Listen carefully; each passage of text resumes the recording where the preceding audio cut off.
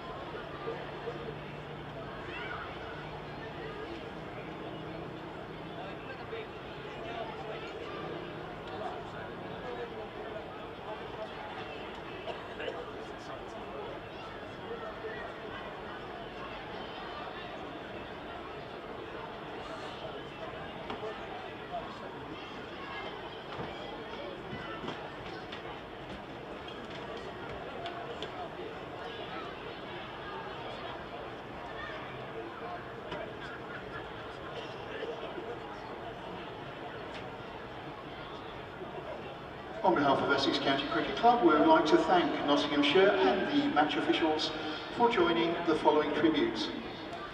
Essex County Cricket Club were deeply saddened to learn of the passing of respected sports reporter and journalist Paul Hiscock, who died last Sunday, the 14th of June, aged 79. A lifelong Essex supporter and life member, Paul attended his first Essex match in 1951 at the age of 5 and remained devoted to the club throughout his life. For many years he was a familiar and much loved figure around the Essex cricket scene, covering the club both home and away and becoming a valuable contributor across its official publications. As a mark of respect, the club flag will be lowered to half-mast for the duration of this match, and we would like to invite you now to join the club in a minute's applause to acknowledge and celebrate the contribution Paul has made to Essex County Cricket Club during a distinguished career. The minute will start and end on the ringing of the bell.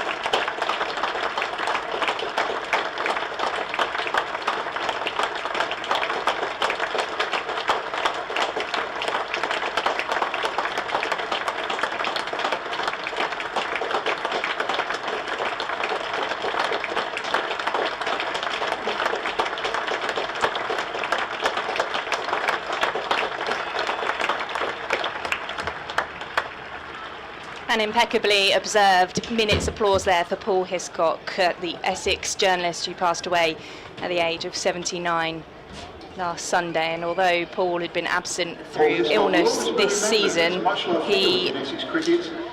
it still hasn't felt right that we haven't seen him through the window here of the press box. He was such a regular fixture here at Essex and always making visitors and regular attendees here at Essex feel welcome. I'm Victoria Polly from BBC Essex alongside Dave Bracegirdle from Nottinghamshire, joining us here for the next 4 days of what we're hoping is going to be a good competitive match, Dave. Yes, good morning Victoria, good morning everybody. Yes, the match starting off on a sad note, a poignant note, very well observed and appreciated, I'm sure, by the family. Minute's applause for Paul Hiscock. I've been coming here for more years than I care to remember, but Paul always a permanent fixture, just in that little room away to our left. Always made guests here very, very welcome. He'd always have a little anecdote, a little joke, a little one-liner. Be more than happy just to pass on any information he'd heard at the end of the day, and it was always very, very good company if you'd see him around the circuit, and also, of course, in the winter, our paths crossed many times. With him doing Leighton Orient fixtures for almost as long as anybody can remember. A sad loss, and best wishes again go out to the family. Congratulations, I guess, in order to the home side here, Essex, who are now the top side in Division 1 of the County Championship. Say that with a stick in the throat. You're the ones with the trophy though, Dave. A craw in the throat after Notts had remained undefeated and top of the table after 6 matches, but come here off the back of their poorest performance in truth for quite some time against Somerset last week. Notts make 2 changes for those of you who haven't caught up with it on social media. Back, no real surprise, Carl Verena, the wicket-keeper, is back with the gloves on. Taking over the gloves. Joe Clark back in the ranks, but it's the other overseas, Muhammad Ali, the Pakistan test bowler, who drops out. So that's Verena for Ali, not exactly like for like, of course, and the other one is a more like for like switch. Ollie Stone in for Dylan Pennington. So Notts from Eid, Slater, McCann, Clark Haynes, Verena, Lyndon James, Liam Patterson-White, Fergus O'Neill, Brett Hutton, and Ollie Stone listed at 11. Which isn't a bad batting order. Notts have lost the toss and they are in the field. And for Essex, it's 2 changes effectively, but Michael Pepper, of course, coming in halfway through the game at Leicestershire last week after Jordan Cox was withdrawn, and currently batting as we go into day 3 of the test match between England and New Zealand at the Oval. And the other change, Noah Thane picking up an injury in that match last week as well, a side injury, a side strain if you will, which means Luke Benkenstein comes in to replace him. We've got Dean Algar and Paul Walter at the crease, and we're about to have the first ball of the morning bowled by O'Neill, which is left alone outside the off stump by Dean Algar to start off proceedings. They will be back with us shortly. He'll be updating Nottinghamshire listeners on BBC Radio Nottinghamshire throughout the day. We'll do similar at various intervals for the BBC Essex listeners as well, but good to have your company across the BBC Sport website and app and on the live stream as well. As O'Neill is in as he edged that one. There was a big appeal from behind the stumps in the slips as well. But I think that has just passed the outside edge of Dean Algar's bat, who it's fair to say could do with some runs here. The other end, Paul Walter making a century in the chase for Essex in the 6-wicket win at Leicestershire.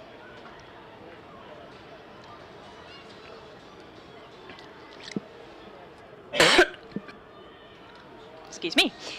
O'Neill is in around the wicket to the left-handed Elgar, who again leaves that one alone, just moving round in his crease, coming away from his mark, getting set in front of what is a good crowd here at Chelmsford. It always does feel well attended on a Friday, and although I can see the open parts of the ground more clearly, the Felsted stand away to our left-hand side is well populated in the shade, and I expect the Tom Pearce lower is as well, as O'Neill is in, and that's just comes up at Elgar, who defends it into the pitch for no run.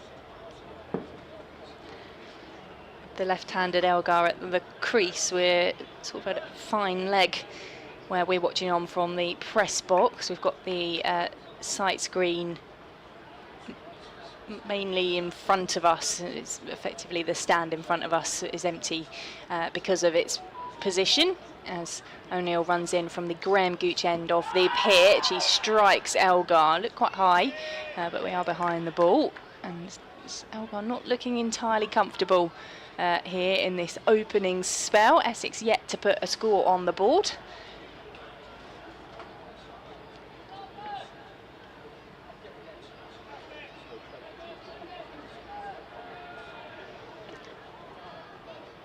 Got 3 slips in for Elgar. This all left-handed opening pair for Essex as O'Neill is in, and that's left alone. He pulls the bat away at the last second, does Dean Elgar, the South African opener, and it's a maiden to start off with for O'Neill, the Nottinghamshire overseas. So first over of the morning. We haven't seen any runs yet.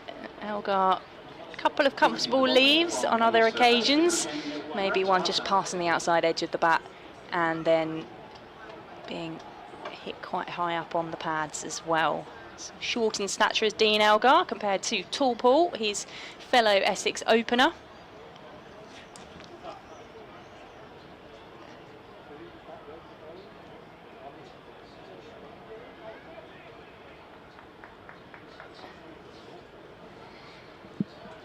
And Brett Hutton, such an experienced operator for Nottinghamshire, is going to open the bowling from the Sir Alistair Cook end of the ground, formerly the River end. It's left-handed Paul Walter waits. Short ball to start on with, defended back to Hutton.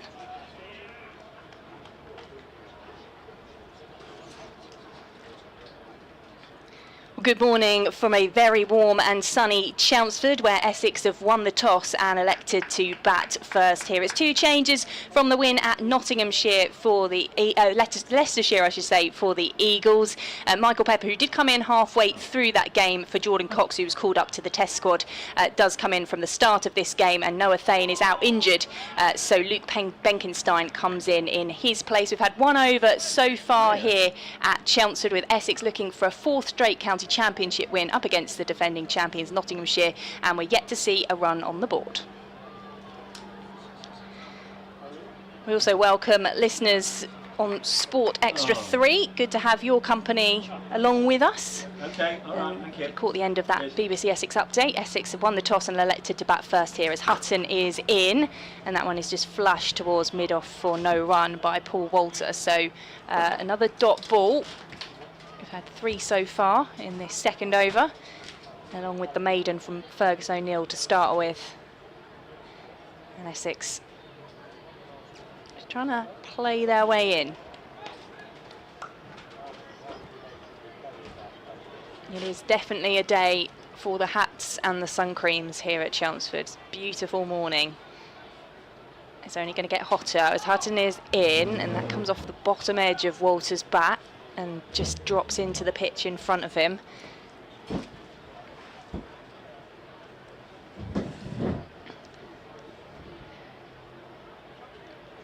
Hasn't looked the easiest work out there so far, but still early days for the Essex pair. Umpires out there today, Tom Lungley and Paul Pollard. Hutton turns on his mark, running away from us with 16 on his back. Into Walter, who leaves that one alone outside the off stump.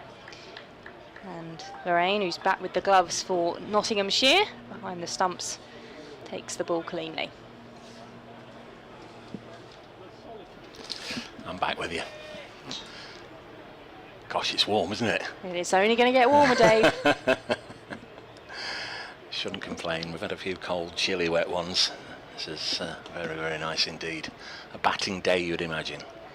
Well, Essex will certainly be hoping so, as Hutton is in over the wicket to the left-handed Walter, who defends that one back down the pitch, and it's a second successive maiden for Nottinghamshire, starting with the ball. Yeah, steady stuff from Fergus O'Neill and from Brett Hutton with the ball. Hutton, of course, last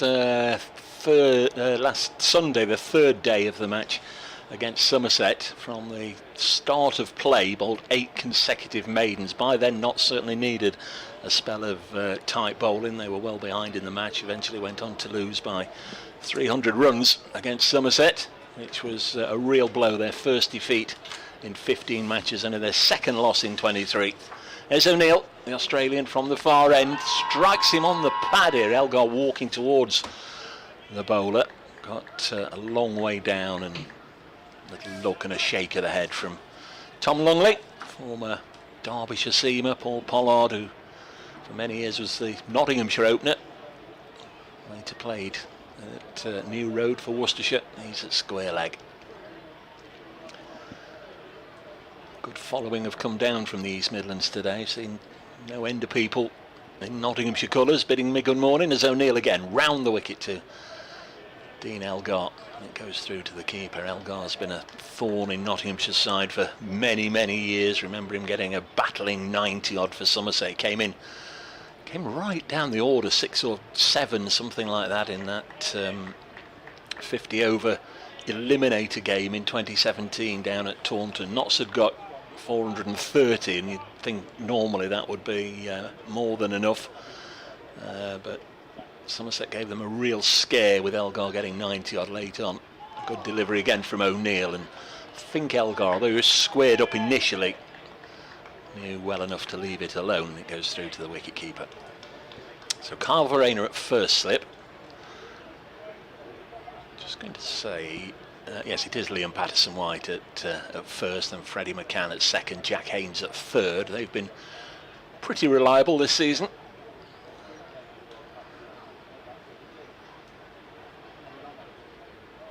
And again comes the Australian O'Neill. And, good pace, good carry, but just a little wide on the line. This is his last game of the current association with Nottinghamshire for O'Neill. Played the first 4 matches last year. He was very much an unknown, hadn't played much cricket outside Australia, hadn't played much cricket in Australia. And Notts could only get him on a 1-month visa last year. First 4 matches, took over 20 wickets. This year they got him for the first 8 matches of the season. Although in reality he'll only have played in 6 of them. This is wide of the pegs and goes through to the keeper. Is he going to gradually increase it every year? How many games are you hoping for next year?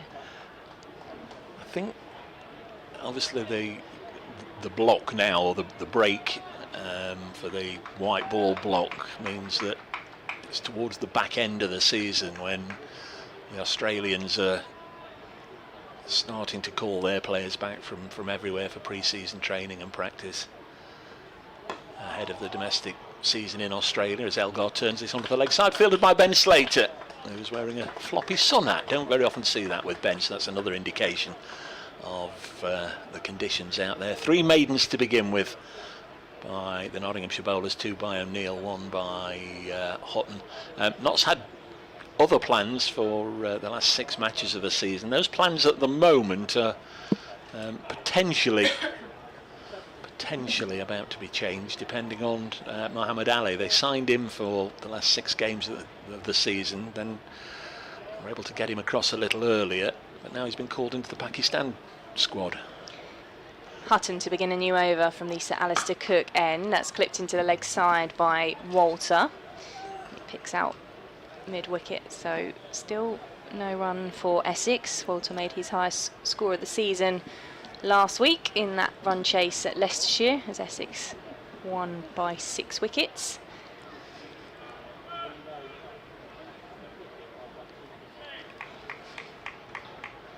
Staggering but true stat is that Notts have only ever won 2 county championship matches on this ground. Hutton is in, and that one, is it edged? No, he was shaping to play it, was Walter. Just held the bat, he didn't hang the bat out at it, didn't look behind him either, but it got the keeper and the slips excited. Giant of a man, isn't he, Paul Walter? Is he 6'7", 6'8"? 6'7", I think, is the official. Of course, with the helmet on, looks about 7 foot easily. Hutton in over the wicket, that one defended by Walter. Just walks away from his crease as it's picks up, and Hutton strolls back to his mark. Brett Hutton's not been injury-free this season either. He missed the pre-season, missed the first match down at Taunton. This is only his 5th game of the season. So he managed to play in half the matches so far.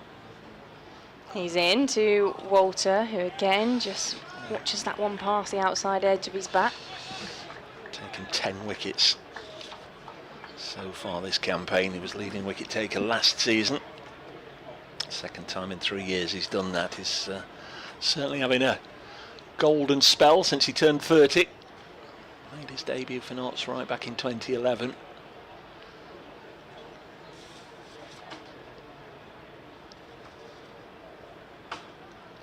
And he comes to Walter, who's driving, but only to mid-off. Since the last time I was here, Notts only played Essex once last year. That was at Trent Bridge. The stand away to our right side of the pavilion with the green seats, that's a new addition. I've not seen that before. Yes, that was new last season. So yeah, I mean, when would be the last time you were here? Just 2 years Just ago. 2 years, yeah. Hutton into Walter, who plays that one back to the bowler. Another maiden, 4 so far to start the morning. Polite applause from the crowd, who are yet to see a run. Come on, Essex, entertainers. 0 for 0 after 4 overs. The rest of the Notts attack, as and when they're required. Ollie Stone, who's been bowling with real pace this season, good to have him back fit and healthy. He sat last week out purely on rotation, really. He comes back in. Dylan Pennington misses this one. Lyndon James will be the 4th seamer, and Liam Patterson-White, the slow left arm spinner. There's O'Neill again round the wicket to Elgar. Just sizing each other up, this pair. This ball is left alone on length, comfortably goes over the top. Just trying to gain the ascendancy here. Elgar settling in for a long day at the crease, and O'Neill trying to send him on his way as soon as he can. Gesturing towards the dressing room area for something, I think, Fergus O'Neill. Very popular member of the squad. Comes in and bowls again wide of the pegs, taken low down by Carl Verena. Well, 6 on the offside then. I mentioned the 3 slips in the last over. They've got a backward point, an extra cover, and the skipper Hamid at mid-off. Ollie Stone, another one in the floppy sonnet, is at mid-on. Ben Slater at mid-wicket, and there must be a long leg down below us somewhere, but I can't see who it is or where it is. Probably just obscured by the stand to our right-hand side. O'Neill once more to Dean Elgar. Now we're going to find out, because he's been worked in that general direction and running around there. In fact, it is Brett Hutton, but he can't get there. First runs of the match come to the blade of Dean Elgar, working it away behind square. Just a little too straight, that one, from O'Neill, and he immediately remonstrated with himself. He knew he'd just got the line fractionally wrong, asking a lot from the ball there with that one, and didn't reciprocate, turned away to leg for 4. Afraid it's not good news from the Oval from an England or an Essex point of view. Jordan Cox is out for 27, England 235 for 7. O'Neill in again, and this is drilled crisply by Elgar, fielded by the bowler, and there's no run. Not a great day yesterday for England. Listened to a lot of it on the way down, and I had a little stop off not too far away from here in Ardley, and then when I got back in the car, Jonathan Agnew was talking to Jordan Cox's parents during the tea interval, which was very nice indeed. Great for the families and the friends and the coaches that have played a part in getting somebody to international status. Has slightly played with a crooked bat there. Elgar pushes it into the offside, and there's no run. 4 without loss. We're in the 5th over of the day. Tom Westley winning the toss and asking Notts to bat first. Essex without Noah Fain from last week.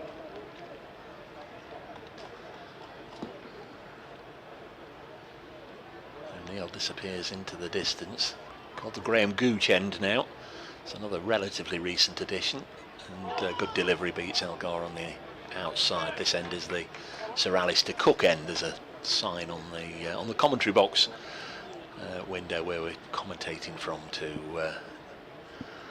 let new arrivals to the ground know all about that. End of the over. We're through 5 overs here at Chelmsford. Essex winning the toss and batting 4 without loss. Yeah, interesting.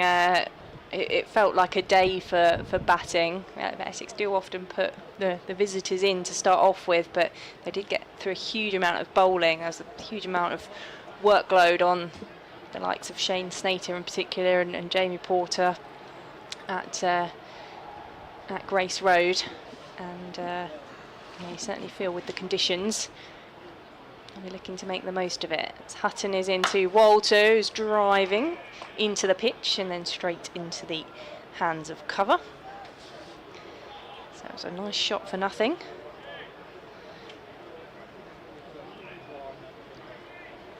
There's a good mix out there in the field of the floppy sun hats and more traditional baseball style caps. Hutton runs away from us into Walter, who's again driving, this time into the onside for no run.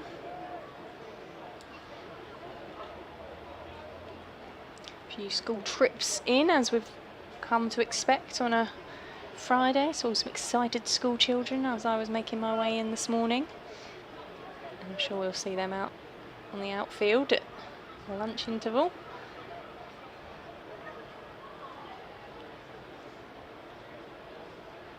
Hutton is in. That's clipped away by Walter. That's got enough on it to go all the way for 4 runs. His first runs of the morning, and he deals in a boundary to start off with. On the 15th delivery that he has faced Essex onto 8 without loss. Fabulous shot to get his account up and running. Wasn't always an opener, was he? He made the switch about 3 years ago, hugely successful. Been promoted up the order, played a lot of franchise cricket now around the world, very popular in Australia. As Hutton is in to Walter, who defends that one. Yeah, it was at the start of last season, while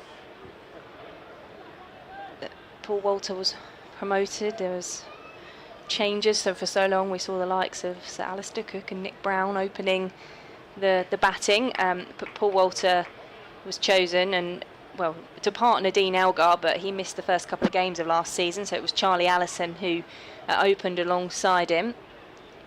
As Hutton is in, that's edged through the slips, and it'll be chased to the boundary. They'll try and run them, but they won't need to because it does get away for 4 runs. Bounced just in front of the slips, so it wasn't, I don't think, a real catching chance, but just taking the edge of Paul Walter's bat. His second boundary of the morning. Essex onto 12 without loss. Dealing in boundaries at the moment, of course, Notts with an attacking field, so anything that does evade the desperate grasp of the fielder will run away for 4.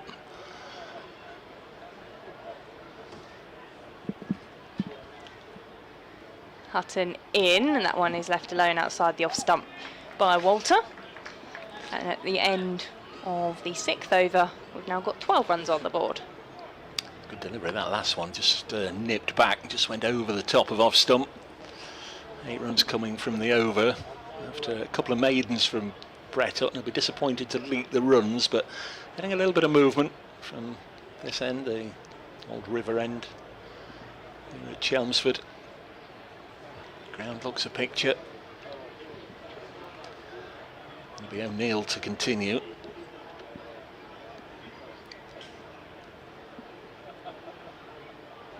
Ground by no means full, but there's a decent number in watching. So O'Neill starts to Elgar, and he set off there, seemingly thinking there was an easy run, just ambling down to the other end. And it's a good job Paul Walter was alert and was watching what was going on, because he certainly had to send Elgar back there. It went straight really in the vicinity of Lyndon James. He could run onto it, onto his strong throw inside his right side, and Elgar would have been in trouble if he hadn't turned round quickly. I think he's just desperate to get off strike to O'Neill, isn't he? Here comes the Australian once more, past umpire Longley, and this one strikes Elgar amidships. Again, it was just slightly straight. Elgar would have been looking to pick him off on the leg side, but unable to. 12 without loss. Matches getting underway up and down the country. Going to be a lot of work for the bowlers out there today. Division 1 so tightly congested now. Essex gone to the top, but Notts, having been the leaders just by courtesy of losing 1 game, have dropped to 5th. There's O'Neill in again. to Elgar is making life very difficult here for Dean Elgar. He's now 39 years of age. Still a very fine player.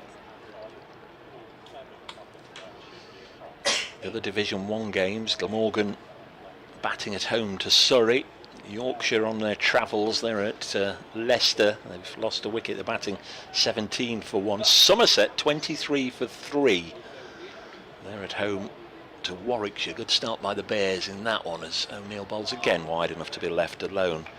Jordan Herman, who got a century in Nottingham last week, is out. So too Josh Thomas, and Tom Kohler-Cadmore on his return from injury has gone. 2 wickets there for Ethan Bamber. Somerset 23 for 3, and the other Division 1 game is on the south coast. Hampshire 9 without loss, batting at home against Sussex. They have some fancy name for that, don't they? The South Coast Classico or some fancy name. As O'Neill in once more in good rhythm this morning. Was a good delivery. Elgar withdrew the bat well inside the line. The ball just nipped away, made it look as if he'd got a little edge on it, but didn't. It goes through again into the gloves of Verena. His best match came against Surrey at the Oval on a batting friendly pitch where he made 92 and 107 not out, but otherwise in the Red Bull games that have followed that, he's yet to score above 20. Too good a player to stay out of form for long, you'd imagine. So Neil bowls to him, and again it's on his pads, and again it's going to be hurtling towards the rope, away on the leg side for 4. Absolute mental anguish, I think, for Fergus O'Neill here. If he just starts it just a couple of inches outside off, it's jagging away and Elgar doesn't have to play it. If he just brings it back in slightly, it's within Elgar's arc and he's clipped a couple away. Good to see the children inside the ground, but a lot of them running around just behind the seats at the far end. I don't know if we can call it a concourse or not. Sit still and watch the cricket, lads.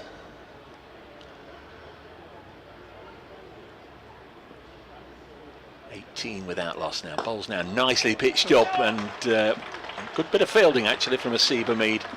Excellent field of the Nottinghamshire skipper. Now they will change ends for the first time. Elgar has got down to the far end of that O'Neill over. And the home side going along very nicely, having won the toss. 19 without loss. A couple of nice shots in there after that slow and steady start. Just gradually finding their feet at the crease as England lose another wicket. Archer has gone for 8, so England 236 for 8 now, and still in quite the deficit. It's 155 runs they still trail by. Third test at Nottingham, of course, next week.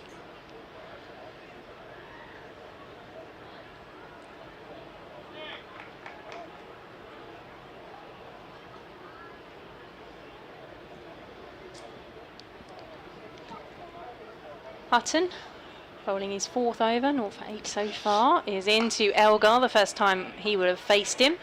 And that's just edged out into the offside towards point for no run.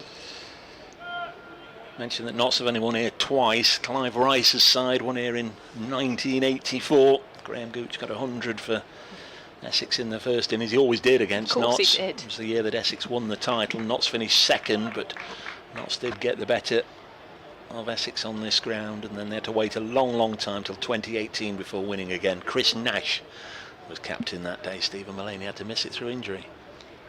Hutton is in, and that one just jags back at Elgar, who flashes it into the offside and drops into the pitch. No run.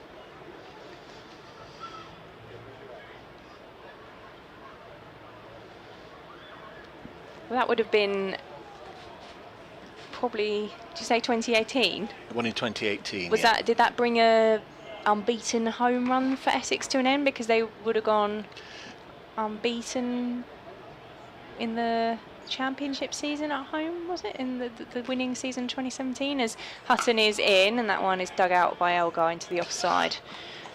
Trying to think who brought that run to an end. It may well have done, but Notts supporters remember it for a different reason, because it was Notts' last win for more than 2 years. They had a wretched time of it Rest of 2018, 2019, the COVID year 2020 took until early part of the 2021 season before they got going again.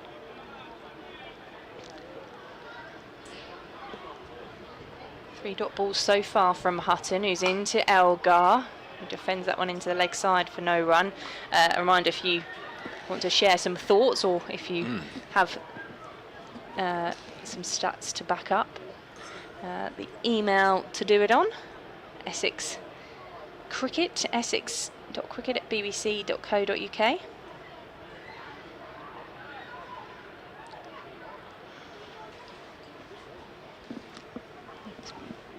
Loads of children running around now. Something exciting going on the opposite side of the pitch, as that one is just outside the edge of Elgar's bat and through to the slips for no run.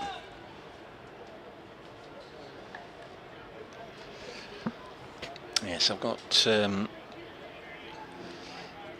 the X open at Brace Cricket on there, and if you want to send a longer missive on email, bracecricket@icloud.com.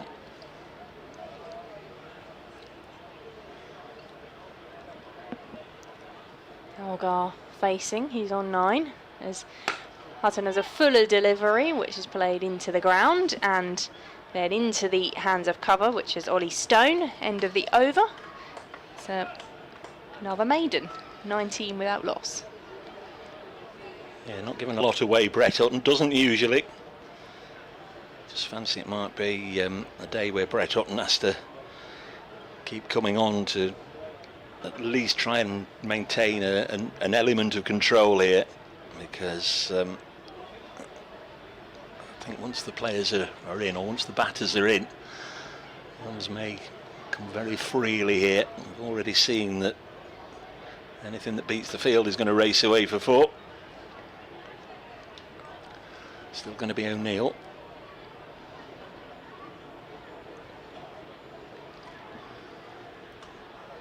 Got Paul Walter on strike for the first time. Hits him on the pad, asking Tom Longley, and it's just deflected away out towards square leg umpire Paul Pollard.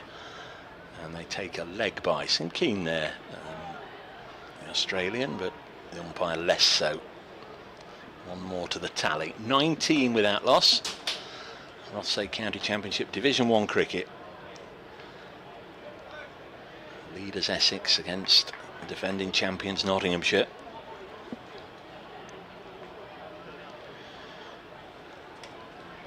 As O'Neill comes in again to Elgar, chipped uppishly through mid-wicket. Out in the deep is Ben Slater. He'll get to it before it hits the rope, but can't prevent a second run being taken. At the moment it's quite comfortable going for the home side, not really being put under any real pressure.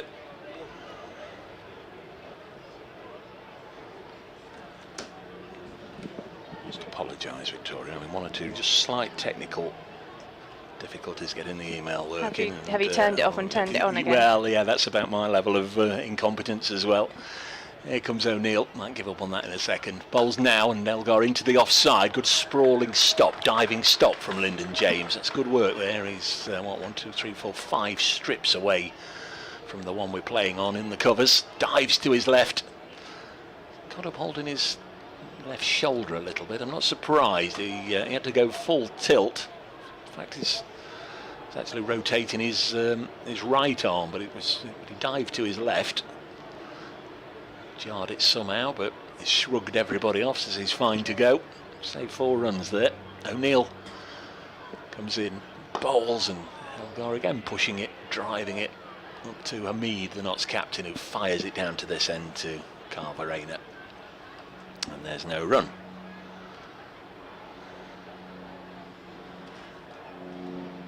Lovely day, Friday. Would expect the crowd to build up as the day goes on as well. Full weekend of cricket ahead. I think people like the Friday starts. They know that if they've got no club games of their own to attend, they can see some cricket. It's just again wide enough to be left alone.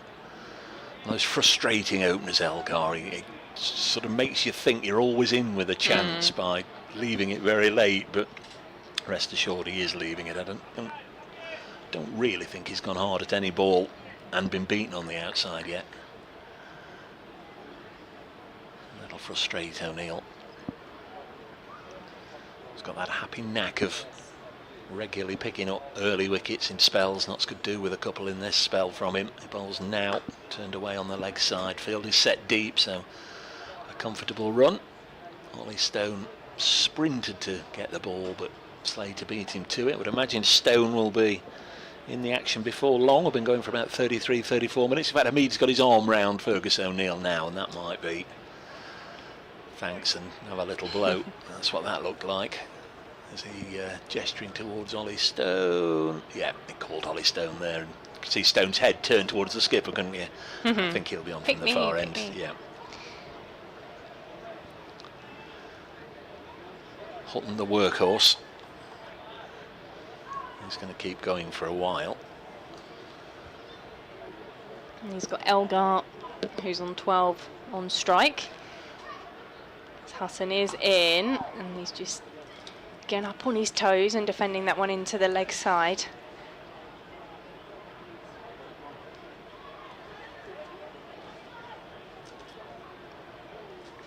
Doesn't always look comfortable, but like you were saying, Dave, he hasn't really played at anything outside the line, and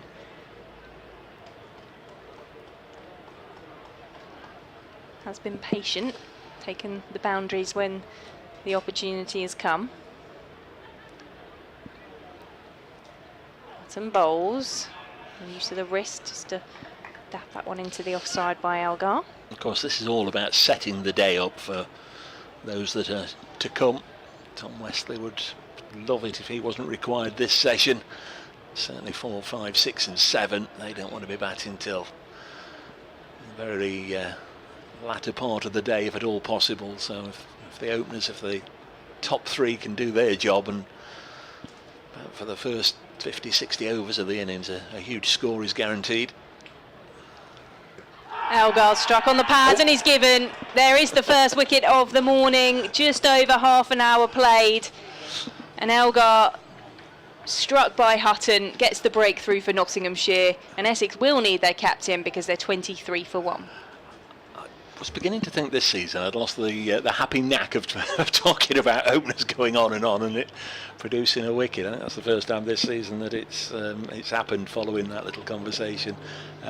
Looked a little high in truth. Yeah. What I would say is Paul Pollard doesn't give it anything unless it's 100% plumb, and it's Paul Pollard who's sent him on his way. Just an initial thought was, we're looking out the window here, we're not in line, it might have been a whisker high, but Hutton was confident. Those behind the wicket, of course, backing their bowler, and up went the umpire's finger, Paul Pollard, sending Dean Elgar on his way. So, as you've been saying, he's not exactly been full of runs of late, and having got a start here, he'll be disappointed really to miss out and be on his way. So Tom Wesley comes to the crease. A reminder of the shuffle round, it would be Charlie Allison back at his favoured number 4 spot. Last week, Jordan Cox coming back into the side, making that blistering double 100 in that position, and Luke Benkenstein, who's the other change to the side, is in at number 6. Did get a couple of first-class games earlier on this season when Tom Wesley had an injury. No real great shakes with that. His high score of 39, but he has been amongst the runs in the T20 as well. 67, his highest score at Middlesex, and he also made 48 against Hampshire as well. So he's to come a bit later down the order, but at the moment it is Tom Wesley who joins Paul Walter at the crease. Yeah, I think not so pleased to get a right-hander out there as well early on. Important to get a wicket, as I say. Once the new bowlers were bowling together, what's this, the 10th over, may well be that Fergus O'Neill has already been told the news that he's coming out of the attack. I would expect that to be the probable normal sequence of events. Ollie Stone replace O'Neill and Hutton have another 2 or 3 more, and then O'Neill switch to this end. Here's Hutton. First ball for Tom Wesley to face, and he's just dabbed that one wide of the slip cordon and away to the boundary for 4. That's one way to announce your arrival at the crease for the Essex captain. Off the mark with a boundary, Essex 27 for 1. Yeah, didn't really have to do too much there to get his individual tally running. There was sufficient width for Tom Wesley, former England international, of course. Very, very high quality player. Just to open the face and guide it down to the unprotected third. Lots have got 3 slips in, but that one just angled it nicely, didn't it? Where probably 4.5, 5th slip would be, and away for 4. Hutton into Wesley again. This time he's coming forward, and it's through behind to the keeper for no run.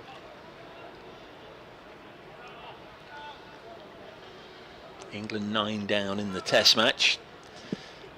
Somerset rallying a little bit. They're 33 for 3 though against Warwickshire. Hampshire 30 without loss against Sussex. Glamorgan 17 without loss against Surrey, and Yorkshire 33 for 2 now at Leicester.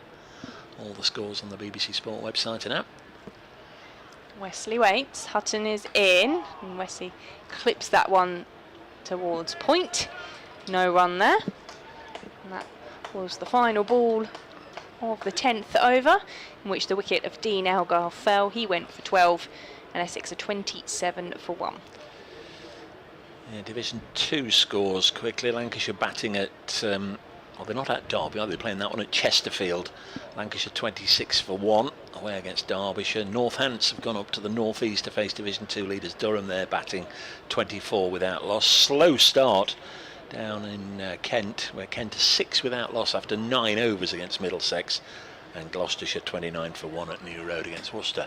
O'Neill hasn't been brought out of the attack. He's going to have another one. Maybe the fall of that wicket has prompted Hamid just to give him one more. So here is O'Neill to Paul Walter. This one wide enough to be left alone.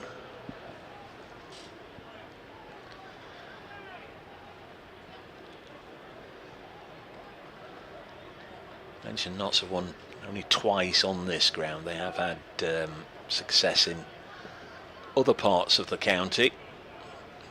Right back in the early days of the county championship, they actually won 6 times in Leighton, but all of those are 100 years or more ago. Next ball's just dropped gently by Walter onto the leg side. He'll move to 9, 28 for 1. They've won 4 times in Southend, a couple in Colchester, Westcliff-on-Sea and Ilford. I've also seen them pick up wins in the past, but this particular ground has always been very, very happy hunting ground for Essex when Notts have come calling. So Wesley to face O'Neill for the first time, and for the first time this morning Fergus O'Neill's going to go over the wicket. See what he can make of this. Got a nice fresh takeoff and landing area for O'Neill.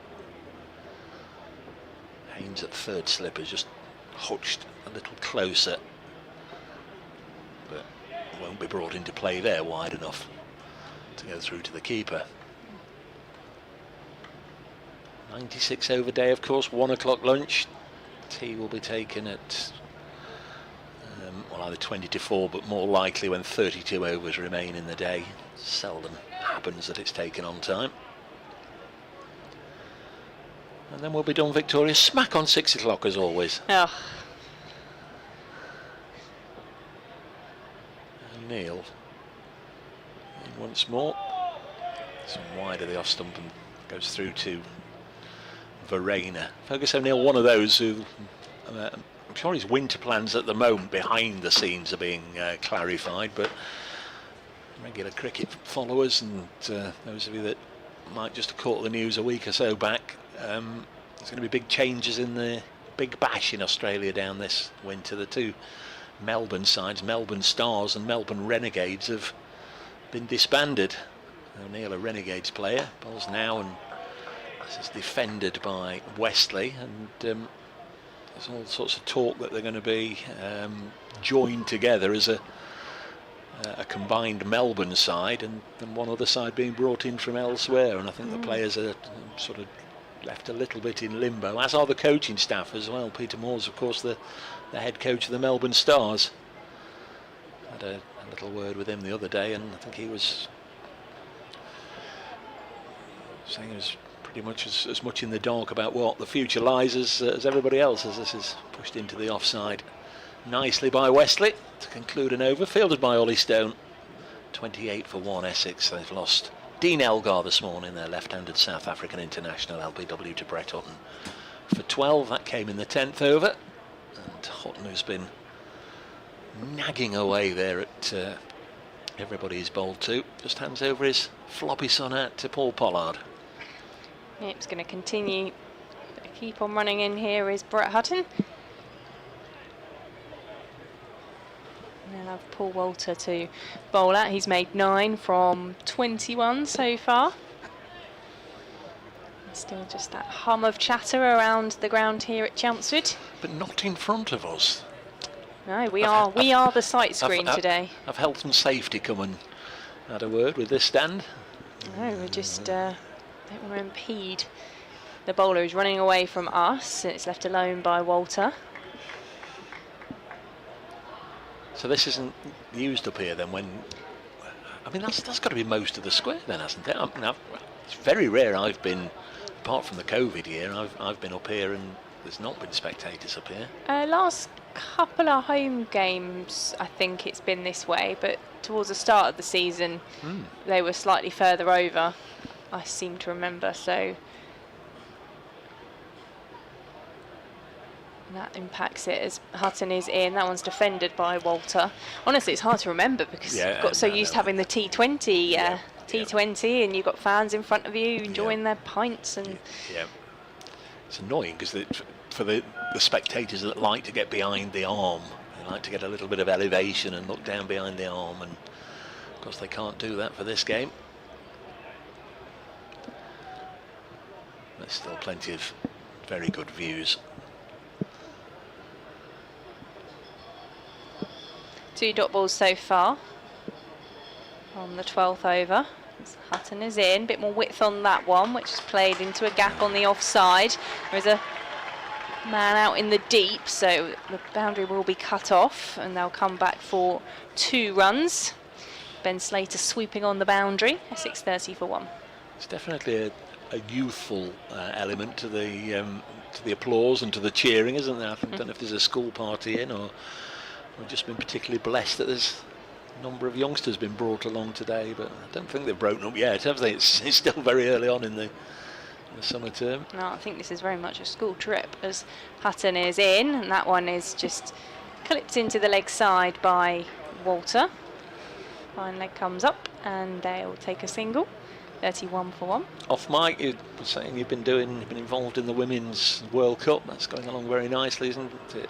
Indeed, following that, all the Blaze girls are getting involved. Yeah, looking forward to England-Scotland tomorrow. I'll be back at Headingley for that one. You're doing that one? I am, yeah, looking forward to the Bryce that. sisters and Kirsty Gordon against, just Amy Jones now, because the England captain's not available. No, that's of a Brunt missing the next couple of games, so Charlie Dean stepping up to captain for England after the first 2 victories, as Hutton is in, and that one is just past the outside edge of Wesley's bat for no run. That was nice to the right-hander. That's where he likes it, Brett Hutton. Just get the right-hander just hopefully in 2 minds. Is it going to clip the top of the off bail? Is it just a whisker outside? Just get him groping at one that he wouldn't necessarily have to. Joe Clark's at extra cover. He'll be enjoying that. He spent last week having his fingertips rattled keeping wicket. Hutton to Wesley, who defends that one solidly, back to the bowler. End of the over, 3 from it, 31 for 1. I'm not one to tell tales, as regular listeners will know, but that's to be said. There's quite a healthy interest in, I think, the Panini World Cup stickers within the Notts camp. Yeah, believe it or not. There are, I won't say several, there are 2 or 3 that have brought their sticker books and any number of packets of stickers to while away the quiet hours on this trip. Younger or older members of the squad? I've been sworn to secrecy as always, but it surprised me a little bit that they were doing them for themselves. But you need a good number of people so you can get your swaps in. Yeah, got to be able to swap. You just couldn't do it yourself, could you? Just keep going to the news agents or the supermarket or wherever you get your stickers from and just keep buying and buying and buying, because you'd never get the, I don't know, the Morocco team or the Austrian badge. Here's Ollie Stone into the attack. First ball of the morning, strikes Paul Walter above the knee roll, runs away behind square on the offside, and Joe Clark does the fielding, and there's no run.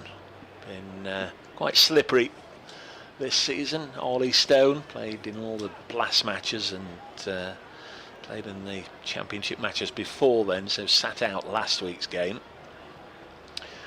Had a particularly successful game at Leicester where he got 8 wickets in the match, 5 in the first innings, 3 in the second. This is just his 5th match of the 8. He's in now bowling. Paul Walter will tuck this away on the leg side, but there's no run. Stone 14 wickets at 29 apiece. Does go for a few runs, but does get wickets, does put the batters on the back foot. He'll appreciate a bone hard surface, might get a little bit of bounce as well when he digs one in, which probably won't be too far away. Walter, a tall man though, you've got to really bang one in short, haven't you, to get one up round about his grill. Stone in again, 3 slips, go down, strikes him on the pad. Probably gone over the top. Nobody very much interested. But Stone's dropped into a good rhythm here early on. 3 pitched up deliveries. Walter not yet found the middle of the bat from the bowling of Ollie Stone.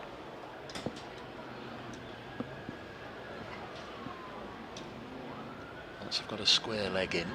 Fergus O'Neill was now, and he didn't really know where that had gone, did he, Paul Walter? It's fielded by Verena, the wicket keeper, at sort of a short, fine leg. It wouldn't have gone out of the 30-yard circle, but Walter didn't know where it had gone. A combination of bat and pad, and it ran back just past the leg stump.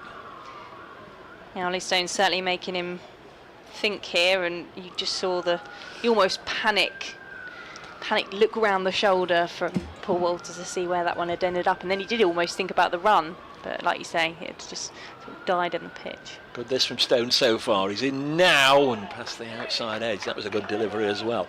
Wasn't too far away from all sorts of things there. It was a very tight line to that off stump, and Walter didn't play it. It was close to the edge, close to the top of off, and it's been a good over so far from Stone with 1 ball to come. BBC Radio Nottingham, BBC Radio Essex. We're on Sports Extra 3. We're on the Essex live stream as well. And I'm sure there's links on the Nottinghamshire County Cricket Club website as well where you can get to the pictures. Here comes Ollie Stone, final ball of this over. Ball's now to Walter, and he's got him, nicks it behind, and that's terrific reward for a really good over from Ollie Stone. And Paul Walter didn't really get going this morning, no real shots in anger, and he's gone like his opening partner Elgar for an even dozen, out for 12. Verena back in the side with the simplest of catches, just grazing the outside edge after a really good over, that first over from Ollie Stone. And Essex are 31 for 2 at the end of the 13th over, I think that is. Yeah, it kind of felt like that was coming, in the way that there was a couple of deliveries that just got Paul Walter in a bit of a tangle. The edge of the bat, the way that ball spurted out into the sort of fine leg region, and then that final delivery didn't move too much outside the line, but it just skims off the outside edge of his bat and taken behind. So Essex will now be looking to the captain Tom Wesley and young Charlie Allison to rebuild. Yeah, it was almost a repeat of the ball before. I said then it was very close to the outside edge and to the top of the off bail, the previous one. Well, that one just the same, but it was just a whisker, just half a millimetre closer to the bat, just kissed the outside edge through to Verena. There was certainly no obvious big thick snick from up here in the commentary box that you can sometimes hear, but out there on the field they knew it had just grazed the edge, and Paul Walter, to be fair, just tucked his bat under his arm and was on his way. It wasn't one that Tom Lungley had to send him. Everybody out there on the field knew it was an edge. Hutton's going to keep going. He's capable of some very long spells. This will be his 7th. Figures of 1 for 15 so far. Began with a couple of maidens. I think Notts will be pleased if they get another one before lunch. So they've got just about 70 minutes. If they get one more before lunch, I think they'll be pleased to get 3 in that first session. Hutton to the Essex captain Wesley, defends that one. So the new man at the crease, Charlie Allison, just going through a couple of stretches at the non-striker's end. And we'll have a chance just to watch on for at least one more ball.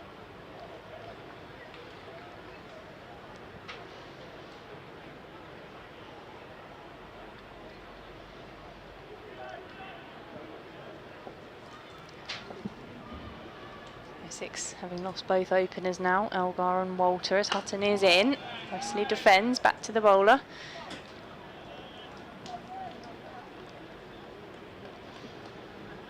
It was Wesley alongside Cox last week who had to rebuild for Essex. They were 8 for 2 at Grace Road.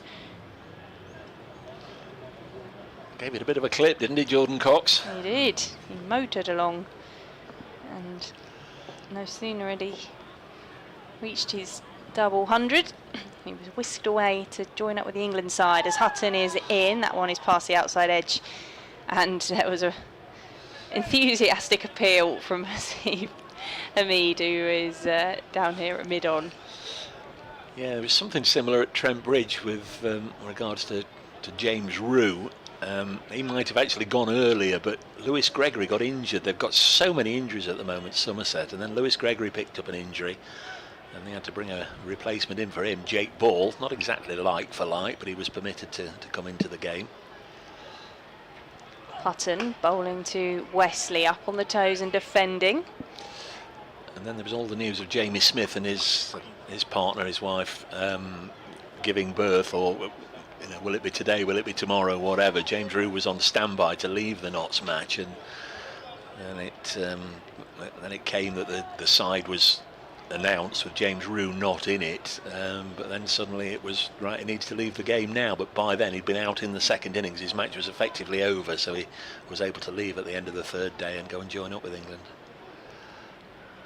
Hutton into Wesley, defends that one towards mid-on, no run.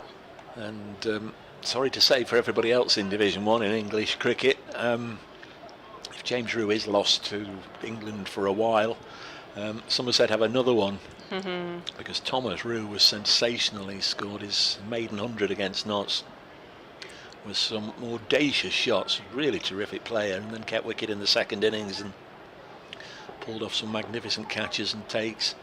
Looks every bit as good as his brother.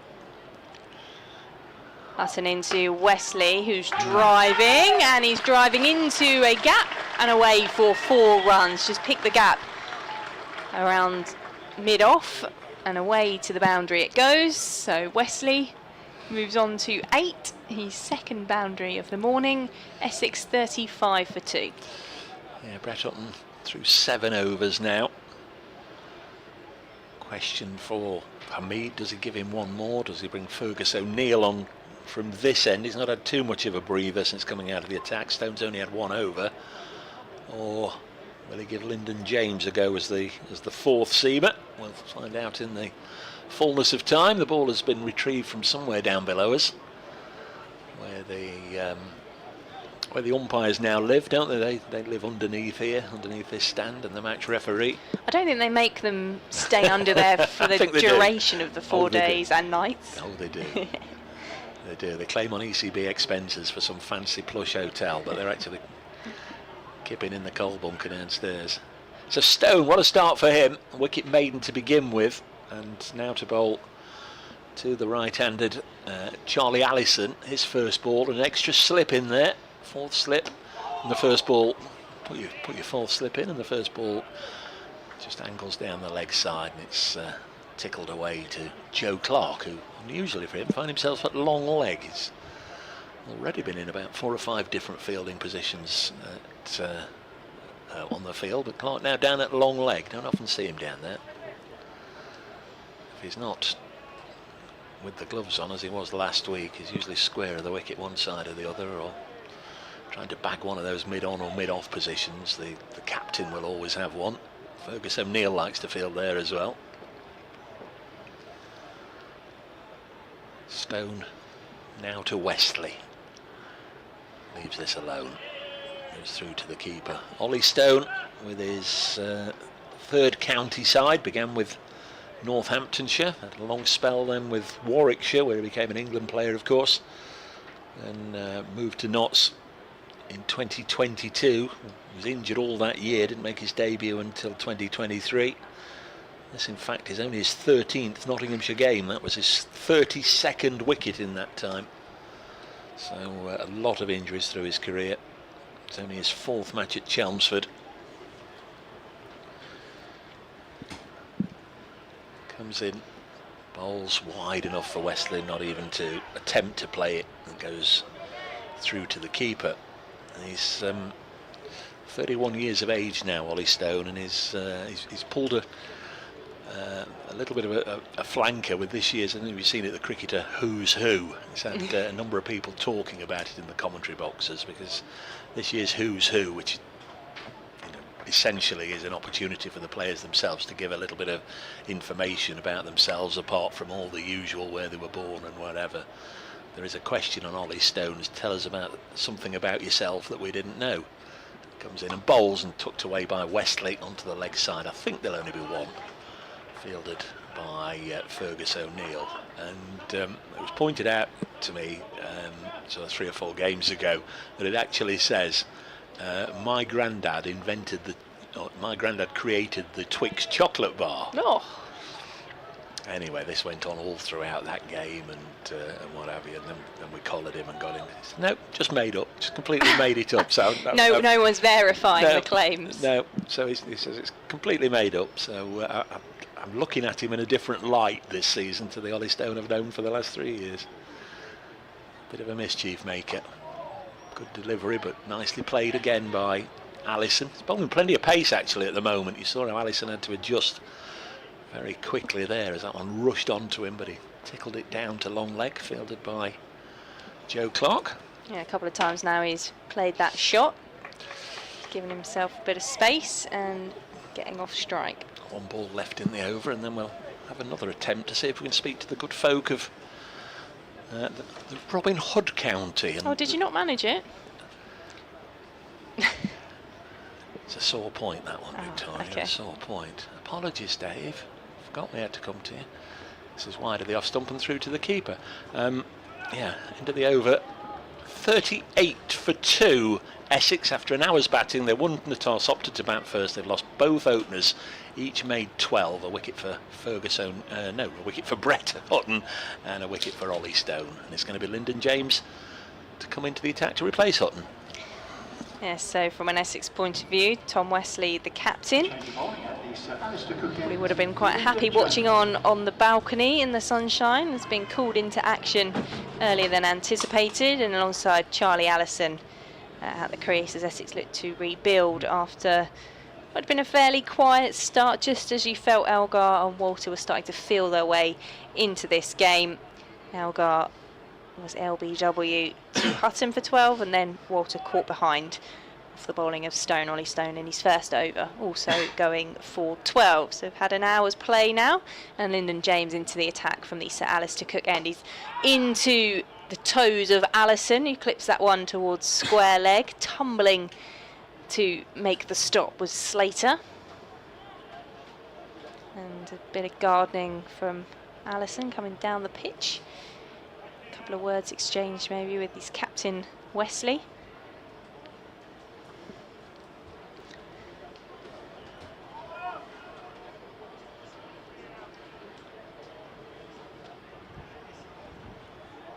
Just a bit more of a breeze around at the moment as James is in. That one's clipped again to a similar position at square leg for Slater to field for no run. It's that kind of warm, humid breeze though. There's no respite from the temperature with it. It doesn't do anything to cool down.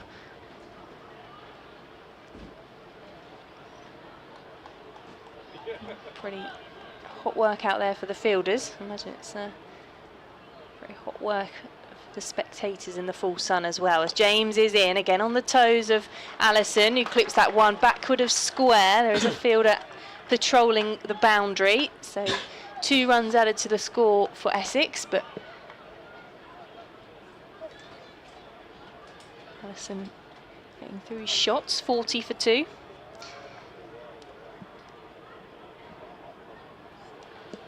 You want to get in touch on the emails, essex.cricket@bbc.co.uk.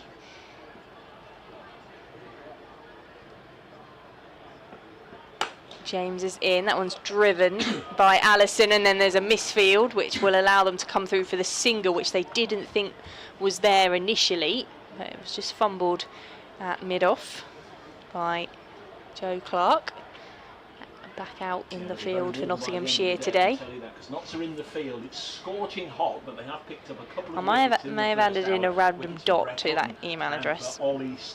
But essex.cricket@bbc.co.uk or essexcricket@bbc.co.uk will find its way to me. As James is in over the wicket to Wesley, who's shaping to play that one, just pulls the bat away at the very last second, and it's through to Rarena behind the stumps for no run. It's a short and sweet update, Dave. It was.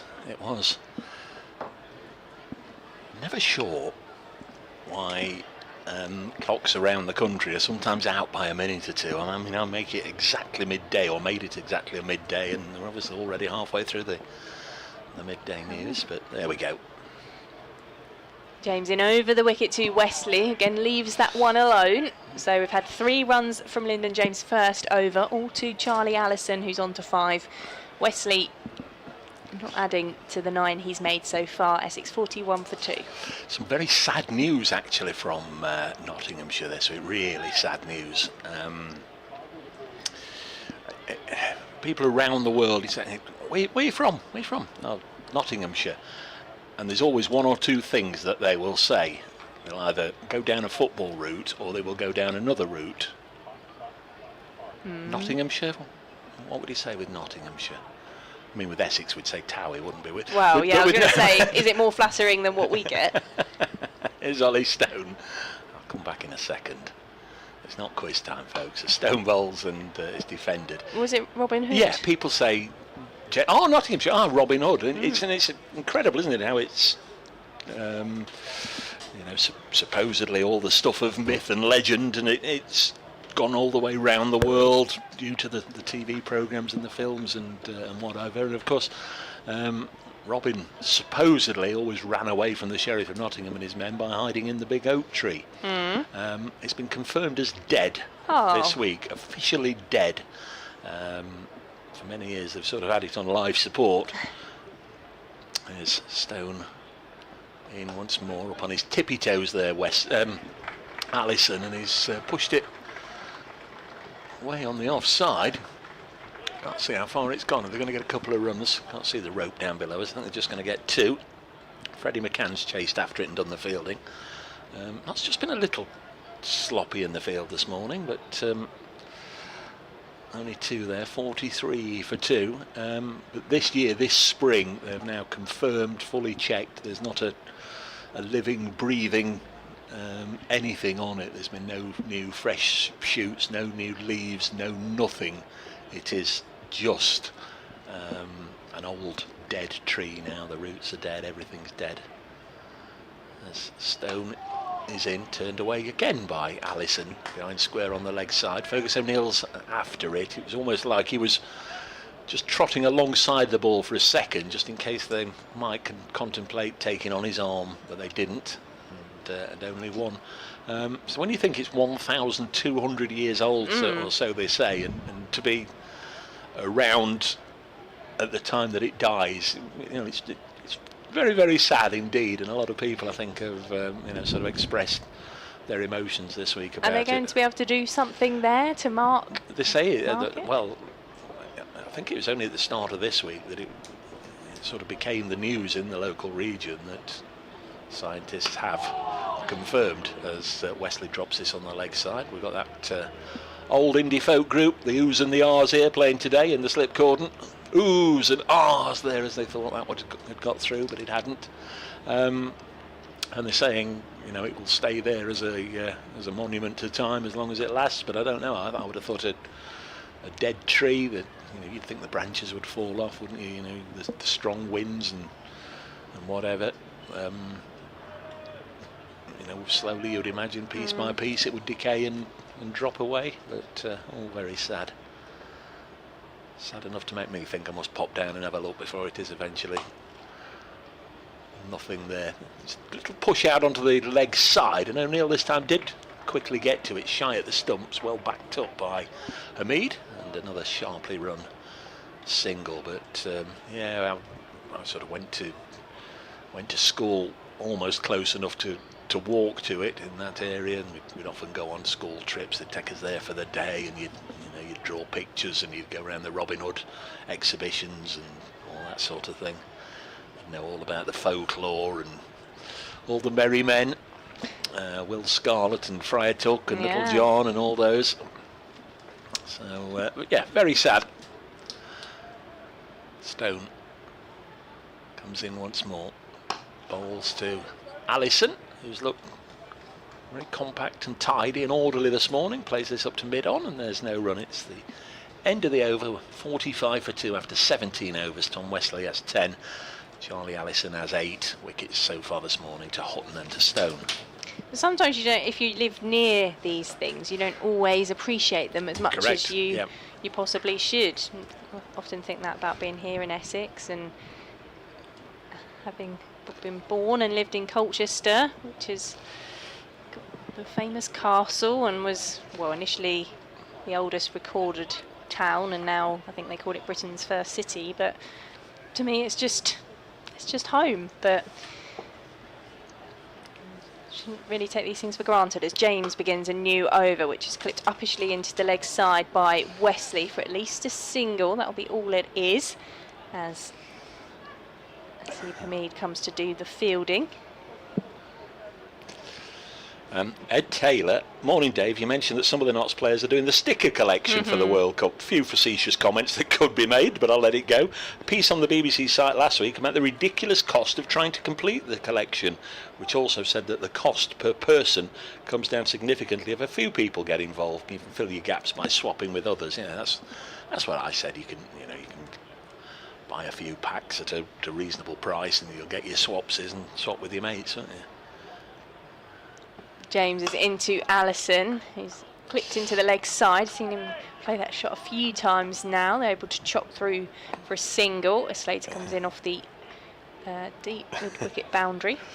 And then Ed goes on, even accepting that there is an element of luck of the draw, he's still talking about sticker collecting. This is another strong example of the togetherness and tactical smarts we've come to expect from the reigning champions. Let's hope Peter Moores and his coaching staff aren't driven mad by the constant sound of got need. Very good, thank you, Ed.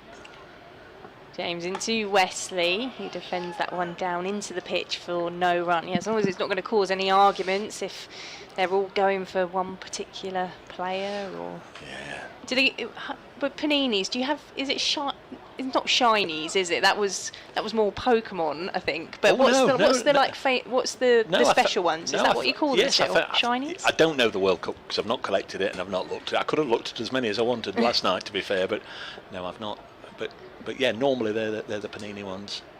James is in, or Wesley was going for the pull and misses the bat. It has Verena diving away to his left-hand side to collect. I think the shinies are one per club or team or in the World Cup country. It's the best player, isn't it? I thought it was either the logo or the team photo, but I might be wrong. bracecricket@icloud.com. Do correct us. You can tell we're not regular collectors. I think 1970 World Cup was the last time I did it. James is in, and Wesley playing that one on one leg, just pushes it towards mid-on. Yes, we'd love to hear from you if that's your thing, or absolutely anything else you want to get in touch about. bracecricket@icloud.com, and we'll have a natter. Charlie says, good to see Kyle back behind the stumps. It was greatly missed last week. Thank you, Charlie, one of our regulars. James with 8 on his back. He's in past the umpire. Bowling to Wesley. Comes off the edge of his bat into the offside as he was looking to drive it. Comes through for the single, end of the over. 3 singles from it, 48 for 2 now. We've had 18 overs so far on day 1 of this county championship match between Essex and Nottinghamshire. Victoria Polly from BBC Essex with you, alongside Dave Bracegirdle from BBC Radio Nottinghamshire. Yeah, no Sam Cook, of course. Big loss for Essex. Is it broken wrist? Fractured wrist, yes. Got a hat-trick against Notts a couple of years ago. That was the first game of the 2024 season. It was a game that Jack Haynes and Dylan Pennington, who's in the squad for this game but was left out this morning, they made their debuts in that match, and Pennington came out to bat. He was the hat-trick man. This next delivery from Stone nips back, strikes Wesley above the left knee. I don't know if he is here today, Sam Cook, but he's been a regular in the commentary box since he got his injury. I've heard him. I don't know what, when or where, but at some point might have been a Blast game, I don't know. Certainly, obviously, I wouldn't have been doing it when Notts were playing, so it might not have been the championship, but... no, it's been the Blast. He's been out, that's what, since he's been out. I think I've watched one of your games. This is eased into the offside, there's no run. Tried to watch your last game, was it Essex and Kent in the Blast? And couldn't find it in all the usual places and gave up, and then realised the next day, you idiot, because it was a live televised game, wasn't it? I wanted to watch that because Notts have got Kent as their next match a week today on a Friday. Notts are down at Canterbury for a T20 Blast game for the first time, because you play somebody out of your group home and away, don't you? Yeah, we're at Northamptonshire next Friday as well. That's not as far, is it? That's not as far as I've got to go. Stone bowls, driven beautifully for 4 by Wesley, just to the onside of straight. Got to the pitch of it and just cracked it away. Well out of reach of the bowler, Stone. A lovely looking shot for 4 runs. And he looks in the mood, Tom Wesley. Sometimes he can be just a little stodgy at the start of his innings, but I don't sense that with him today. Looks in the mood for a plentiful day at the crease. Not got the score on monitors for the moment, but it is the 50 up, 52 for 2. Yeah, there has been talk of for 2 or 3 years, I think people have been saying, let's have a county championship sticker book and all that. Now that might just have knocked the wind out of Tom Wesley's sails, might just have disturbed his morning's mood. Yeah, it's struck him amidships, I think is the technical expression there, and he's just trying to gulp in a bit of fresh air, and he's not going to get any sympathy from anybody in the Nottinghamshire team. Charlie Allison's come down, and there's not an awful lot that he can do either. It's just going to be a slight delay whilst Tom Wesley gets his gets the feeling back. Nasty blow struck by Ollie Stone, who certainly at various times in his career has been clocked at 90 and over. I'd imagine his high 80s now. A lot of injuries for Stone, but still more than capable. Notts didn't really make any significant incomings through the winter, but getting Ollie Stone back fit. Didn't play a single championship game for Notts last year. Just played one right at the end of the season on loan for Middlesex. Comes in again, Wesley better, and that'll make him feel even better still, because he tucks this away for a single. And that's Farhan Ahmed doing the fielding, younger brother of Rian, who's like Pennington, and the frustration of being in the 13 and then being told this morning, sorry, we're going with a different 11. It's not yet played this season for Farhan Ahmed in the championship team, or indeed in the Blast team.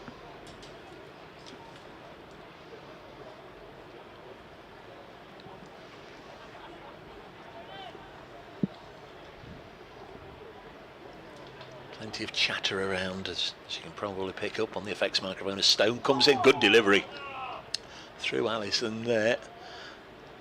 Bat, I think, was left out a little bit there, Victoria. Just had it a little further away from his body than ideally he would have wanted. That could have just clipped it. Wasn't in control of too much there, Charlie Allison, but gets away with it. End of the over. Stone's been pretty good so far this morning. He's got a wicket. Lyndon James, by the look of it, is going to carry on and bowl the next over. I think Tom Wesley's still in a reasonable bit of discomfort as they meet in the middle and have a chat there. Someone needs to go and turn the car alarm off. Might be picking that up on. I hope it's not mine. Nick Morrell. Dave had the full set of the 1970 World Cup coins. My mum, as usual, threw them out. That's why I'm a hoarder now. I think they were SO, weren't they, Nick? I think we had those back in the day. It's not my car alarm because it doesn't make that much noise when the wind goes off in the middle of the night or sets it off. It's not as loud as that. Beginning of the 20th over from Lyndon James into Wesley, clips that one into the leg side, trademark Wesley shot. Oh, there's a misfield out there by Farhan Ahmed, who's on as the sub fielder. Just looked as if he was going to pick it up one-handed in front of the boundary rope. He misses the ball and it goes through for 4 to Essex. Not great when you're asked to go out and do a bit of fielding.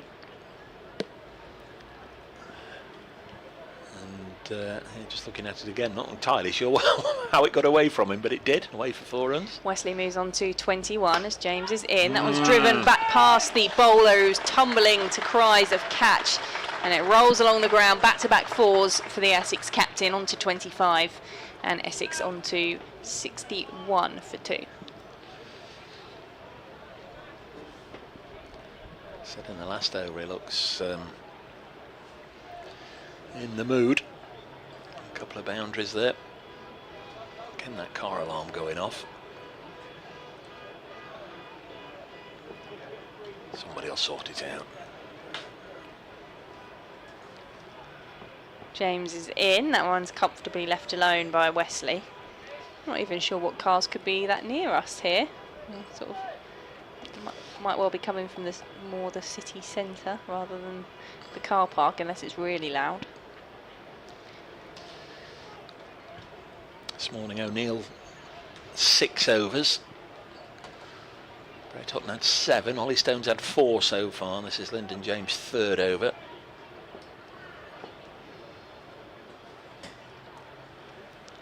He's in, and Wesley turns that one down towards the fine leg boundary. Just clipped it as he just came forward to meet the ball, and he's profited well from this over. The 3rd 4 to come from it. Essex 65 for 2. Lyndon James, the bowler, made his Nottinghamshire debut as a very young man against Essex at Trent Bridge back end of 2018, and in his first spell he picked up 3 wickets, all Test players. Murali, it's an Indian player that Essex had, Murali Viraj. As James is in, and that one's hit into the offside. When did you say 2018, he was an opening bat. I'll have a look in a minute, but he got Dan Lawrence and he got Tom Wesley as well in his first spell.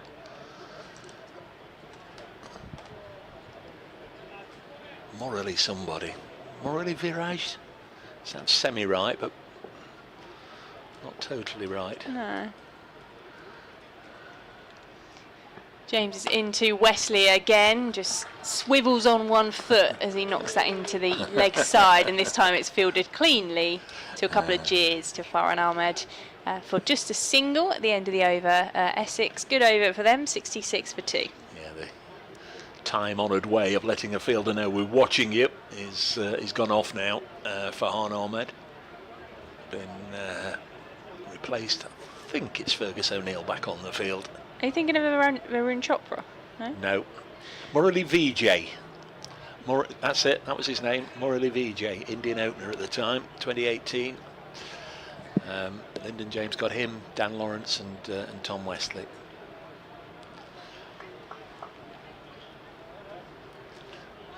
You're looking at me as most people do.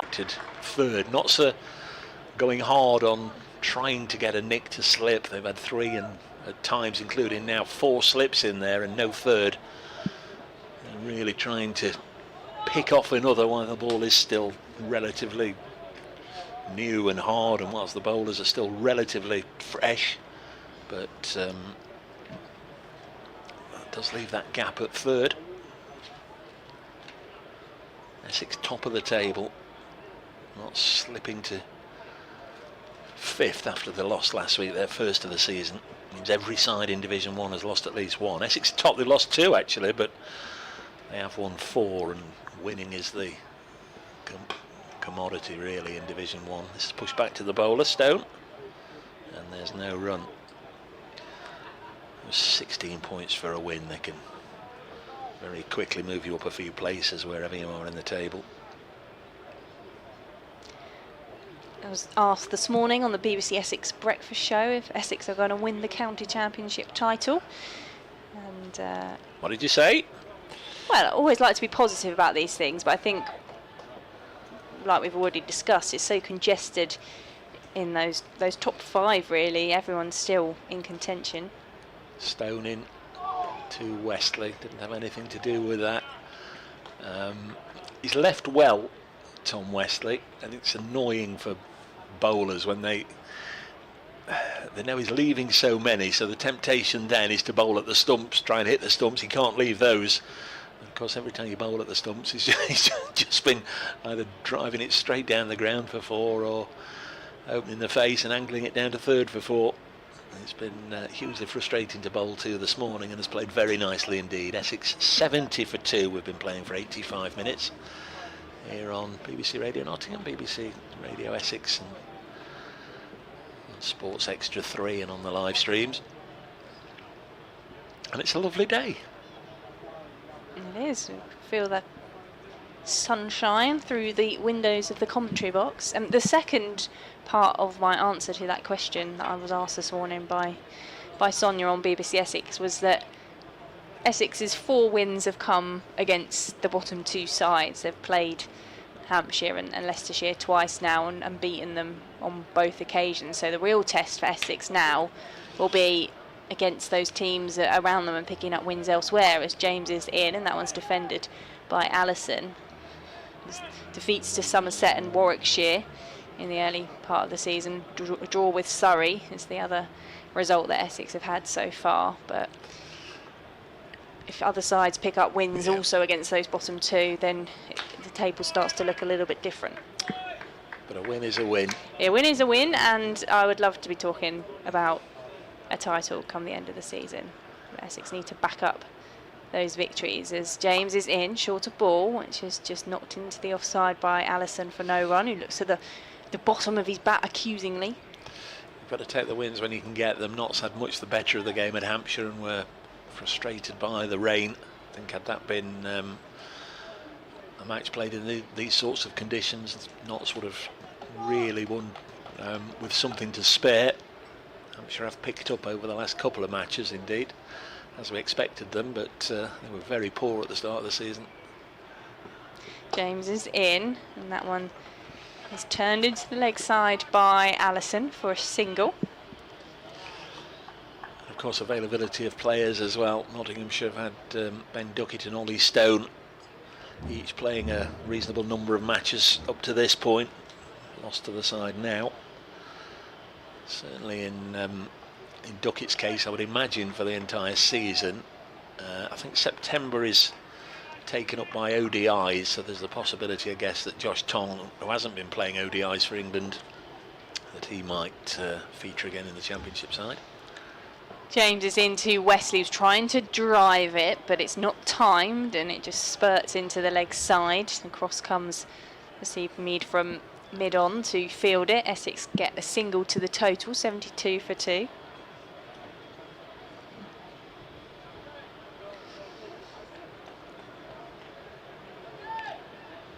A number of very famous players, of course, have played for both these sides. Once we're hoping that Peter Siddle would come back to Trembridge this summer for the Blast. Played for both sides in the past. James is in, and that one's defended by Allison into the offside for no run. Well, that was when you was talking about 2018. I was thinking, well, Essex is overseas. Peter Siddle would have been here at that point, but then just looking it up, it was towards the back end of the season that there was a change. That was his name, wasn't it? Morley VJ? Yes, yeah, you are right, yeah. Lyndon James got him, Wesley and Dan Lawrence in his first spell. It's a great way to introduce yourself as a youngster into the side. Comes in now in 2026, bowling to Allison. Little push up to Hamid, and Hamid underarms towards the stumps. Umpire Pollard was well positioned. Guess the feeling would be that he was probably home anyway. There wasn't too much disappointment out there that the throw narrowly missed. Sharply taken single. Good stuff from Essex. 73 for 2. And there's going to be a little more. Ollie Stone, yeah, he's already left his cap on the boundary, or his wide-brimmed sun hat on the boundary. Going to be a little more from Ollie Stone. Nottinghamshire with those 2 wickets in the first hour. In fact, in the first 50 minutes of the first session. If they put Essex in, you always like to get 3 wickets in the first session, don't you? So I guess the same applies. They'd be delighted if they could get a 3rd wicket in the session. I fancy Notts would have batted as well, given the conditions, given the surface. Here's Ollie Stone. 3rd man now situated, bowls to Allison, a little drop and run on the leg side. Joe Clark shies at the stumps, doesn't come anywhere close, and it's another single taken.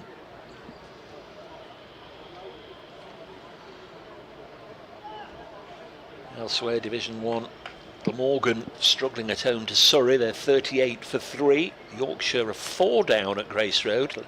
Yorkshire 46 for 4 against Leicestershire. And Somerset 67 for 3 against Warwickshire. Hampshire 55 for 1 at Hove against Sussex. Stone in here, past the outside edge, and again I don't think he had much of a nibble at that one. Division 2, Lancashire 62 for 4 at Chesterfield against Derbyshire. Northants 64 without loss up at Durham. Kent 33 without loss after 17 overs against Middlesex. And Gloucestershire 60 for 2 against Worcestershire. Test match, England 262 for 9.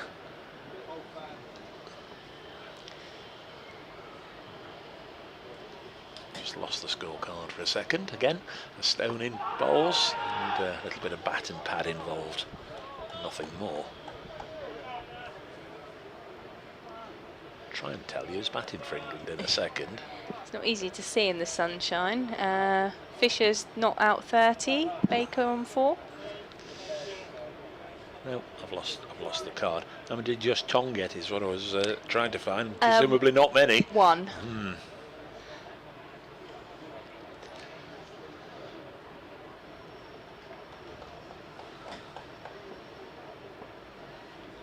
England set to have a sizable first innings deficit. Here Essex building nicely as Wesley pushes this back to the bowler. Ollie Stone fields in his right hand. The end of his follow through.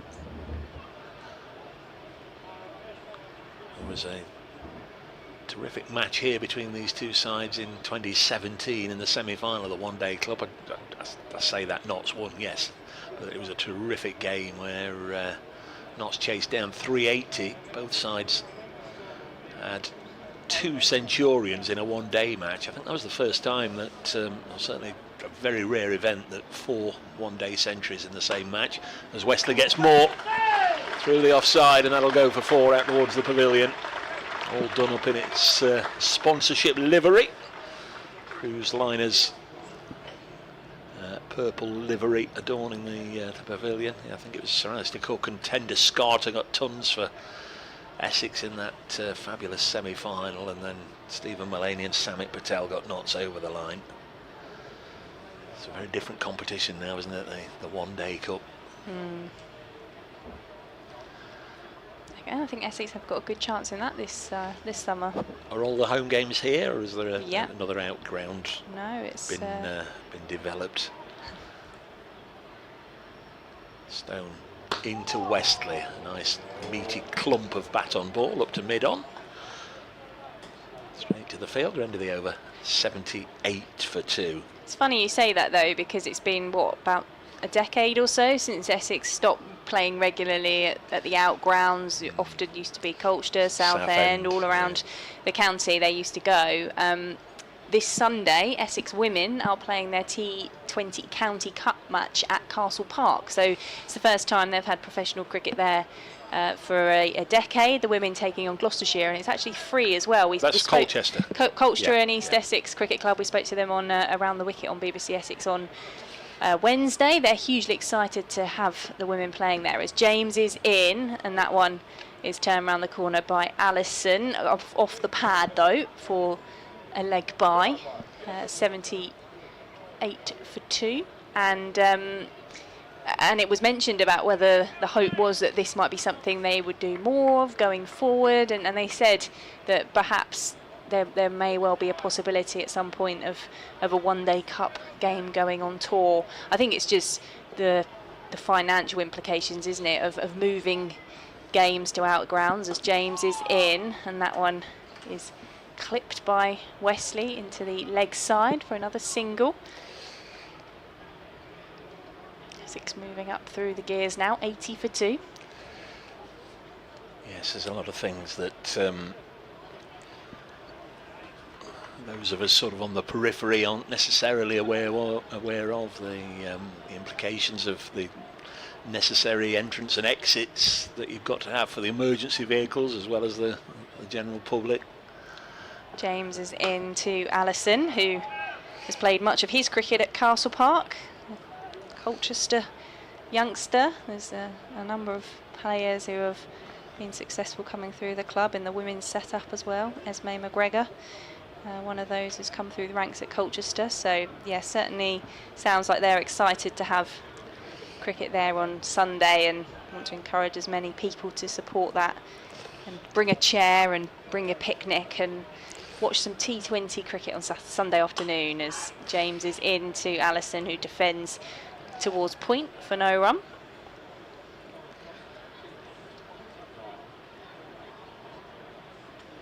So no permanent seating then there now? No. From what I remember when I used to go to the festivals over the course of the summer, it was always the yellow and blue chairs that you see here on T20 Blast Night that would sort of be a part of that there, as James is in off the toes of Allison towards square leg boundary, but Slater comes and picks the ball up. Another single. Essex just ticking over here, and that would be the 50 partnership applause. So having lost the openers, Elgar and Walter, Wesley and Allison have built a 50-run partnership coming from 65 balls. Yes, timely as well. Essex couldn't really afford to. There's another wicket after the openers sort of followed each other back. James in, that was left alone by Wesley, just motions how the ball has played off the surface there with these gloves at the end of the over. Essex 81 for 2, and we've got just over 20 minutes to go until lunch. That Critchley doing next. It's been in very good form. Of course, Michael Pepper, of course, could come in at 5. But Critchley and Pepper and Benkenstein, son of Dale. Simon Harmer, who will have a big role to play in this match, as he always does with the ball. Shane Snater, who once got a 7 for against Notts at Trent Bridge. Jamie Porter and Charlie Bennett. It's going to be Fergus O'Neill back into the attack.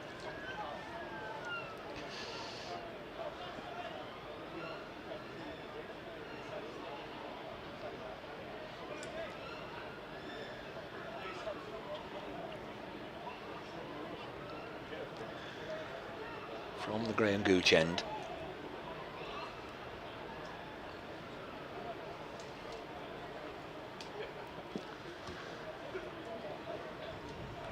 And on for 15 from his 6 overs earlier on. Fergus O'Neill starts again with a fully pitched up delivery, Which Allison turns to the leg side, and there's no run. Jack Haynes doing the fielding. He's been at third slip all morning, but now comes out of the catching cordon to drop in there at mid-wicket.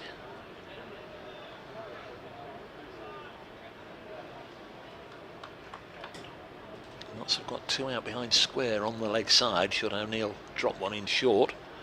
This is driven crisply. Mead's got to get there sharply to his left, and does. In fact, it's not Mead, beg your pardon, it's Ollie Stone. Good stop. Liam Patterson-White at first slip is loosening up, so we might have a relatively early introduction of spin in this match in the not too distant future.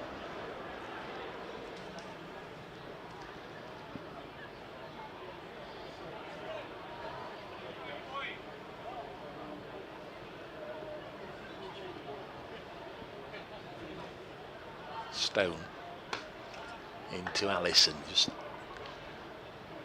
watching forward, getting out of his crease, and then blocks it into the direction of Ben Slater in there, fairly tight on the offside.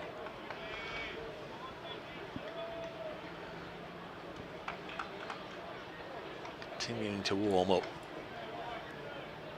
Liam Patterson-White, so I think that's going to be a done deal. We're going to have a little bit of the spinner. Good delivery, beats Allison on the outside this time from Fergus O'Neill.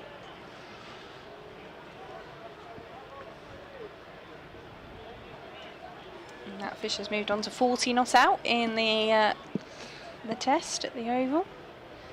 And supported by Sonny Baker on debut with 4.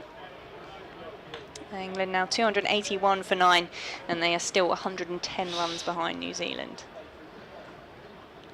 It's going to take some pulling round if England are going to avoid defeating that one. Down the leg side, and Carl Verreynne can't take it cleanly. This might be a bye against Verreynne. It's going a long way down the leg side and went even further. Yep, signalled by umpire Longley as a bye.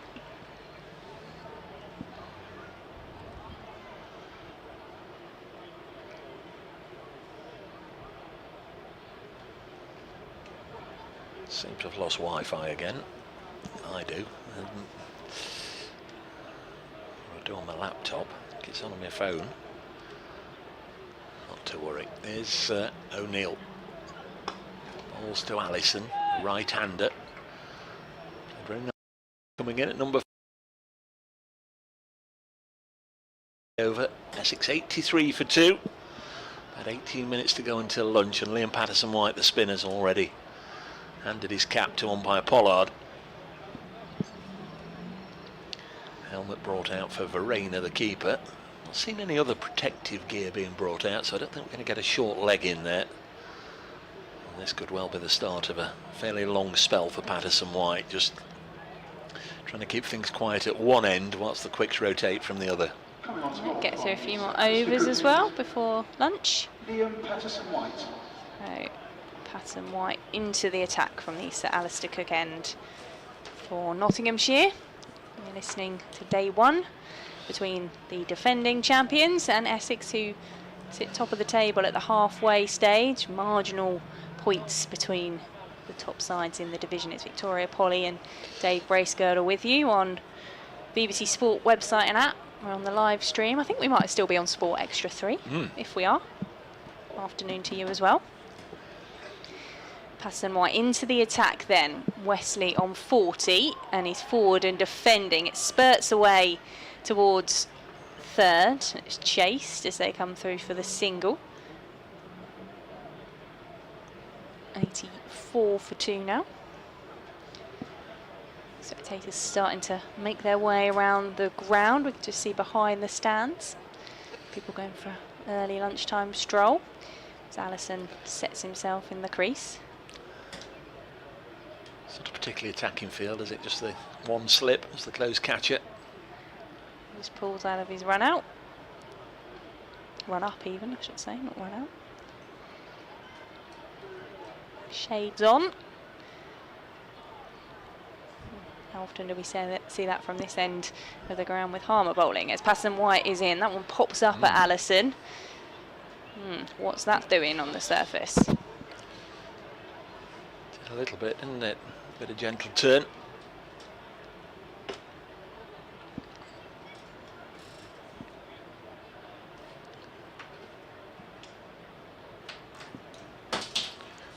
in comes Patterson White, and that one has Allison pushing forward at it into the offside.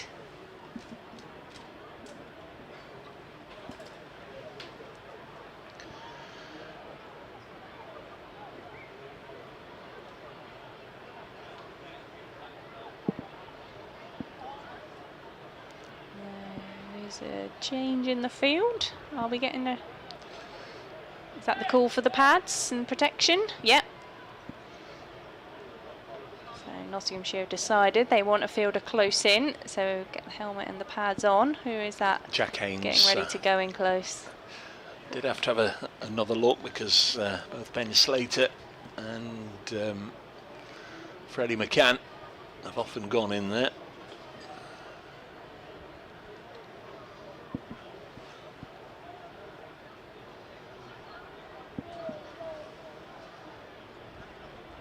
Just a quick reminder that the members' forum will take place in the indoor school during the lunch interval.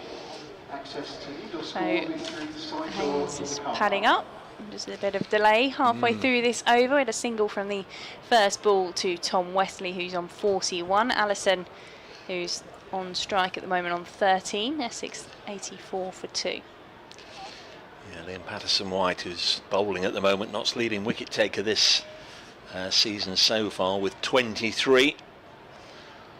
Come at 28 apiece, bowled a lot of overs. Patterson White is in. There's a big appeal for Allison being struck on the pads. And it's all calmed down a bit. Not out. He went deep in his crease, didn't he, Allison, there? I don't think he'll be doing that again. We're trying to get forward under normal circumstance, but the fact that a silly point has gone in as well, it's perhaps made him not want to lunge forward. Next ball is pushed into the leg side for the bowler to collect. Clearly made his mind up that he was going to go deep into his crease and try and play the spinner from there, try and work it to leg, and the ball hurried onto him. Patterson White in on the back foot. Punch back towards the bowler by Allison. So end of the over, just the one run in the end. Essex remain 84 for 2 and just under 15 minutes to go until Allison was picked up in the wildcard draft earlier this week. O'Neill bowls this wide of the pegs and goes through to the keeper.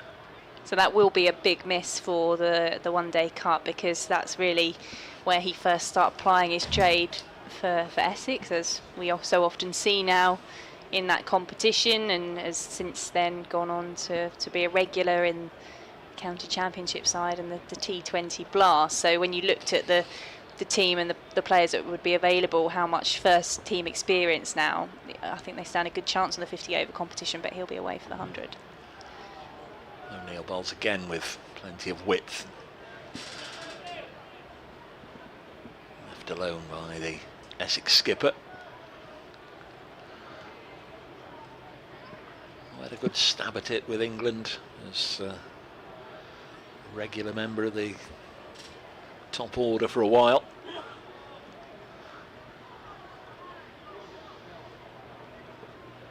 As I say, I'll never be able to take that away from him. He's represented England in Test cricket, great honour. Again, wide enough from O'Neill to be left alone. A little bit of a waste, the final 3 balls of that over.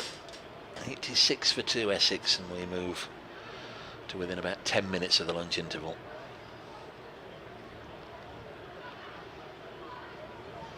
If you sit far enough back, you do just get a bit of a breeze. But if you do that, you can't see the full pitch. Very much clutching at straws, looking for a breeze in here. Well, I have got a handheld fan, but I think if I turn it on too near the microphone, it's going to be very, very noisy. So we'll leave that one alone, and we'll stick with it, as we're going to get another over from Liam Patterson-White, just a single to come from his previous one. And he did have Charlie Allison in a bit of bother at times, and it will be the young Essex man to face, who's again struck on the pads, but he was quite far forward, it looked quite high, but again he's just motioning the way in which the ball is turning on the pitch from the Nottinghamshire spinner.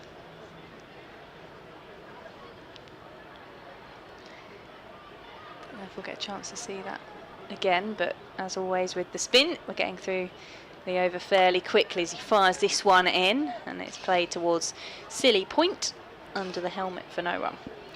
Yeah, one side or the other are going to enjoy their lunch rather more. I think Notts would go in with a spring in their stride if they could get a third wicket before lunch. Allison pushing that one back towards the bowler this time. And conversely, if Essex can get through the session with this pair still together, they'll feel they've really set the day up nicely to go on and post a big score.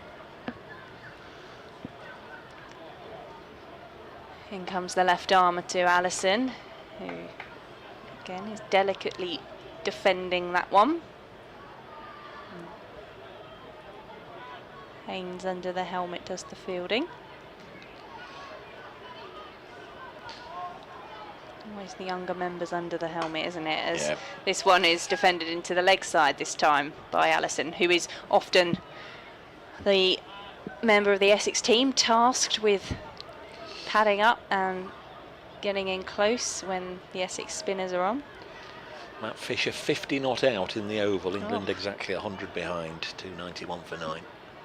Patterson White is in, and once again Allison is defending the final ball of the over. Has a little stretch at the end of it after the concentration of navigating that. 86 for 2 remains the score after a maiden from Patterson White.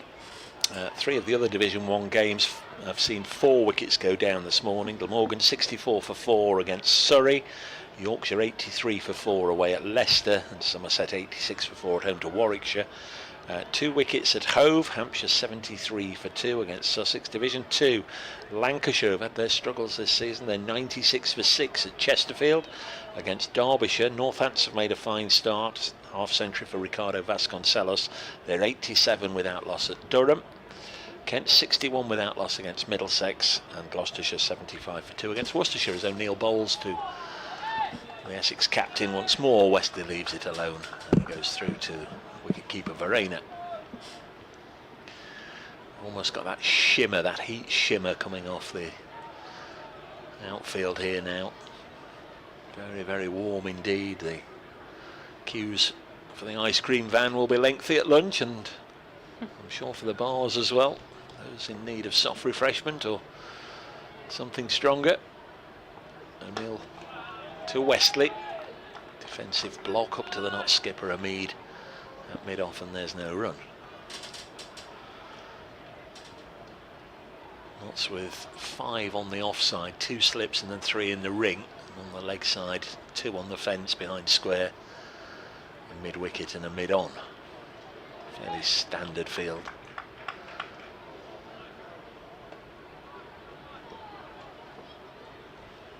O'Neill searching for his first wicket of the morning, bowls to Tom Westley. Again, there's plenty of width. I'm sure he'll feel he's a little way off his A game this morning. Fergus O'Neill has been a little unlucky, beaten the bat a number of times, 1 or 2 very close to clipping the edge, but there's also been the odd over here and there where he's not really forced them to play that much.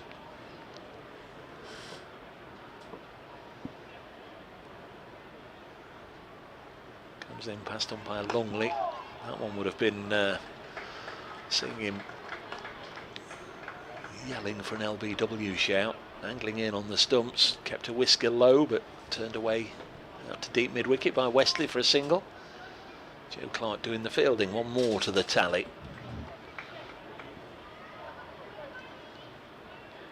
87 for 2. Still plenty of noise from the school children. Can't see where they're located, but we can hear them. As O'Neill bowls and Allison leaves it alone. He remains on 13. Maybe down below somewhere. I think usually they're over to our left-hand side in the appropriately named first school stand in the shade, but you can often spot the sort of uniform and the similarities, but whether they're all gearing up to have a bit of a run around at lunch maybe. Always a big thrill as a youngster get out there on the outfield with a bat and a ball. O'Neill Bowls again wide and wider still. And that's the end of the over.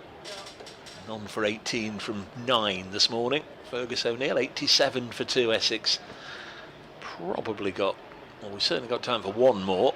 O'Neill might have finished for the morning, or he might get one more in, depending on how quickly Liam Patterson-White rattles through this over. Oh, there we go. The final wicket goes down for England. 291 all out, and Matt Fisher, who's led the revival at the end of that England batting lineup, has finished not out because it is Baker the man to go. Patterson-White about to bowl here to the captain Tom Wesley. Back to the bowler for no run. That makes it so much easier for all the broadcasters, doesn't it? If the first innings lead is exactly 100. Yep. Yeah, Fisher finishing 15 not out. As this pops up, is that a caught? Has it come off the bat? Yes. Oh, there is that third wicket just before the lunch break. Tom Wesley just swinging the bat outside the line. It takes the edge and skims away to a diving catch. And Nottinghamshire get a break through. The partnership between Wesley and Allison is broken. The Essex captain departs for 44, and Essex are 87 for 3. Yeah, Freddie McCann, I think, with the catch. Safe pair of hands, and that will be the last action of the session. So Notts do get that wicket. They will get that spring in their step. They will get a bonus point at the end of what's been a very watchable morning's cricket. Good catch, actually, by Freddie McCann. Went a long way to his right. And able to hang on. Wasn't a lot of pace on it, actually. It just sort of hung there for him obligingly. That's one of those, I think, that you want at slip.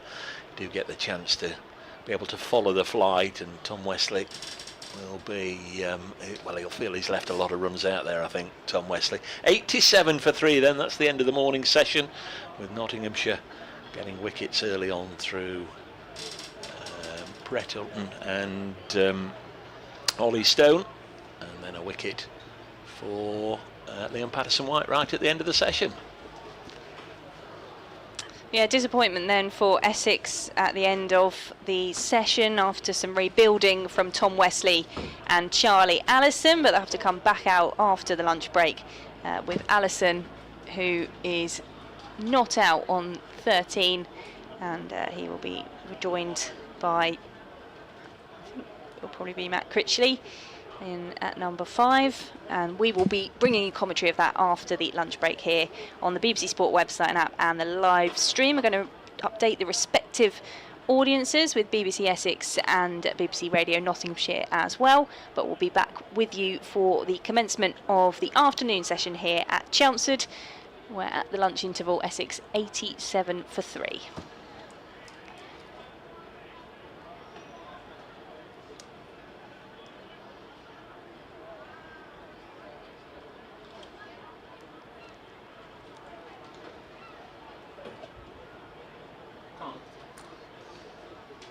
No Wi-Fi on my laptop or my tablet.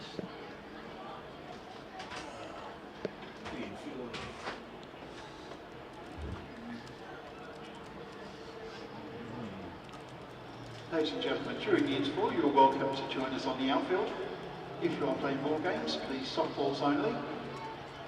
And be aware of the scores games taking place, the ground staff working between the scoreboard and the pitch, and also of any players doing any training exercises during lunch. We would ask please do not bring any food or drink onto the outfield. Thank you.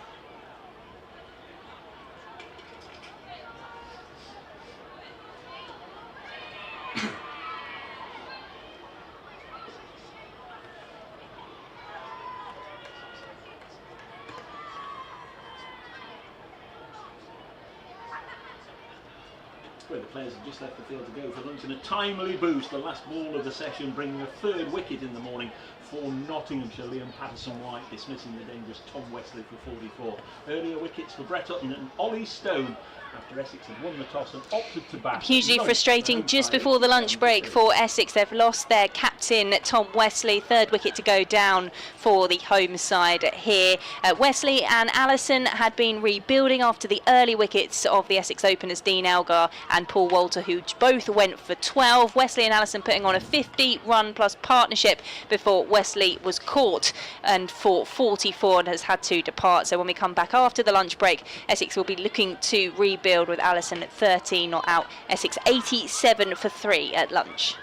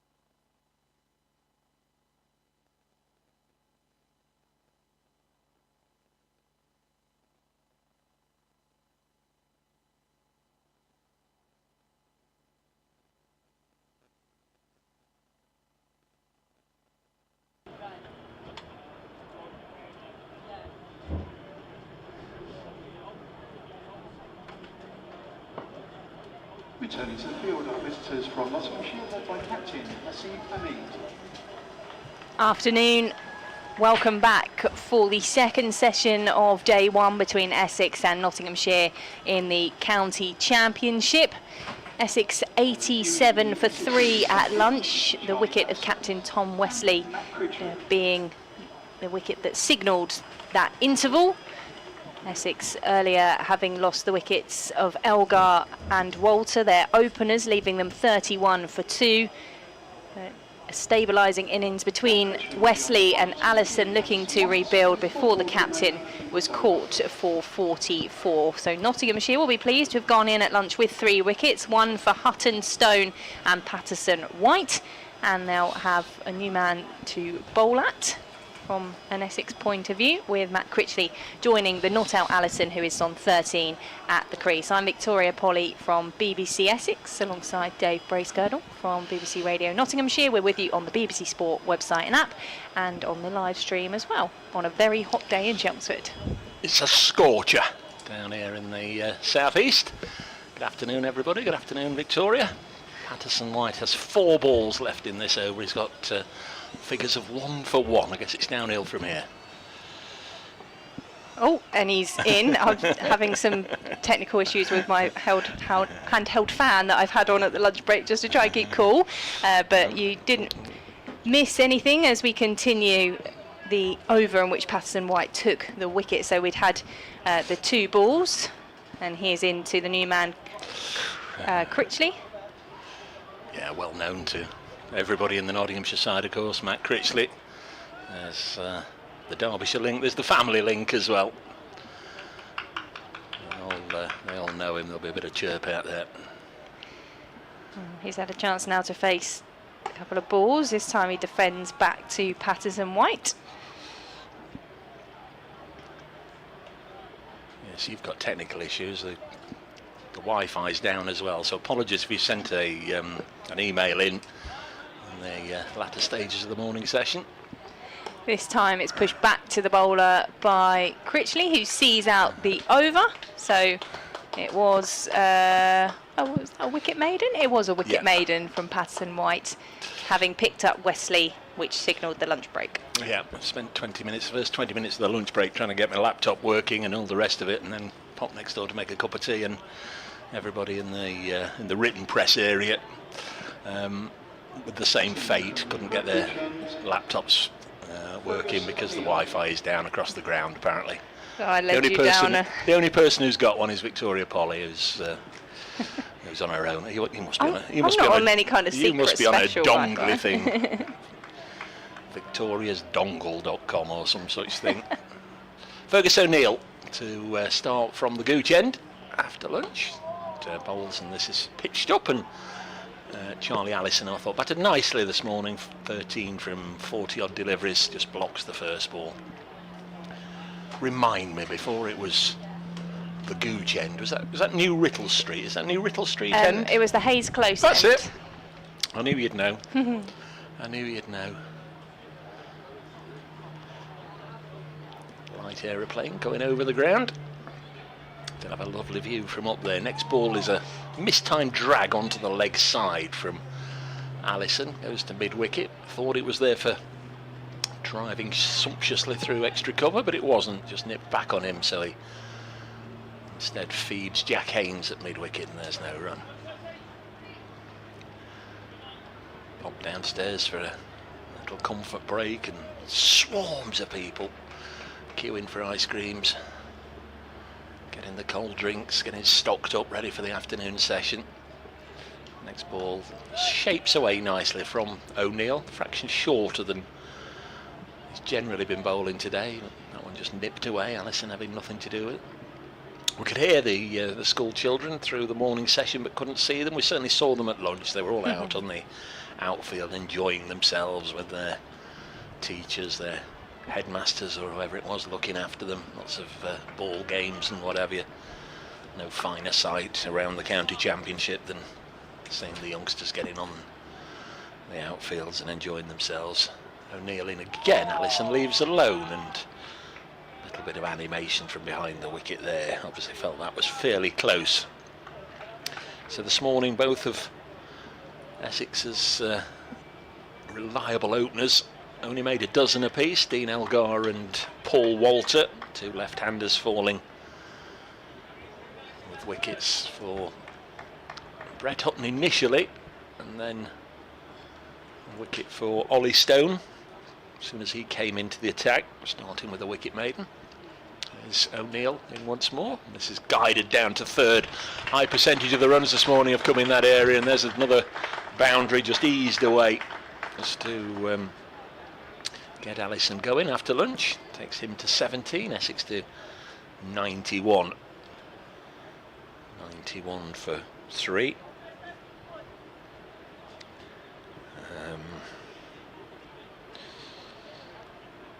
Yeah, Jeff Hawes on the on X.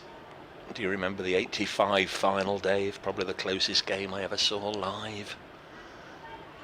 This is almost chopped on. That was Eddie Hemmings hitting John Lever away, wasn't it? Oh, there's a shy at the stumps from Haynes. I think it'd have been home in any case. But a scrambled single to complete that over from O'Neill.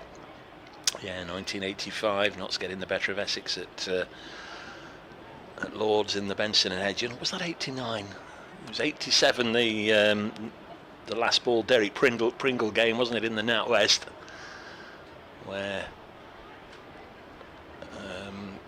Randall needed 18 off the last over and got 16, something like that. A long time ago now. End of the over. Essex 92 for 3. More aircraft going overhead here at Chelmsford as Patterson White is about to begin a new over to Allison, who's forward to meet that one, pushes it back to the bowler for no run. And I've got the email as well from Michael, which we'll get to. A few more empty seats around at the start of this afternoon session. I expect people still sorting out their lunch or seeking some shade for as long as possible. As Patterson White is in, that's clipped into the leg side. It's not been pushed too far, but it's found a gap, so they're able to come through for a quick single. It's quite an easy single, that, and Notts, they might be leaving it open deliberately, because if you're just looking to just drop the turning ball onto the leg side, you might just get an outside edge. That's what accounted for Wesley right before lunch. Patterson White is in. On the back foot is Critchley, just looking to dab that one down. He gets it between Selly point and slip and rolls along the ground for no run. So you've got an email coming in on a system that's not providing any Wi-Fi. Victoria's I honestly dongle. Don't know how I'm doing it. As Patterson White is in, that one's pushed up towards mid-on by Critchley for no run. Close of play tonight, you're going to have half a dozen press reporters asking if they can file their... For a small fee. No, I won't be too smug because mine might disappear in a minute. Patterson White into Critchley, use of the feet, but plays that one straight out to point for no run. Just a single so far from the over. Allison on to 19. Essex 93 for 3.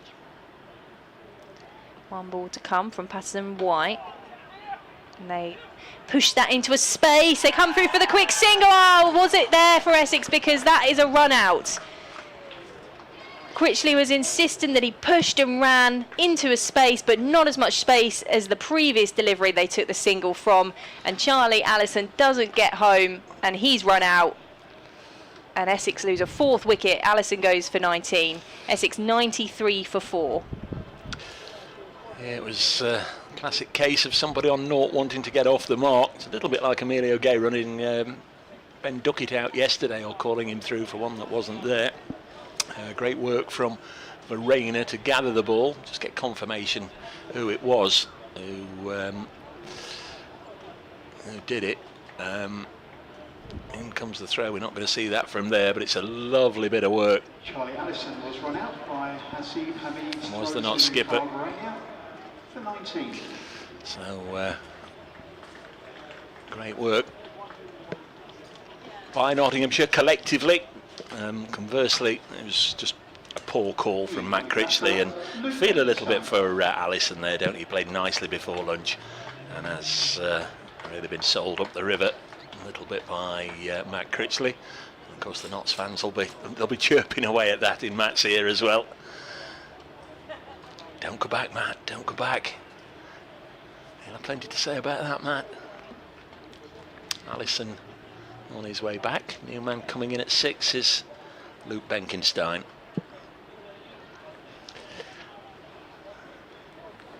I think it was here a couple of years ago, and the reason I remember it was back in 2010. Alex Hales took one of those catches up at Durham to dismiss Dale Benkenstein, where he caught it, was falling over the rope, threw it up in the air, stepped back inside and took it as O'Neill comes in to bowl to Critchley, pushes it into the offside. And it's one that was highly contentious at the time because the cameras didn't spot it.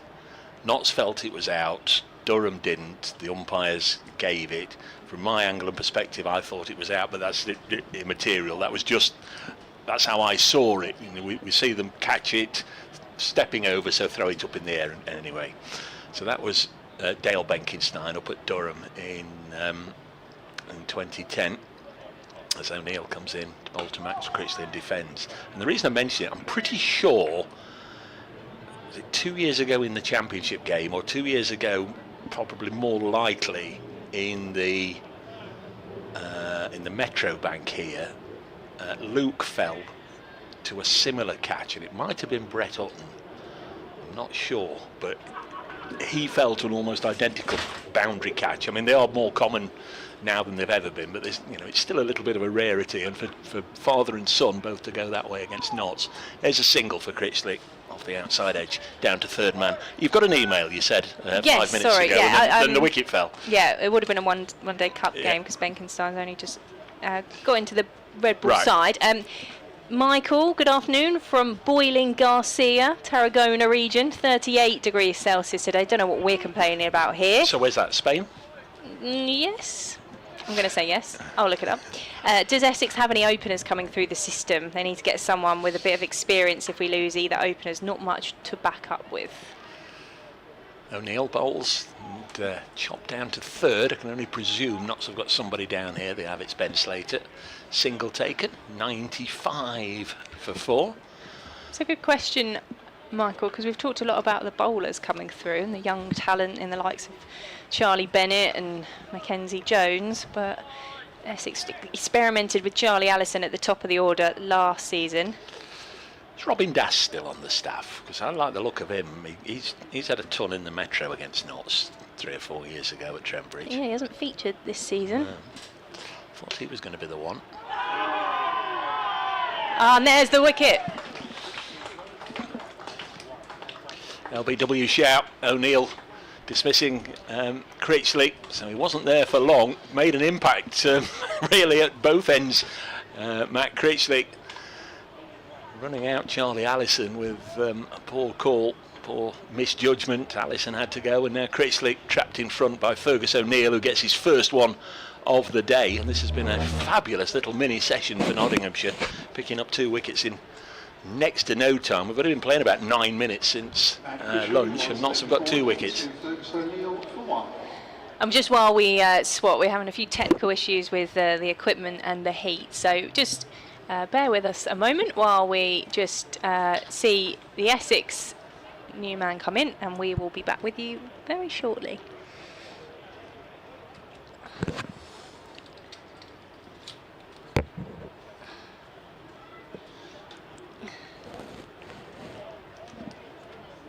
Do it.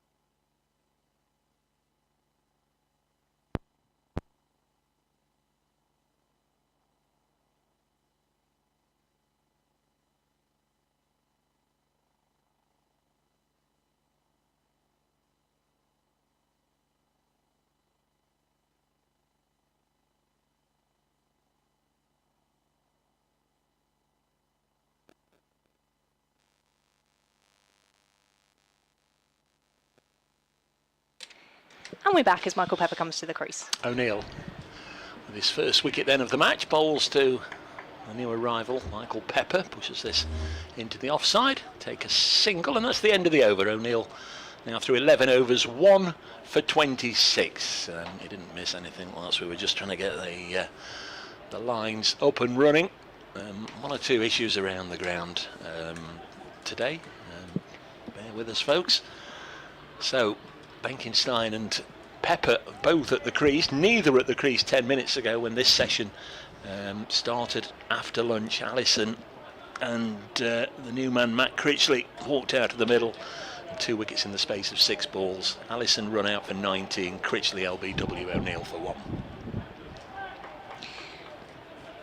So these two, Pepper, who could do with championship runs, is at the crease alongside Benkenstein at the non-striker's end. Patterson-White is in, and that one's played out into the offside. Pepper, big call in the previous championship game at Leicestershire. He was left out in favour of Jordan Cox, coming back into the side, took the gloves and made that double 100 as well, but halfway through the game Pepper recalled because of Cox's call up as he sweeps this one round the corner, getting down to it, and they'll just get the single. But trying to be inventive against the spinner is Michael Pepper. On to 2, 97 for 5. Wicket going before lunch as well. Essex really have slid from 87 for 2 to 95 for 5. Passing around the wicket, that one's defended by Benkenstein. Back to the bowler. Wicket shared around as well. 4 different bowlers have taken a wicket and a run out as well for Nottinghamshire today, trying to bounce back from a really heavy defeat against Somerset last week. Patterson-White is in, and that one is through to the keeper for no run. Certainly bouncing back after lunch, and if those spectators who maybe haven't made their way back to their seats yet and have taken a slightly longer lunch break have missed a couple of wickets.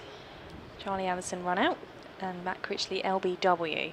So Patterson-White is in, and Benkenstein goes back in his crease as the ball is through to the keeper. It's got that gentle bounce on it, Patterson-White, and if it just turns in a little bit as you're trying to leave it, you've got to make sure it doesn't just brush your glove on its way through to Verena. In comes Patterson-White, and again it's past Benkenstein to Verena, who has been busy in that over. Just a single from it, 97 for 5. They'll have to find a way, or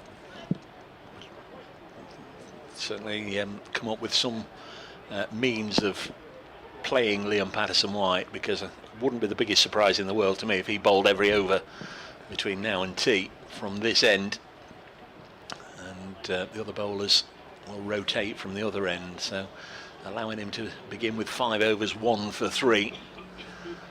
Patterson-White's got off to a good start, and he's very much ahead of the game in terms of drying things up as well as getting a wicket. Here's O'Neill, he's got a wicket as well, bowls to Michael Pepper, turns this on the leg side.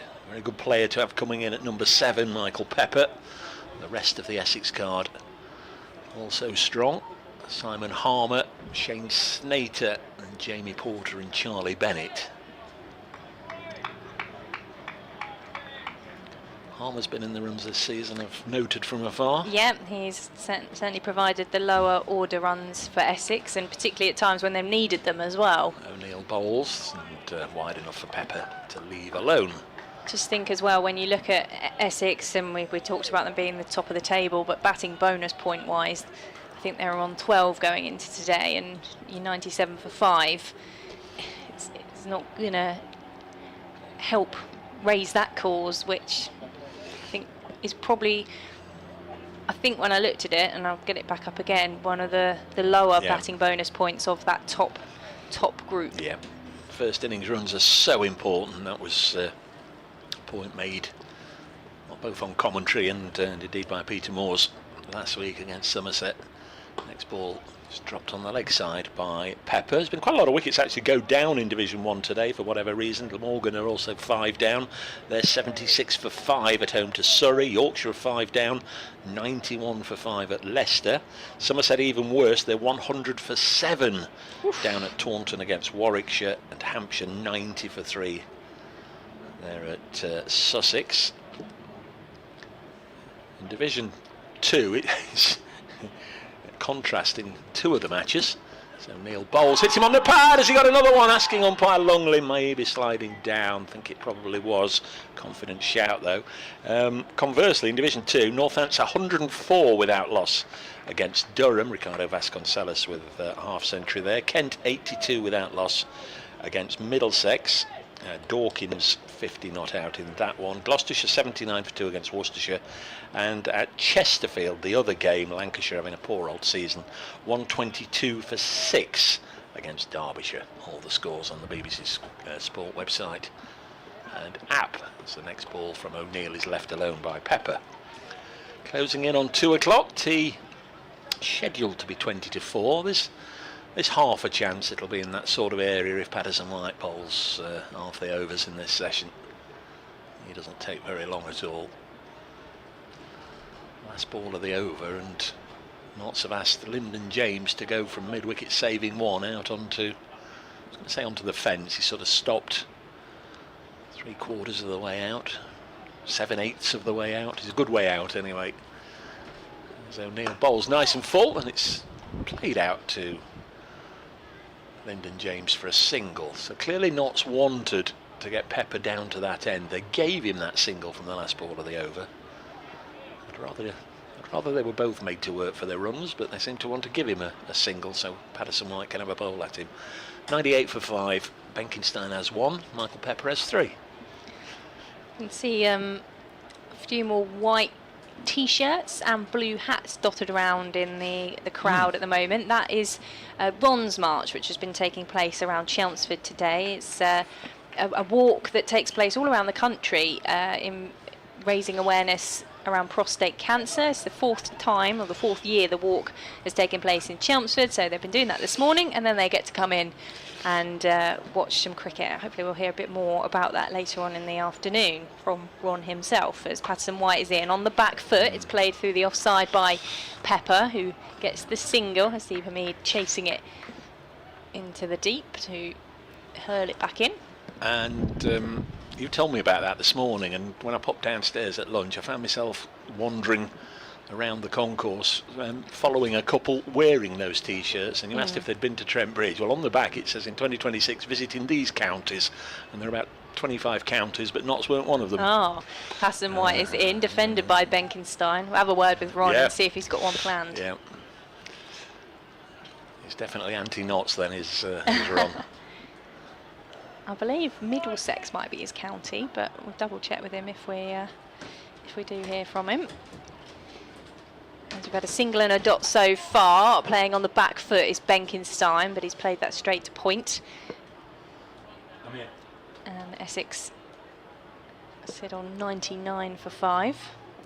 Dave's just off to update listeners in Nottingham. They'll be pleased to hear about the wickets that have gone down since the lunch break, as Patterson White is in, and a fuller delivery is just played back to the bowler by Benkenstein for no run. Charlie Ellison run out frustratingly for him by Matt Critchley. He wanted to scamper through for a quick single, and then Critchley himself just a few balls later LBW to Fergus O'Neill, as Patterson White is in, and that one's dabbed down by Benkenstein. One more delivery of the over to come. Benkenstein and Pepper trying to feel their way in here.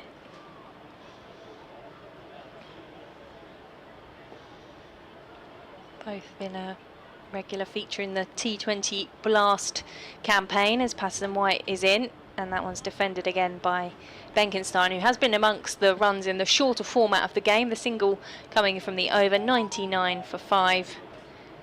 And we've had 36 overs so far today. So Essex, who were 82 for 3,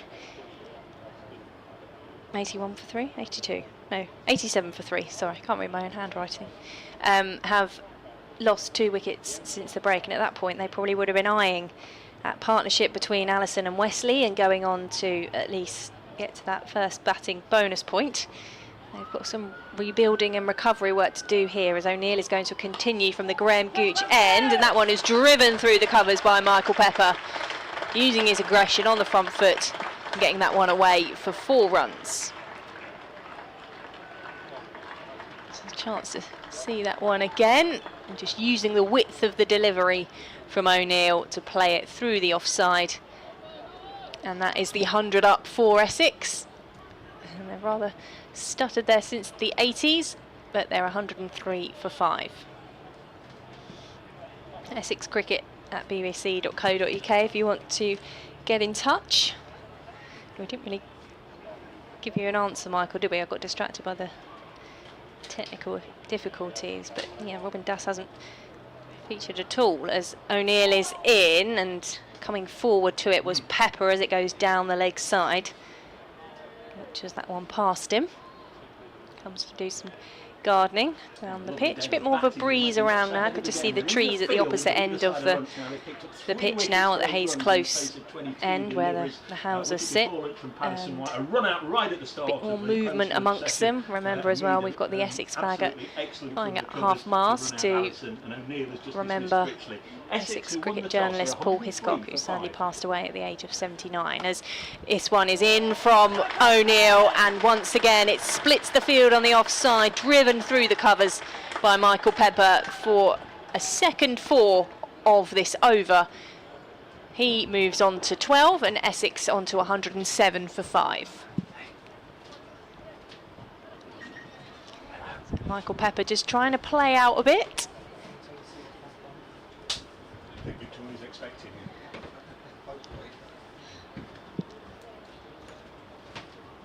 And Pepper now 12 from the 13 he's faced, and he comes down to meet that delivery from O'Neill, trots through for a single on this occasion. And Essex move on to 108 for 5. And we were talking about Ron's march and seeing the T-shirts and the blue caps around the ground, and Dave was wondering when he can get involved in a walk around Trent Bridge, and I'm pleased to say Ron Headley has joined us up in the commentary box, and between balls we're going to hopefully have a bit of a chat. Ron, afternoon to you. Good afternoon. So O'Neill is on his way in from the Graham Gooch end to Benkenstein, digs that one out into the leg side. It's going to be chased by Ollie Stone. They'll come back for 2 and they will get there comfortably in the end. 110 for 5. How was the walk this morning, Ron? It was wonderful. It was very hot. There were over 100 people, and it just said so much credit to Essex Cricket. We're always delighted to come to Chelmsford. This is the 4th time, and they just get better and better, and the weather is very hot. Yeah, it's very, very warm. But glad you did that this morning. As O'Neill is into Benkenstein, plays that back to the bowler from the final delivery of the over. 110 for 5. O'Neill is 1 for 38. So over 100 people. Is it grown year on year that you've done it here in Essex? Yes, the Essex one is always the most people and generally raises the most money, but the most important thing is the people raising awareness. And as you probably know, today we were delighted to be asked to be part of a programme of Songs of Praise on the BBC, and they've come and filmed the walk. The lovely Pam Rhodes was the presenter, and she was delightful, and people on August the 9th, on Sunday August the 9th, can see it. Well, we're tuning in for that as Patterson White is coming into Pepper, who's trying to sweep, and he's swept well into a gap, and they're just trying to decide if that's gone for 4 or 6. It's gone for 4, but Pepper looking to take on this bowling from Patterson White and help Essex onto 114 for 5. And I'm not sure how much chat we're going to get in between the spin, but as the ball's back, well, I'll ask you my next question after this delivery. Pepper's on to 17, so 4 to start the over, and he'll face again. As Patterson White is in, he's looked to do the same thing again, and he has turned that into the leg side, backward of square, getting down to meet the delivery. Michael Pepper, back-to-back fours, 118 for 5. So Ron, for people who don't know much about Ron's March, just remind us the idea behind it. Well, the idea was that I was diagnosed with prostate and bone cancer and had to find a way to get the message out to other men that they needed to be tested. And I play over 60s, over 70s cricket for Buckinghamshire, and we came up with the idea of trying to do a walk in every county that plays 60s and 70s cricket. And today was the 47th walk. Oof. Closing in on the 50 as Paston White is in, and Pepper came forward as that one popped up and just plays it into the pitch in the offside. And we know from the chats we have on BBC Essex about how well supported and participated seniors cricket is here in Essex, as Patterson White is into Pepper, who's getting low to that one and pushing it into the offside for no run.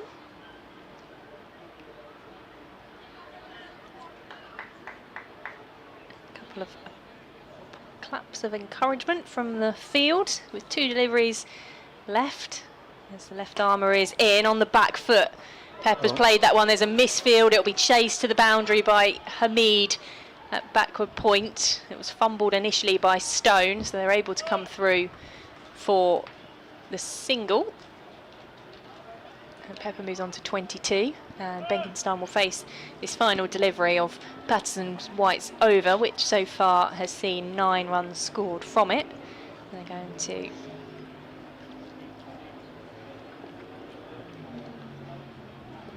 see what he can do with this final delivery on the back foot. He's played it into the leg side. Deep mid wicket will field it as they come through for the single. 120 from 5. Positive play from Essex after a couple of wickets falling after lunch. And when you go and do these walks, Ron, so 47 of them now, you must hear stories of people who have maybe, because of the walks, gone to get tested, or there's stories of awareness come up. Correct, totally.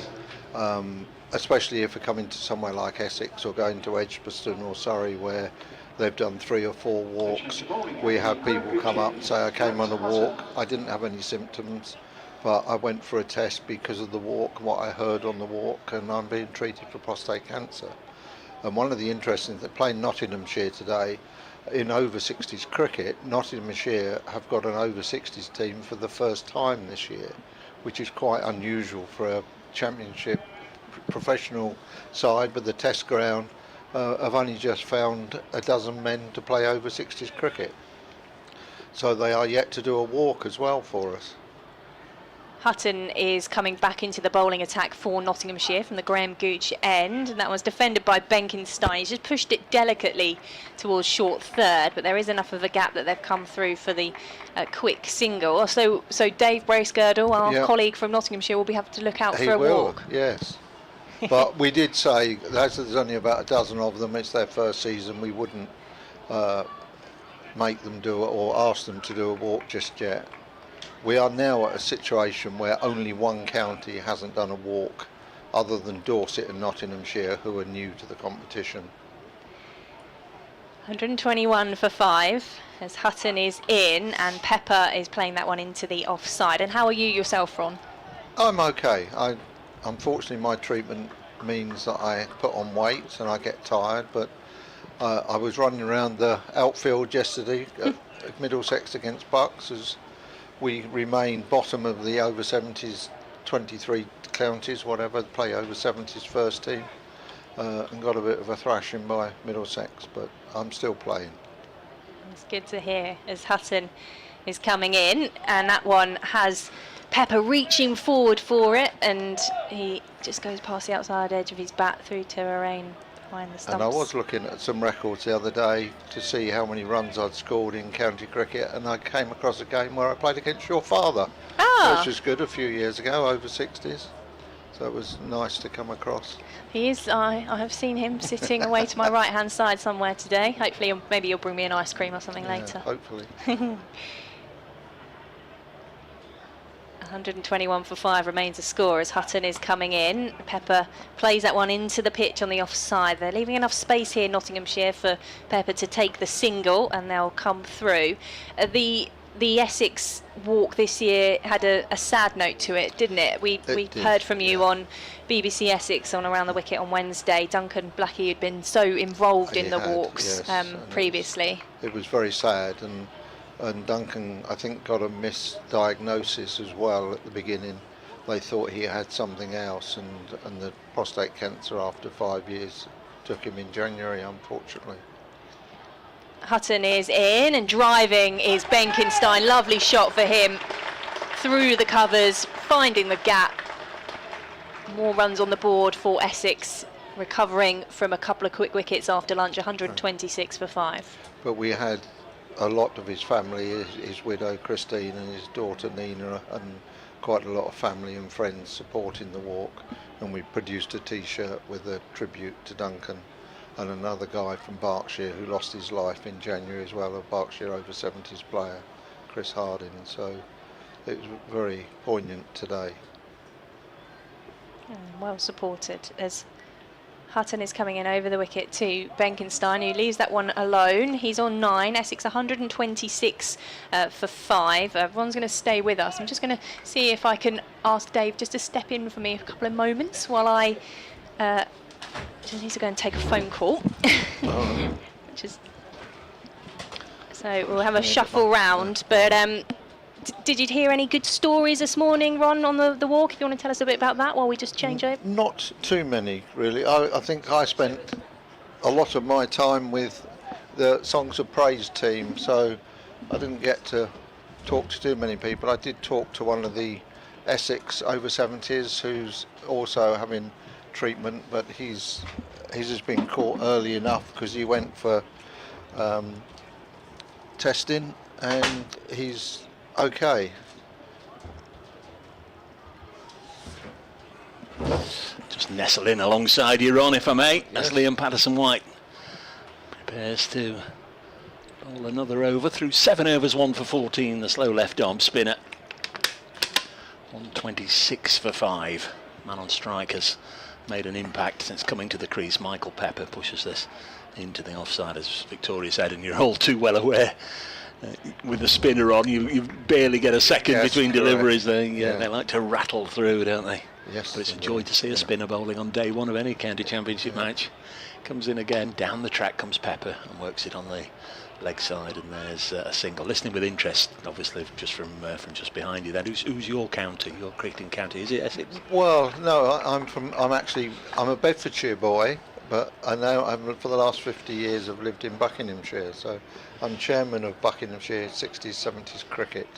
So it's a difficult one. Patterson-White bowls. This is dropped on the leg side, and they take a single. I have to say Buckinghamshire were national champions last year, so I have to say I'm a Buckinghamshire supporter.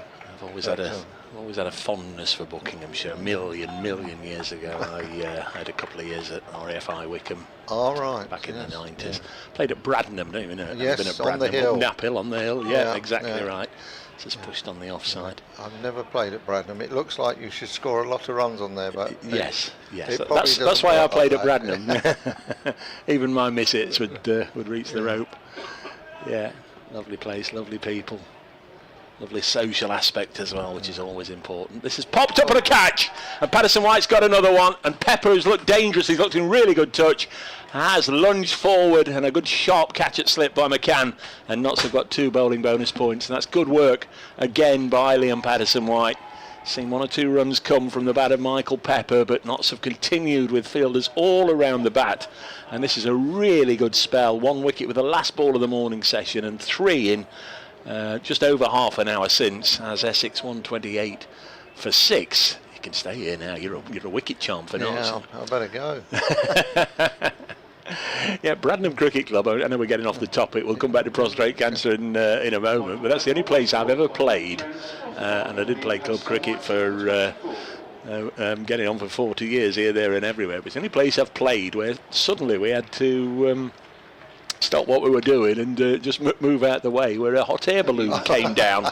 It was a little way short of where it should be landing, and I don't know how they lose control or whatever. But when they decide they want to come down, they're coming down, and we had to. It was an early tea interval that day while they got the lorry to come and collect it and move it away. They used to have a company that did it at Great Missenden, which is obviously not far from Bradenham. Yeah, but, that's probably it. Yeah, I don't think they do it anymore there, but we used to get a lot of balloons coming over our house, and on one occasion had one land in the park behind us. Yeah, this was in the 90s. I mean, they're great to see, aren't they? You don't see them very often unless. I think it's Bristol. Is it the Bristol Balloon Fair? I think you go down there, go down the M6, sort of towards the back end of the cricket season or early in the football season. And if you catch the right weekend when you're on the motorway, you'll see thousands of them up in the air, which is a great sight. Well, 128 for 6. We've got one ball left in this over, and we'll come back to. I would rather be walking than up in a hot air balloon, I must say. New man is Simon Harmer. Might be looking forward to a little bowl in this match, but he wouldn't have been. Once Essex won the toss, he wouldn't have been hoping or expecting to be out there batting half an hour after lunch. Seemingly, either he's taking forever to take his guard, or not so taking forever to set the field. But we're ready now.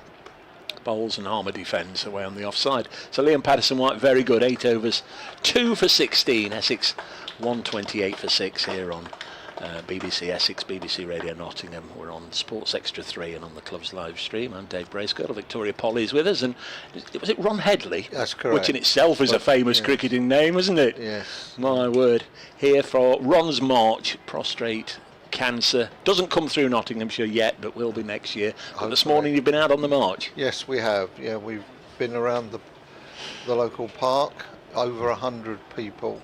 It is incredible. We get very good support from the Chelmsford City Walking Football Club, and as Victoria was saying earlier, one of the guys that helped us organised the last 3 walks in Essex, Duncan Blackie, lost his life to prostate cancer in January. It's terrible. And there was a big turnout from his family. He was late 60s, far too young to go. A lovely man. And how far is this walk? Is it like your Saturday morning fun run thing? Just 2 miles for you all to enjoy? About 5 kilometres, but I came back to the ground around the park, and a lot of them then went round the city to walk as well. O'Neill from the Graham Gooch end then comes in and bowls. Freddie McCann was already celebrating there. McCann at slip. Just thought he'd got a little nickel on that one. Benkenstein, clearly he didn't. Yeah, I had to get back to the ground with the Songs of Praise team. They filmed a bit of the cricket and filmed a bit of Pam Rhodes and myself talking with the cricket in the background, so that was wonderful. Who's presenting that, do we know? It's Pam Rhodes. Right. Who's lovely, absolutely lovely. 128 for 6, Hutton in again. Benkenstein will find the gap on the off. Well, he won't find the gap. It looked as if he'd just pushed it nicely between 2 fielders, but a good sprawling stop by Jack Haynes, and they don't get a run. And he said he'd rather be walking than whatever it was a minute or 2 ago. I mean, are you a walker anyway? No, I'm not. That's the funny thing. You being a sporting man, the first walk I did was with Jeff Stelling on the March for Men. Of course. No Jeff. Hutton bowls and very nearly chopped on. We'll get a single. Let's just run it down to long leg, but I didn't know too much about that. Wasn't in control of it. Yes, my eldest brother had prostate cancer, and my wife has spent many years trying to convince me that I needed to go for a test. I happened to be watching my team, Luton Town, playing Hartlepool, which was Jeff's side, and they were advertising a march from Durham County Cricket Club to St James's Park, Newcastle. So you fancied you'd go and get involved, and been involved ever since. Good ball from Hutton here to Simon Harmer. It's only the second ball he's faced. Good delivery, beats him, goes through to Verena. Well, my father was Geordie, my wife is a Geordie, and it just seemed the right thing to do. And it was great. You know, it was 28 miles, but it opened my eyes that I needed testing. It was okay, and a year later I got tested again. after my wife told me that she thought I should, and I'd got bone and prostate cancer. Good grief. Hutton bowls. Palmer pushes this into the offside, straight to Ben Slater. There's no run. But we got it early enough that I still have treatment every 3 months. But I'm still here and I'm still playing cricket. And these walks are amazing. We're now, I would think, close to 2,000 people walking with us, 47 walks.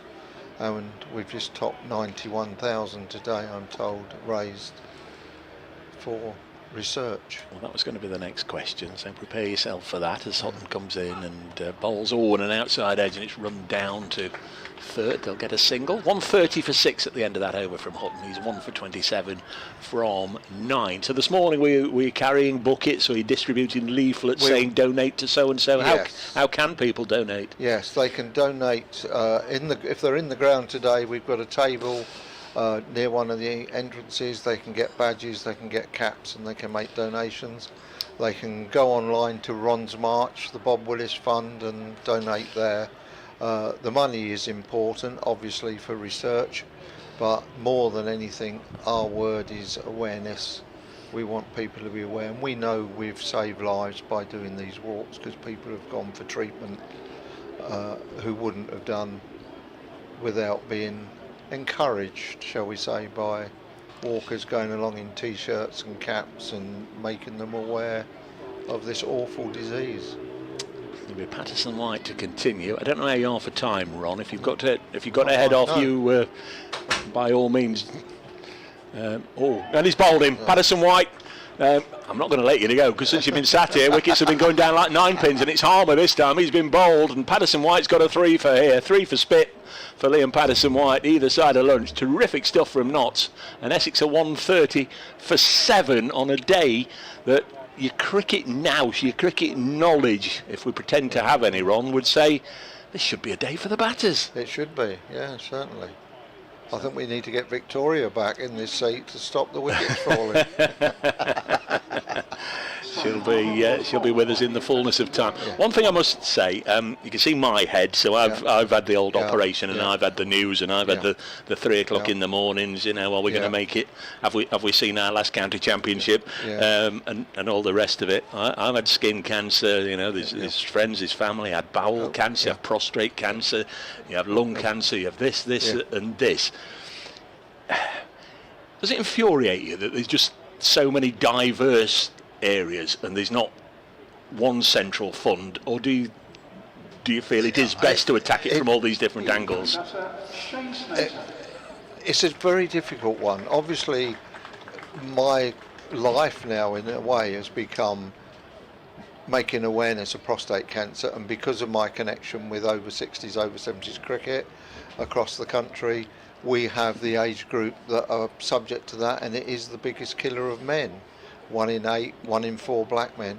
But I do, every time you switch on the television or look at something, there's always someone for cancer or for dementia, or always asking for money. And well, that was the point I was getting at. People don't know whether to put something in your bucket or put something in the bowel cancer or the lung cancer or the Cancer UK or we need a fund that pays for it, and that or maybe what you're hinting at, that you had one charity bucket and it got shared around, but unfortunately our world doesn't work like that, doesn't it? Well, I'll come back to you in a second, because Liam Patterson White to bowl to the new man, Shane Snater, in at 9 for Essex, and he's away first ball. There's been a lot of Essex players so far that have got off the mark first ball, and Snater adds to it, bunting it down the ground and filled by the bowler. I think for a long time the National Lottery, I know they still say it does such good causes, but I also hear it doesn't bring in as much money as it used to, when we used to have the big Saturday night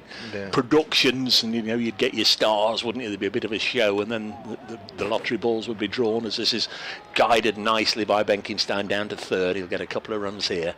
Essex 133 for 7, Benkenstein up to 13, Snater has 1. And I always thought at the time there with the National Lottery, if they said this coming Saturday the money donated is going to prostate cancer, next week it's going to the you know, Yeah. to whatever, Yeah, you know, Alzheimer's or whatever, Alzheimer's, yeah, the blind, yeah, dementia, yeah, or whatever, and you knew what you were donating for.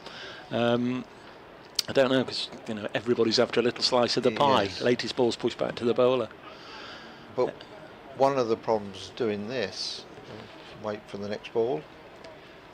It is Patterson White, past umpire Paul Pollard. Notts have got 7 wickets, very nearly an 8th there. That was a bit of a loose waft, wasn't it, from Benkenstein? He knows what he's doing, he's out there, but that did look from afar as if he had a little bit of a hoo-ah outside the off stump. Taken by Verena. He must have just well, he didn't dislodge a bail, but he must have just touched a bail, because he then had to just reposition it to the satisfaction of the umpire. Next ball, he's gone through and he's bowled him. Another one. Terrific stuff this from Liam Patterson White. In fact, it's in the gloves of Verena, so whether it's clipped to bail, no, I think it's just clipped the outside edge on its way through. So that's a good catch standing up by the keeper. And Essex tumbling under the sunshine this afternoon, and they're 8 down, and Liam Patterson White has 4 for 19. And I did say before lunch he was brought on just to dry runs up from one end and let the quicks do their stuff from the other. Well, not a bit of it. Patterson White has a 4-fer, and you wonder, Ron, you know your cricket, you wonder later on in the match what Simon Harmer might be doing. Yeah, true.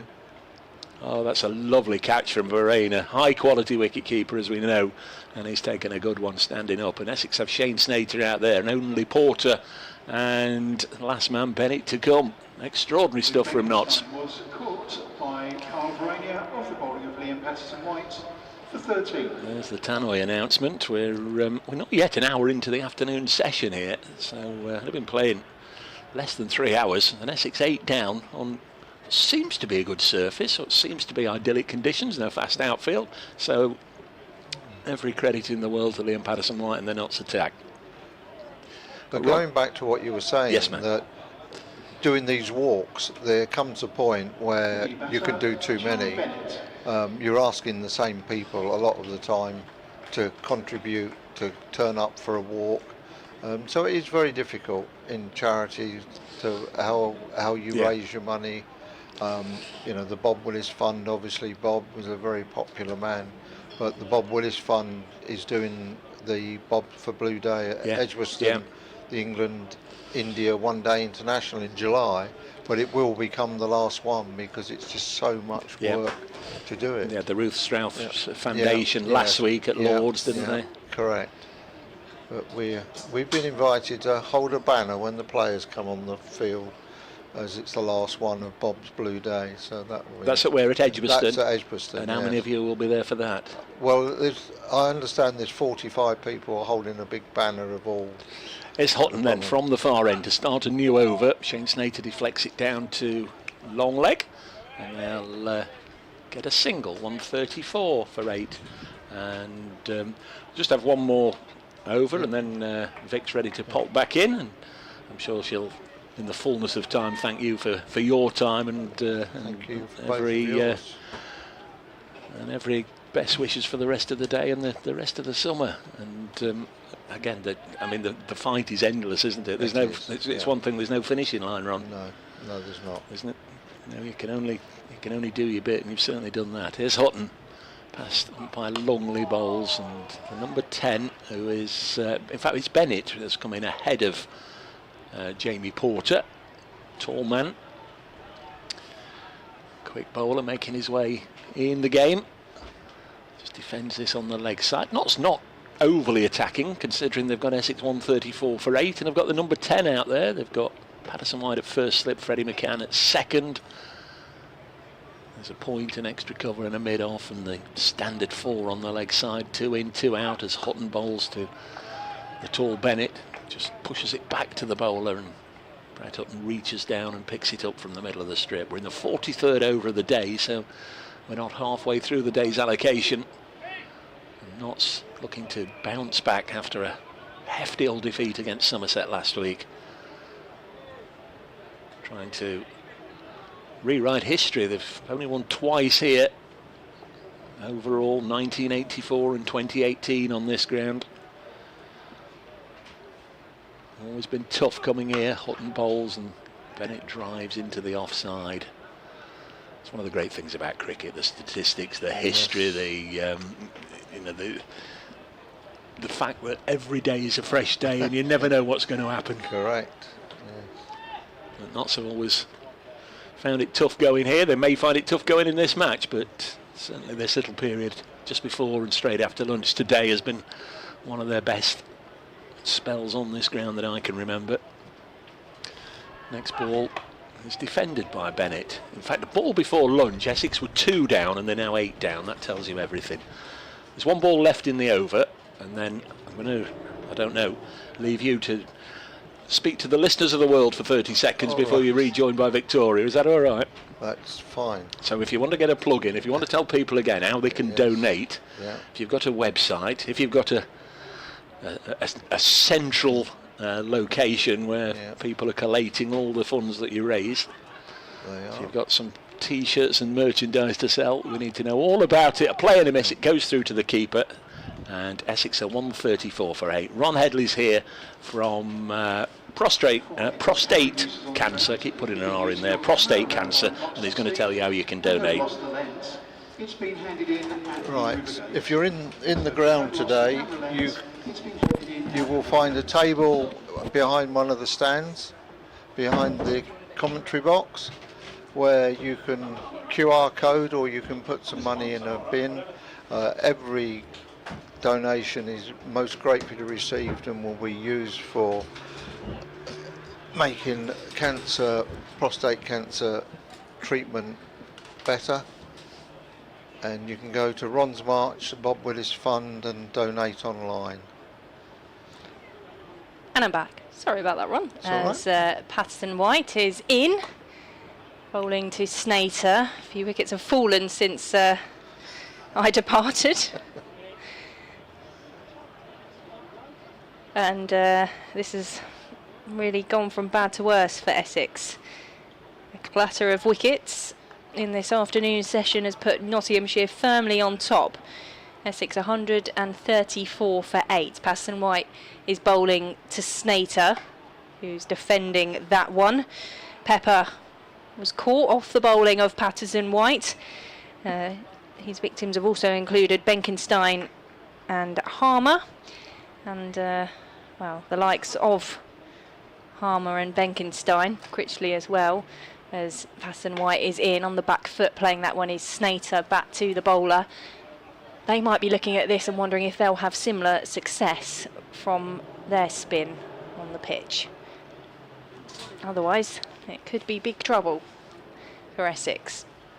134 for 8 in their first innings, as that one pops up at Snater, who's certainly capable in the lower order, but there's some real pressure on him and Bennett, the number 10, at the non-striker's end, to put anything on the board. Patterson White is in. On the back foot is Snater, playing that one into the offside. Is a man out in the deep, the captain Hasib Hamid, coming in off the boundary to collect as they go through for a single. Certainly any kind of batting bonus point looks a long way off. Number 250, the magic number for that. Essex 135 for 8 now. Snater on to 3.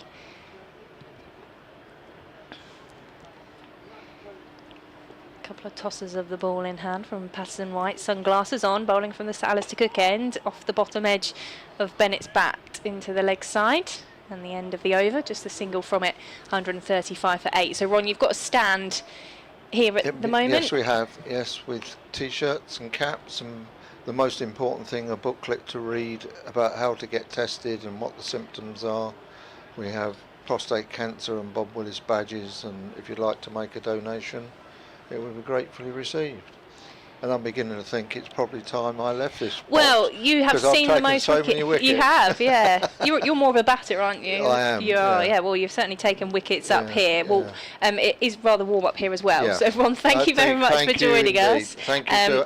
The most important thing is thank you to Essex County Cricket Club and Phil Mitchell for what they've done for us. See you again next year. Thank you very much, Ron. Wishing you all the best. And we look forward to seeing Songs of Praise on the 9th of August as well, seeing that walk. Always good to hear from Ron. So we've got a change of bowling. Ollie Stone is coming back into the attack, 1 for 21. Feels a long while ago now he took the wicket of the Essex opener, Paul Walter. And he comes over the wicket to Snater, flashes into the leg side, wants a quick single, which they'll take. Leaves Bennett facing, and well, I'm beginning to regret going away from commentary, Dave. I only went to take a phone call and I missed how many wickets? 3. Well, it was 87 for 2 just before lunch, and then the wicket, the final ball before lunch, 87 for 3, and then it quickly deteriorated from there. So 6 wickets have gone down. We've still not had an hour since lunch, so 6 wickets have gone down well inside an hour. 4 of them to Liam Patterson-White. Stone from the far end bowling to Bennett, who remains on naught. Thought about just having a little dab at that one, but decided against it. Not sure if he's got much in the way of batting credential, Charlie Bennett, but he's come in ahead of Jamie Porter, so he's either won the toss or he does have a little bit about him. Yeah, I thought that was interesting that he has come in ahead of Jamie Porter, who scored a maiden 50 on this pitch not too long ago as a night watchman. He's back in the shed, no doubt, with his pads on. Stone bowls to Bennett, showing good technique here just to drop this on the leg side, and there's no addition to the total. Lovely to chat to Ron Headley. Have you put your name down for the first walk at Trent Bridge? Yeah, of course. When he said it wasn't too strenuous, just a couple of miles around the block. No, that'd be very nice indeed. Some lovely people on the circuit. Not necessarily on the field. Oh, this is pulled short of mid-wicket. It's a little bit like a wicket that Sonny Baker got yesterday in the Test match, or was it the first day of the Test match? Daryl Mitchell, wasn't it? He just pulled a ball to mid-wicket, and this fell just short of Lyndon James. Otherwise, Notts would have been already celebrating their full haul of bowling bonus points. They need 1 more wicket for that. They need 1 more wicket, or 2 more wickets to end this innings. You're down for another stint here on Monday, aren't you? I wonder if will I be here? Stone bowls, and it's dropped on the leg side, and there's no run. It looks like the sort of surface where this morning I was thinking, well, this is a deep into day 4 pitch, unless one of the sides bats poorly. You can apply your own punchline at the moment. Going to have a short leg in, I think. Jack Haynes just taking a helmet from Liam Patterson-White. It's going to pop in there at short leg. Whether it's just to make Charlie Bennett think he's going to get one round about the grill from Ollie Stone, which wouldn't be the biggest surprise in the world, or whether he's going to double bluff him and try and york out his middle stump. 2 slips, Patterson-White and McCann. Haynes at short leg. The 3 close catches. Just getting fine leg fine. Make him think as well if there's a top edge that goes over the keeper. There is Stone, pitched up, and Bennett was ready for it, and he played it nicely. Last ball of the over. Just 1 from the over. Ollie Stone through 7 overs, and he has figures of 1 for 22. He's not given much away today, actually, Ollie Stone, up to this point.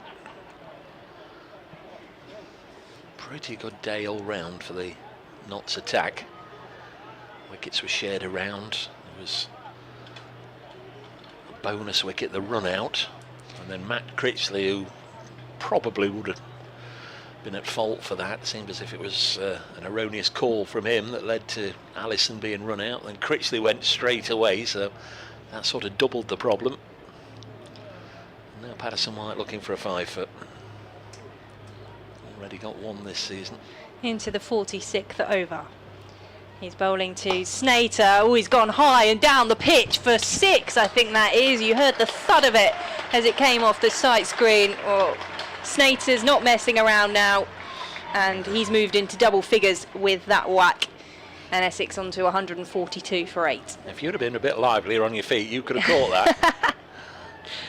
Definitely catchable He up should have here. dived out of the window to my left-hand side, maybe. Yeah, he might be aiming for the windows as Patterson-White is in on the back foot this time. Snater just plays it back to the bowler. Well, I think he's probably thought, okay, if there's a delivery here that I can take Yeah. on, we need to put as many runs on the board as possible. And you know, with that lower order, Snater is the one to do it. As Patterson White is in on the back foot, played into the offside by Snater, doesn't even entertain the idea of a quick single. I think that's the most frustrating thing from an Essex point of view, is that Wesley and Allison were the two that looked most comfortable at the crease. Wesley caught just before the lunch break as Patterson White bowls to Snater on the back foot. He's clipped that one into the leg side. There, he's a man out at deep mid-wicket as they come back for 2. It's not where he intended it, but good running between the pair. Come back for a couple, 144 for 8. It was interesting that they turned down a single from the third ball, so we've now had 4 deliveries. Just wonder if we might have a game within a game here as he tries to make sure he keeps straight. Patterson White, and that one just pops up and Snater gets out of the way. It's through to Arena with the gloves on. But yeah, just really frustrating for Allison, who was on 19, but he looked like there were runs out there for him, and I think key to Essex rebuilding was having him there at the crease as Patterson White into Snater defending end of the over, and we've had 8 from it, 144 for 8. But yeah, it was a bit of a gift to Nottinghamshire, that run out, the single that wasn't really there, called by Critchley himself, then LBW to O'Neill, and Patterson White then picking up 3 quick wickets of Benkenstein, Pepper and Harmer. Does it give you a bit of hope that there's something in the pitch for spin? Maybe, but that doesn't help Essex 8 wickets down with only 144 runs on the board. No. In the end, those last 2 balls, he didn't really go looking for a single. So whether Shane Snater has decided to set route at that end, I'll face the gentle spinner. You can face the 90-mile-an-hour bowler, Charlie. Good luck, mate. Bennett, naught not out from 11. Facing the 90-mile-an-hour bowler, Ollie Stone. And first ball of the new over is wide enough to be left alone. Good crowd in. Normally say Friday afternoon they'll bring the laptops and say they're working from home, but it's just too glary, as we can tell for ourselves from being able to look at a laptop or a tablet or a monitor. It's very, very glary, hazy sunshine, very warm, very bright, very glary. I can't work out to our left in the other press box if that's a makeshift kind of sun shield for a laptop or if it's a proper one. But either way, it's good invention. It's effective, yeah. Stone bowls and beats Bennett again on the outside, but once more I think he's just held his bat in the line of the off stump. I think this morning, I'm pretty sure this morning, the monitors that we could see, the live feed of the live stream, was running absolutely at the same time. When Ollie Stone sets off running, it was setting off running, but now it's all right. I was going to say it's about a second behind, which is great, because then we've sort of got the instant replay about a second behind, which is I was just going to absolutely perfect. You were going to turn reboot it. Well, no, I was going to turn the other scoreboard back on, but you might be able to reach the controls better than I can to your right. Oh, here she goes. This is pushed into the offside. You tell me what you want me to do at the end of the over and I'll do it. Okay. Let's buy your binoculars. Buy me binoculars. No idea where my binoculars are. I haven't used them all day. 144 for 8. You haven't needed to. What have we got? 3 balls left in this Stone over. Not had any Lyndon James since lunch. O'Neill, Hutton, Stone. They will sure just take it in turns from the far end, and did say Patterson White would just book in for bed and breakfast at this end. Stone bowls a bouncer, pulled away for Bennett's first runs, waiting for it, gets hold of it, and I think it'll run for 4. It will indeed, and there's the biggest cheer of the day. He's hit it out towards the school stand. And the Essex cries go out. Crikey me. It's like a T20. Crikey, they've enjoyed them. So that's just made their day, hasn't it? A nice 4 from Bennett. Gets the short ball.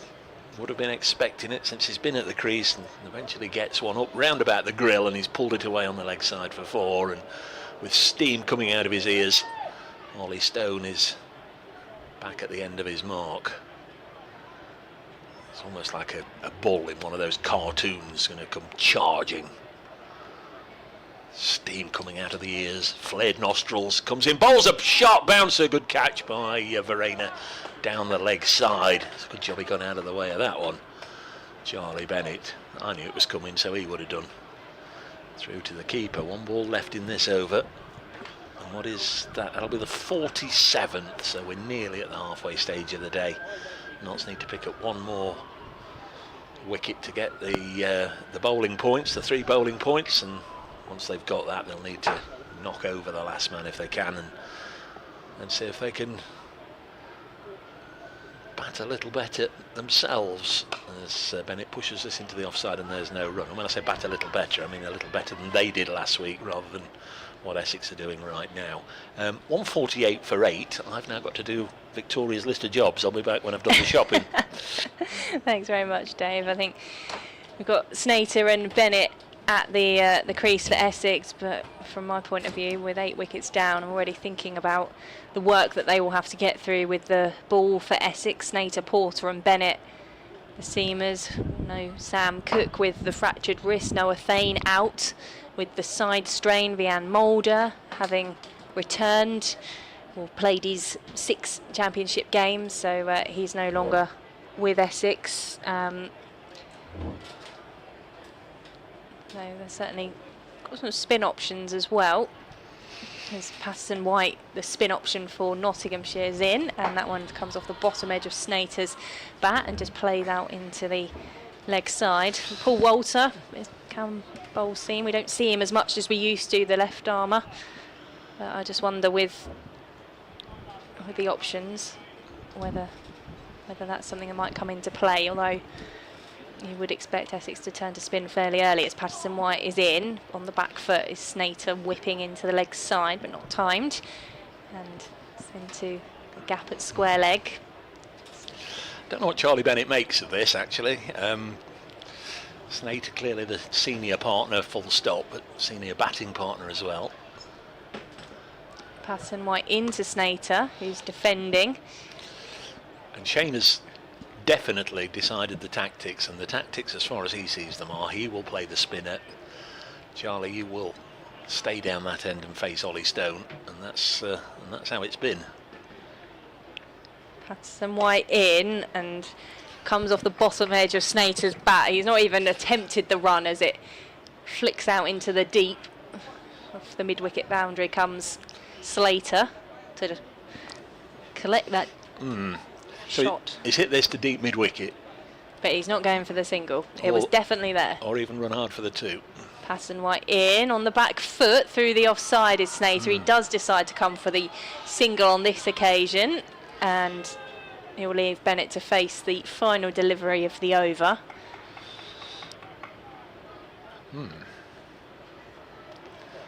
He heard me going on about it for 3 or 4 deliveries and then decided to do something about it. So Bennett will face Patterson White, who is in, and he gets low to try and cut that one away. Misses the ball, and it is a dot to finish the over, 149 for 8. Shane's gone down there and said, I didn't let you face that final ball just to play a lazy cut shot away from your body, giving yourself the chance of getting out.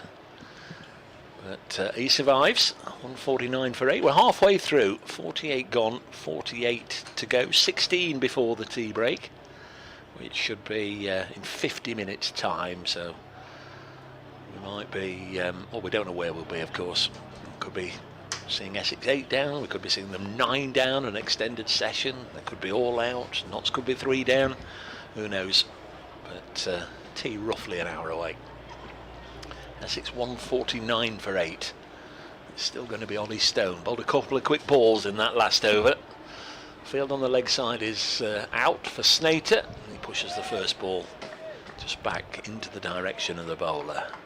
He was struggling a bit with his knee last week. He got through a huge amount of work bowling for Essex. Even more reliance on him now with the injury to Sam Cook. Snater. Yes.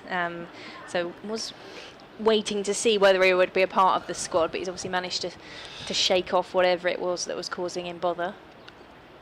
One of the joys of watching Essex over the last 4 or 5 years is wondering what hairdo Shane Snater would have as Stone bowls, and this is left alone. I think there's been the odd reference to a badger in the past. I think him and Noah Thane must be in competition for who can change their hairstyle the most often. He has had that, do they call it a Malin streak? The whitey streak at various times in the past. Whatever he's got at the moment is tucked underneath that Essex helmet. Liam Patterson-White suggesting the field is be brought in a bit. He was waving all the way down to Amid, who's on the long-on fence. You don't very often get captains running the ship from that far away. Snater will chop this to backward point and they'll get a single, and that's the 150 up for Essex. You get nothing for that except a smattering of applause. And hopefully a cheer from the school children when they realise. There we go, just on cue.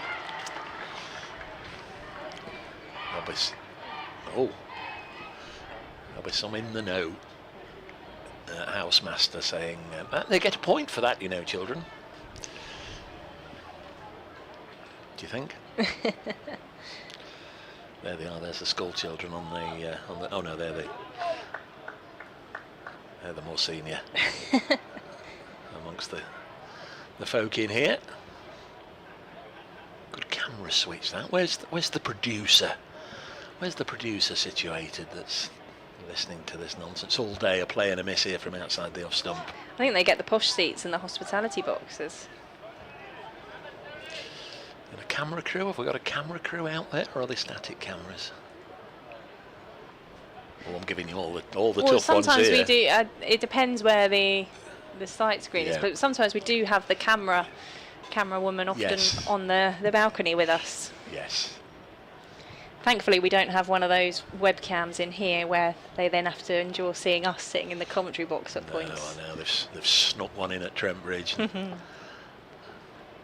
be a lot of things, but I'm not the face for popping up on your live stream in the middle of the afternoon as this is eased into the offside. And there's no run. Brett Houghton bending a little stiffly down to get the ball.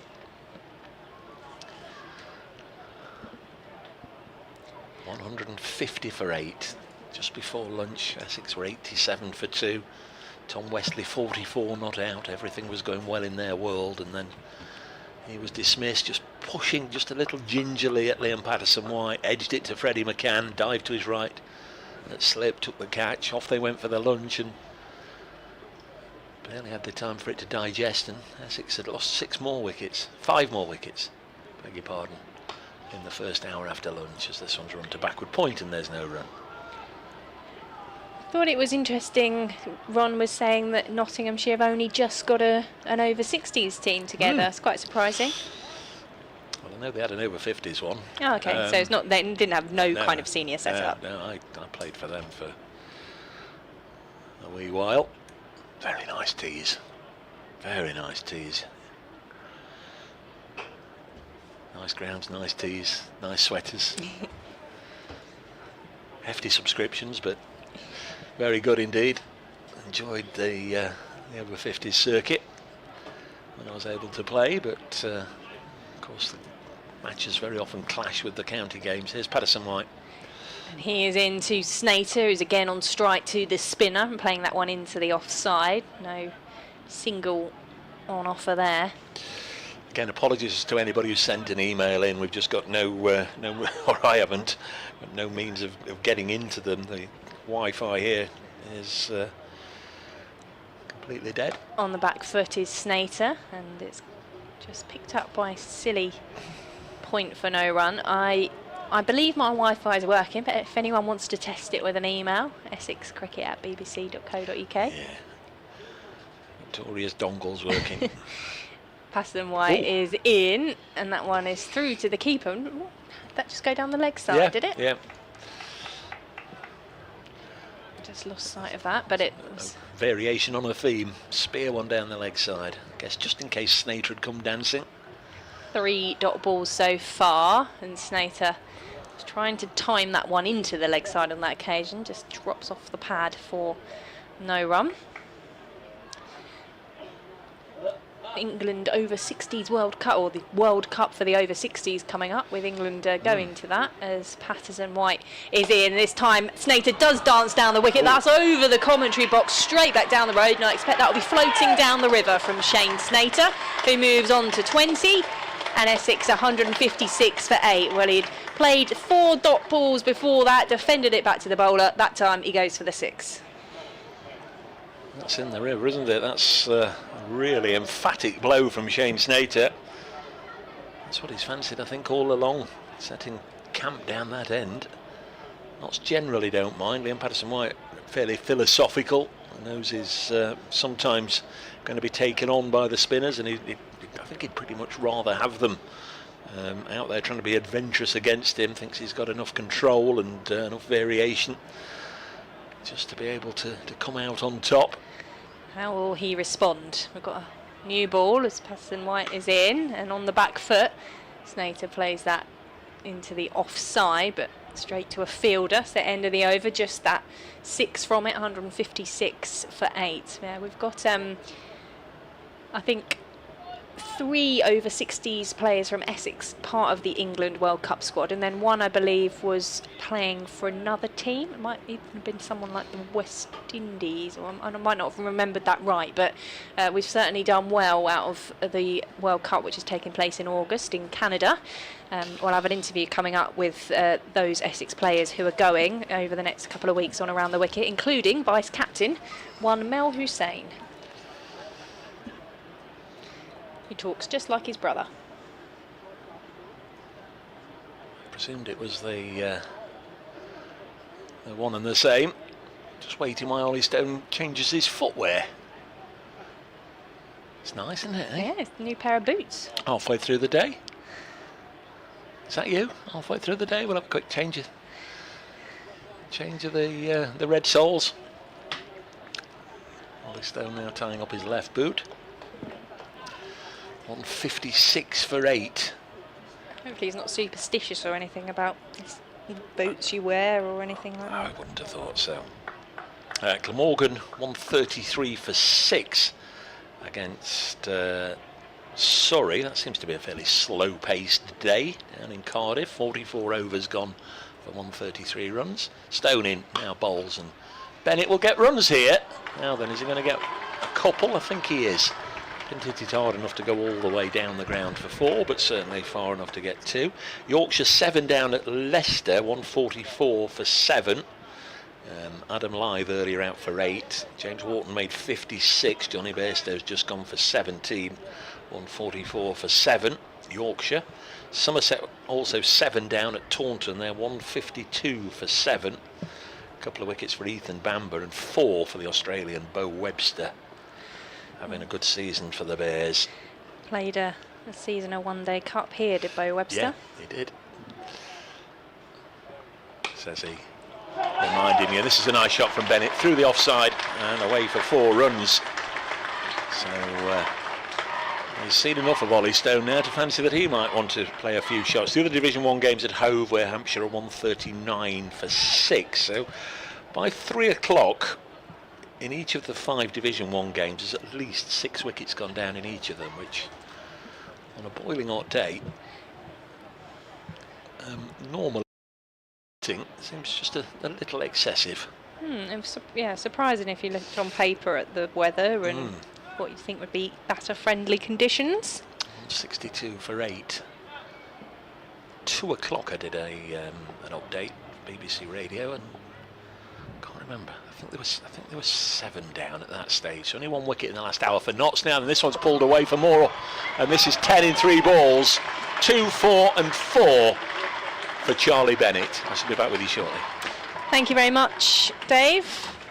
Now, Shane Snater and Charlie Bennett trying to put as many runs on the board as they possibly can, after Essex had lost those quick wickets at the start of the afternoon session. Yeah, mate. And Charlie Bennett has moved on to 14. Shane Snater's on striker's end on 20. 166 for 8 now are Essex, with Stone having conceded those 10 In comes Stone, he goes short again, it's pulled and over the fielder, which was Hasib Hamid at mid-wicket, and away for another 4 runs from the Essex youngster. Well, he might be lower down the order, but he's getting these shots away at the moment for Essex.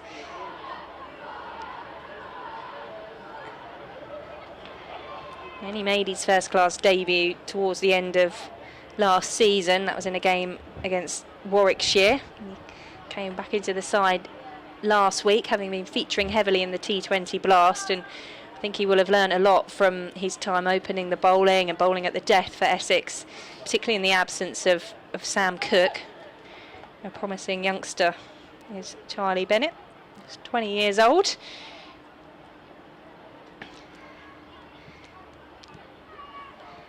As Stone is in, or that's come off the bottom edge of the bat, but it might get its way to the boundary, or is it going to be cut off by the fielder?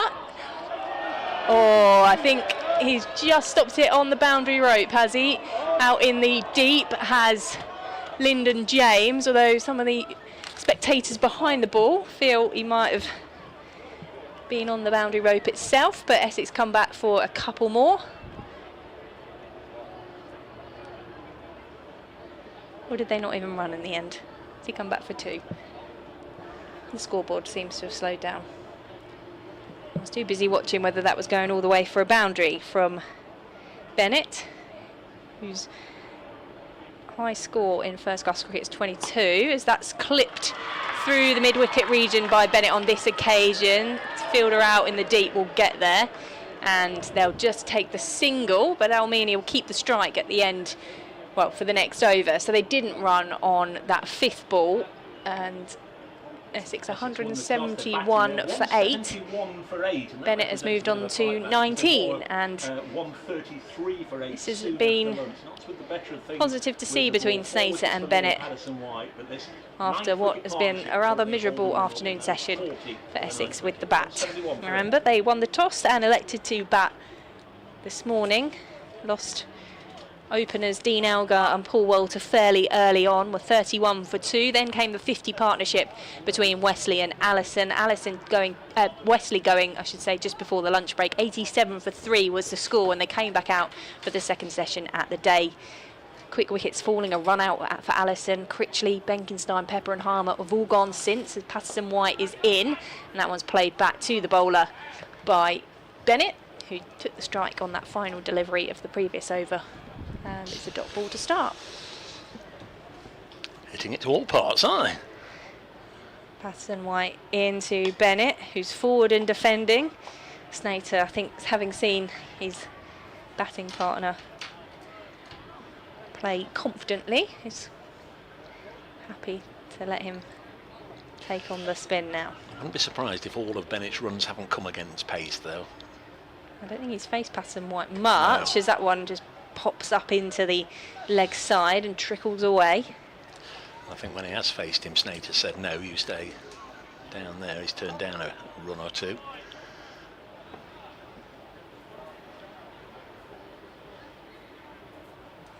In comes Patterson White to Bennett, who defends that one.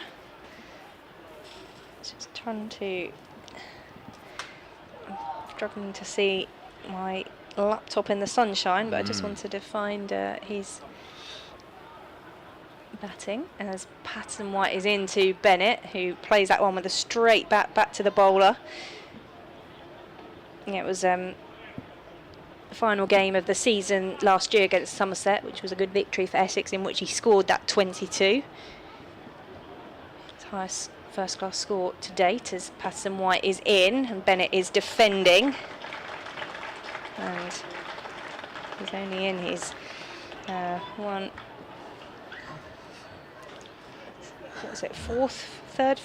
first class game. End of the over, 171 for 8. Yeah, normally at the end of a maiden there's applause, you're applauding the bowler. I fancy it was the home crowd there really applauding Charlie Bennett just for seeing it through so effectively. defended it nicely. So 2 contrasting overs there from Bennett, hitting the ball to all parts in the previous over, getting a big bundle of runs and then getting down to the far end and then pushing 6 in a row back to Patterson White. Bowling change, no surprise after Ollie Stone has gone for a few, gone to lick his wounds, and has been replaced by Fergus O'Neill. 13 overs, 1 for 38 for the Australian, who comes in right arm over the wicket, lengthy approach, bowls, and Shane Snater blocks this onto the offside. Snater on 20, Bennett on 19. The last wicket went down on 133. So they've added 38, which actually seems like rather a lot more, but in the context of the game, 38 is very handy. Second highest partnership, I would venture to suggest, after the 3rd wicket one. Next ball pulled by O'Neill and driven down the ground to Hamid at long on. Don't think the crowd had seen Asib Hamid, and they end up booing not booing the Nottinghamshire captain, but they thought, I think, it had gone for 4, and then Hamid popped up on the boundary. 172 for 8. They won't want to go home. I imagine in the next hour or so they'll be off, end of the school day, but they're quite enjoying themselves in this afternoon session as the umpires are coming across to have a chat. Haven't taken a wicket for a while, so we'll try the old, we think the ball's going out of shape, Mr. Umpire. Did we have a change of ball when the Snater hit the 6, or did they get that one back? I think we had a change of ball, but I didn't actually see the act take place, but I think we had a change of ball. One of the umpires ran off down below us. Yeah, of course, sure then he's out of sight. And I was chatting to, I don't know, was I chatting to Ron? No, I was chatting to you. It was me, yeah. It was you. So no, you were on comms. What happened, Victoria? Can't remember. No, I can't. I think they must have changed it. There was no way they were getting that one back. And we haven't had a change of ball here. They've seen that it's gone through one side of the gauge and not through the other, giving it back to Hamid, who's given it to O'Neill, who comes in now, bowls, and Bennett slaps this into the offside, and unseen by me, somehow the ball has eluded Jack Haynes in the covers and gone out to Ben Slater in the deep. We are sort of playing dodge the panels between the windows. What do you call them? Windows. Yeah, the windows, the panels of the windows. You can see through one side and then you have to reach and see through the other. As this is wide of the off stump. I thought he'd hit it straight to Jack Haynes, but then the ball emerged the other side of the window pane out to Slater in the deep.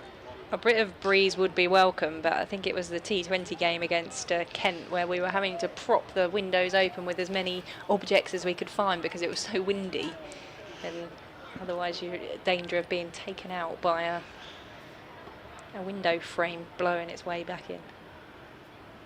O'Neill once more bowls to Shane Snater, and the 5th ball of the over. Is happy to take a single, guiding it to Liam Patterson White, actually, who's come out of the slips. Deepish backward point. One more to the tally, 174 for 8. Essex clearly would have wanted to get up to well into the batting points at the start of the day when they opted to bat first. From here, I'll just be as grateful for as many runs as they can get from this situation. O'Neill bowls, and this is again run to Patterson White at point. They just know that whatever they post now is almost certainly going to be under par, so they're going to have to recover lost ground with the ball, Essex, as lots have done in the first hour after lunch here. 174 for 8 at the end of the over. The Essex physio is out on the pitch along with 12th man. Can't see if he's giving any particular attention to anyone. I don't know, it's just maybe some medication. Nobody looks in No one's in any pain too or much distress. Test match, second time round, New Zealand 63 for 2. A wicket for Jofra Archer and a wicket for Josh Tong in that one. New Zealand had a first innings lead of 100, which makes it nice and simple for us simpletons. The lead is 163 for New Zealand. I guess you always expected Josh Tongue to be part of the England setup this summer, and therefore that was all prepared for when it came to the Nottinghamshire bowling attack. Yeah, very much so, yeah.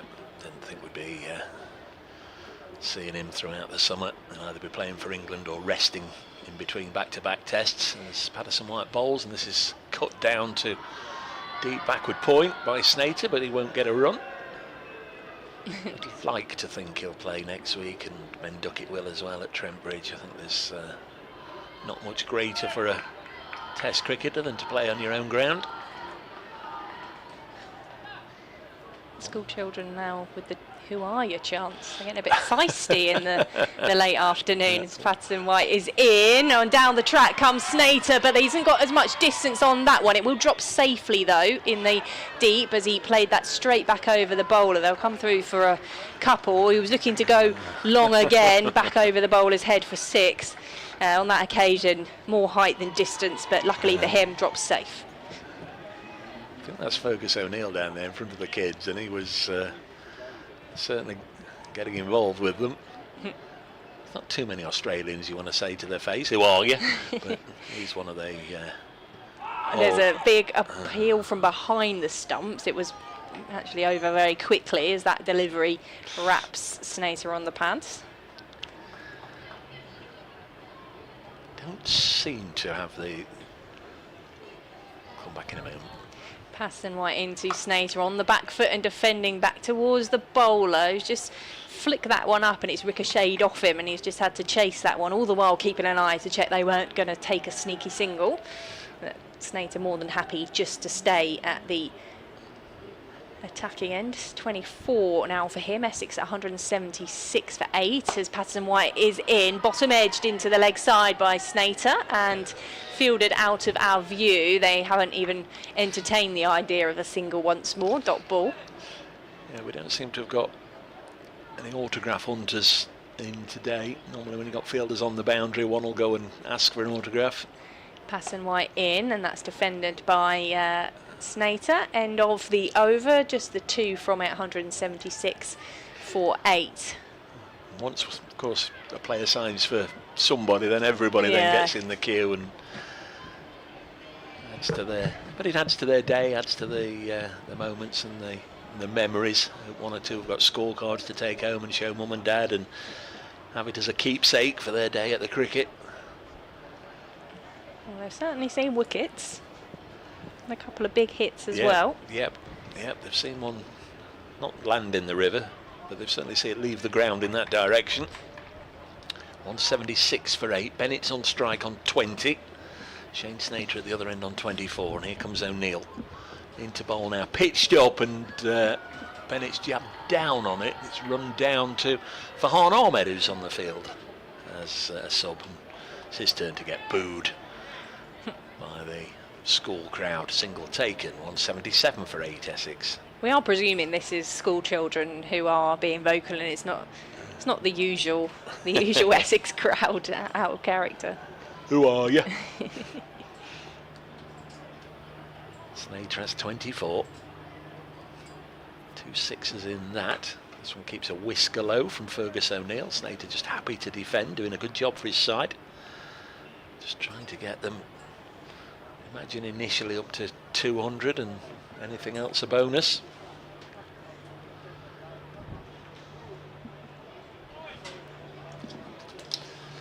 This is the 55th over, so back for another 9 overs.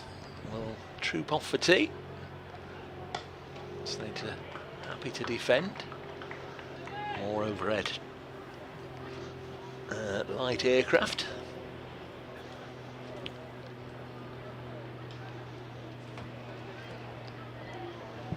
Start of a 4-day match, remember, all across the country. If there's a county near you have started today, they'd very much appreciate you popping along and supporting them over the weekend.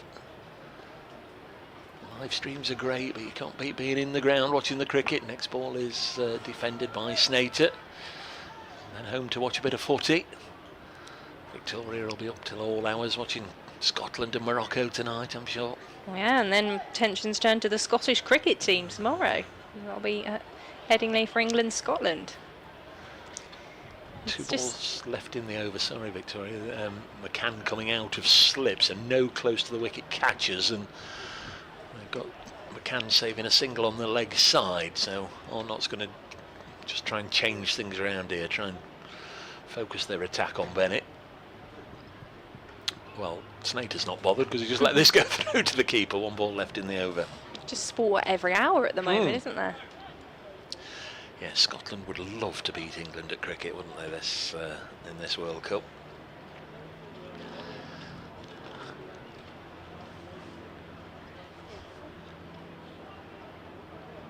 England women's test side announced yesterday, was it?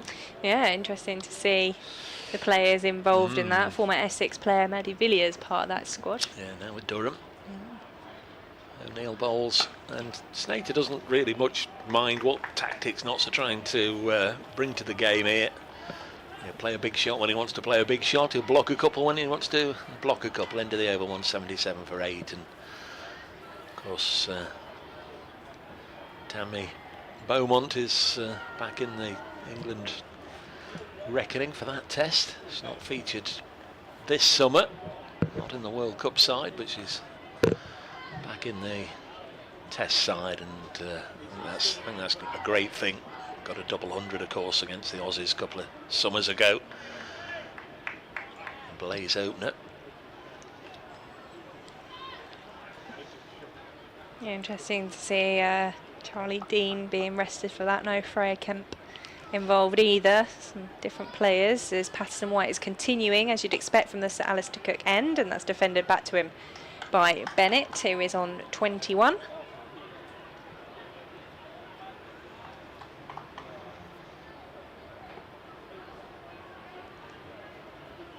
And comes the Nottinghamshire spinner.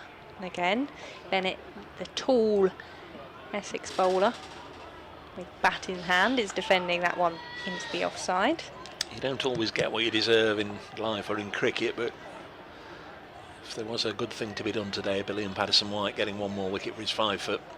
As he is in, and that one's just edged out into the offside. The gap between silly point and slip, but it is fielded. And again, Essex not necessarily trying to score quickly, but just eat up time, play sensibly. 8 wickets down. 177 runs on the board as Patterson White into Bennett. He's edged that one to slip and he's gone, and he hits his bat in frustration because he just had a prod at that one really and edges it into the slips, and he's one short of his best first class score. And for Liam Patterson White, that's another wicket to his tally.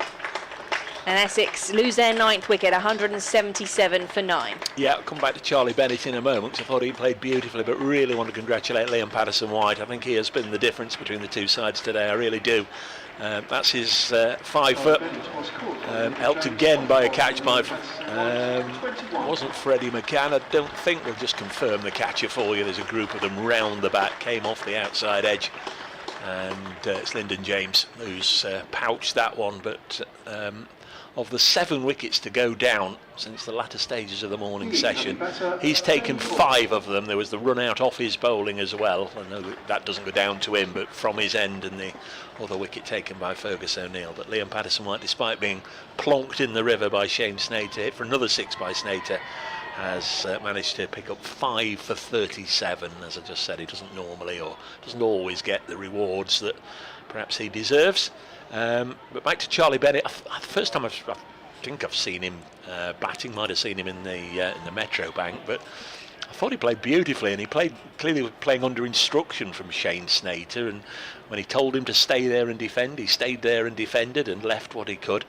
And just when he got that little bit of confidence against Ollie Stone and started to hit out, he played some lovely strokes, didn't he? And I was very impressed with Charlie Bennett.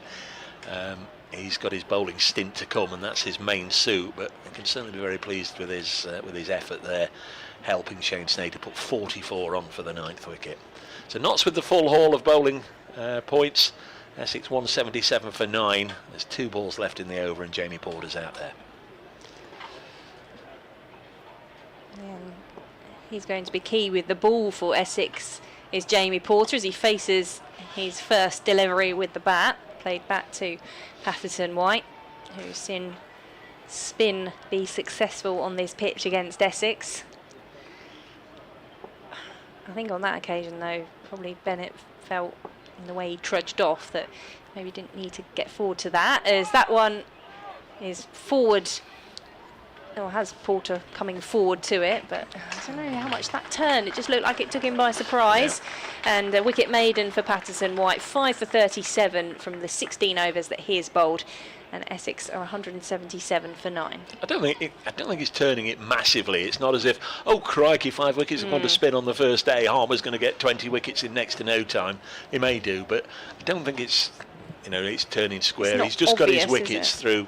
The spinner's old friends there, Flight and Guile. He's just varying his pace. He's just tossing the odd one up. He's pushing the odd one through.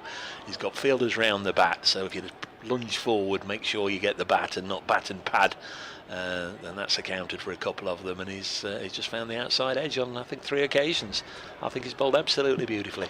1 wicket to be taken here, and now we've got the game within a game, as I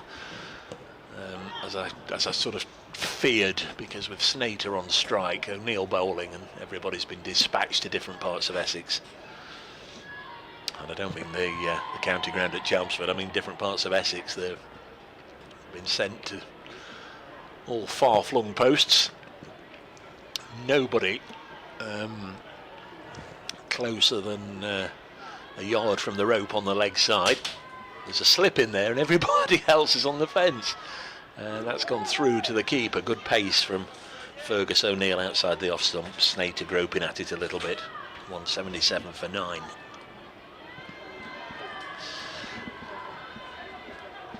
Tea is about 18 minutes away. I think we're sort of in that area where if a wicket goes down now, they'd take tea, and that would mean a super long spell for the Essex bowlers after tea.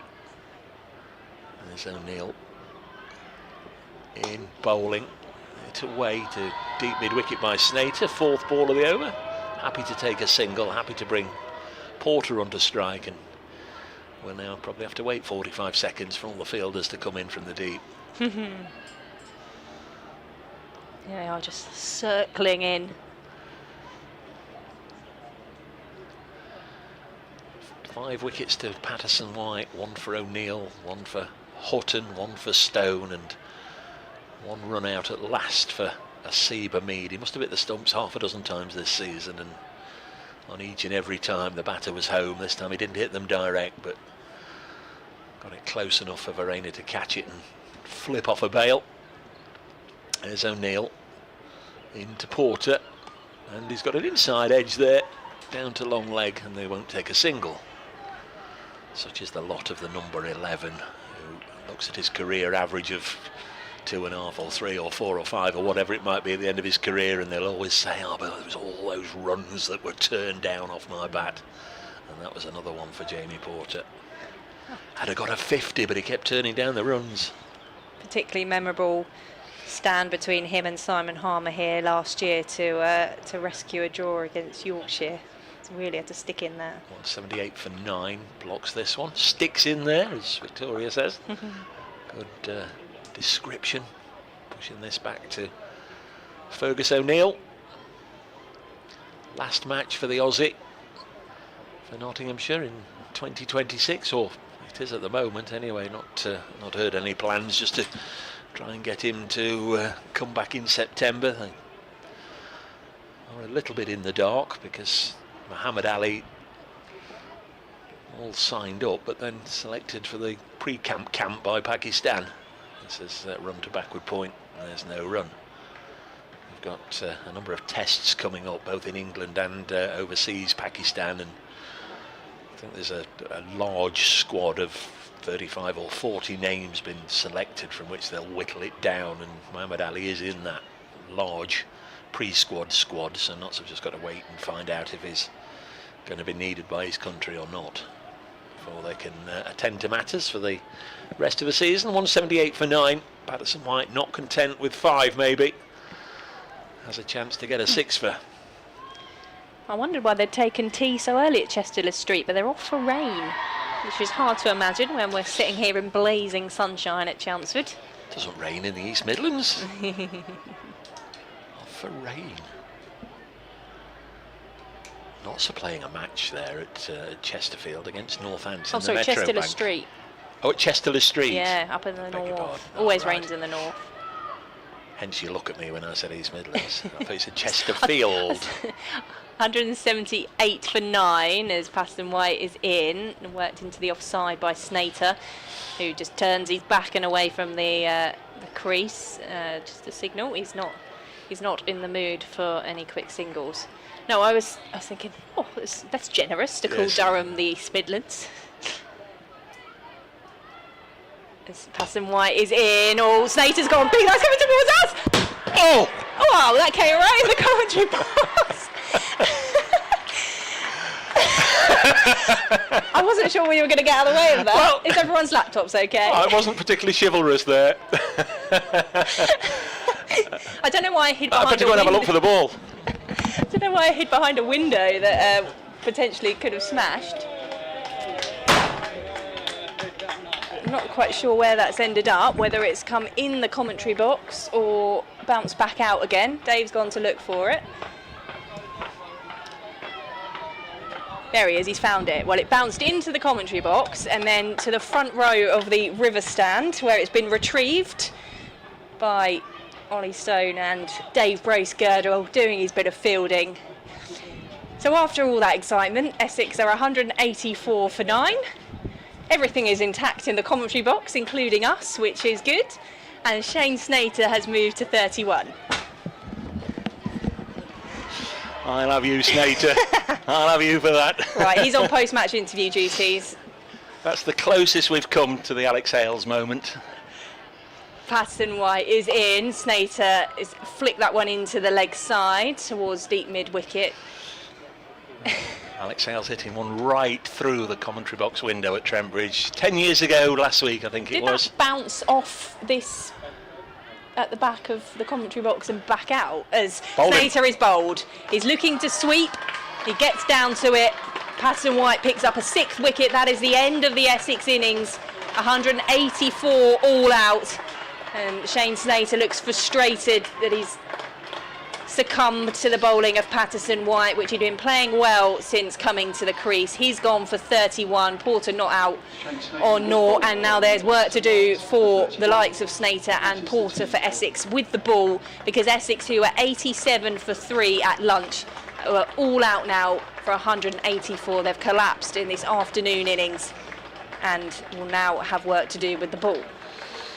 That's been extraordinary, hasn't it? 3 down at lunch, and Essex didn't make it until the tea interval. 184 all out. 6 wickets for 43 for Liam Patterson White. Just checking previous career best. Yeah, it is the first time he's got 6 in an innings. 5 for 41 is previous best. So that's terrific stuff from Liam Patterson White. 6 for 43 from 100 balls, 16.4 overs. We don't need to calculate that. We know what 16.4 is. 6 for 43, wickets for Hutton, Stone, O'Neill, and there's a run out. Tom Wesley 44 from 66, the top scorer for Essex. Shane Snater made 31, Pepper 24, Bennett 21. Patterson White going for 3 sixes as well in that. 6 for 43. No batting points for Essex.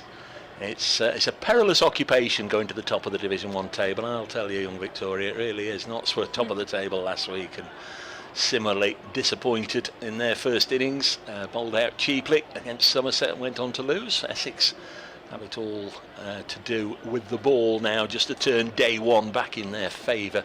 Not heard any announcement that there'll be a tea interval or just a 10-minute interval. I'll make it just coming up to 3:30. I guess we'll find out in the fullness of time. Did anybody see that coming? That's the question. The Essex collapse? Yes. Yeah, no, I think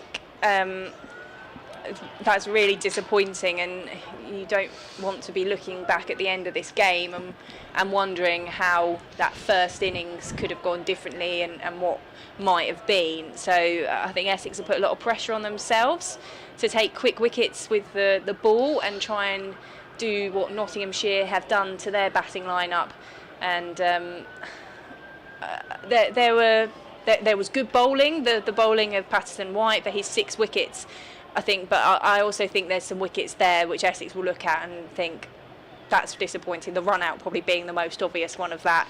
Charlie Allison, who'd been looking good for his 19, ending up run out on a needless single, and you know, how could him maybe going on to 30, 40, maybe even 50 if he'd been able to stick around. That could have been the difference between Essex getting at least 1 batting bonus point to, in the end, not getting any, and they'll now be relying on the bowling bonus points if they can pick up those quick wickets. But we know that they are hampered slightly with their bowling, and that's not a slight on those bowlers who are available, but they are short of the likes of Sam Cook, of Noah Thane. They haven't got Vian Mulder as an option anymore, so there's more work for the seamers to do, Snater, Porter, Bennett, and we probably will see quite a lot of spin as well. Should we have a cup of tea? The players are going to have a cup of tea. Confirmation that it is tea, so when we come back out, Nottinghamshire will begin their innings. I hope you can join us then on the BBC Sport website and app, and on the live stream as Nottinghamshire begin their reply. Essex all out for 184.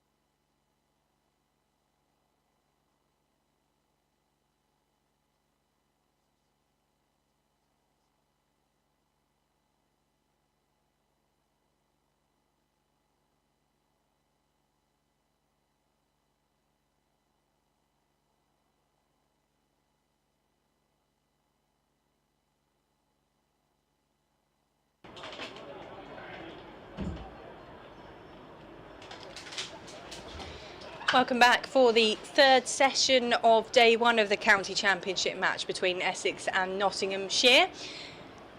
As Nottinghamshire will begin their reply to Essex's first innings scores of 184, all out. The Essex players in a huddle on the pitch, and the Nottinghamshire openers making their way out to the middle. And Essex, having lost a couple of early wickets and then started to rebuild, having been 87 for 3, then collapsing to 184 all out. Bit of lower order resistance between Shane Snater and Charlie Bennett. Bennett making 21 and Snater making 31 in order to help Essex climb to that total, but they miss out on any batting bonus points, and they'll now be looking to their bowlers to see if they can find those bonus points with the ball instead. Haseeb Hameed and Ben Slater into the middle, and they will be looking to make a big old dent in this Essex first innings score. And welcome back, everybody, to Chelmsford, ahead of what should be a fairly lengthy final session. 38 overs left in the day, so it'll be tough going for the Essex side to be out there for 38 overs in one session, but if they take a few wickets it won't feel as bad. Here is Porter then to get things going, bowling to Hameed, who just chops this down. Down below us, it's gone for 4, so Hameed off the mark, so that will greatly delight the not skipper. I was just looking, 1, 2, 3, 4 first innings ducks this season. Haseeb Hameed, he has had a century this season against Warwickshire, but by his standards having a really lean time. Hameed 285 runs at just 23. Last year, of course, leading run scorer, 1,250 runs, had a fabulous season, leading Notts to the County Championship. He was a Wisden Cricketer of the Year. There's Porter in again, wide enough, and Hameed leaves it alone. But this year, just that one score over 50, which he went on to convert into 3 figures. At the other end, Ben Slater has been awarded a benefit by Notts for next season, or a testimonial as we say these days. 588 runs this season at 49 apiece. He's been far more consistent. 1 century, it was a big one, 178. 4 50s as well for Ben Slater. Hameed right-handed on the strike. Lets this go through to the keeper. 10 England test caps for Hameed, split across a very early part of his career as a teenager at Lancashire, and in 2021 when he was recalled by England and then went on that ill-fated Ashes trip. Very much a Lancastrian, but very much part of the Nottinghamshire success story under Peter Moore's club skipper, hugely respected, drives this elegantly into the offside. He'll get a single, 5th run of the innings, and that means a switch over for the left-handed Slater. Just a word on Liam Patterson-White, career best figures confirmed, 6 for 43 for the slow left-arm spinner, all in one session as well. Victoria, he came on just before lunch, and I did say it wouldn't be at all surprised if he just stayed on at this end now, let the quicks rotate, and that's how it panned out. Whether if somebody else had played a Shane Snater-like innings and tried to get after him earlier on, whether Hameed would have given him a breather, but it just didn't pan out like that. Into the wicket straight away. So Slater to face his first ball, textbook solid block into the offside, and there's no run. Just 2 slips, not overly attacking. Porter nowhere near as quick as, say, the likes of Ollie Stone. Just gets it up there, and nagging accuracy and consistency all day long.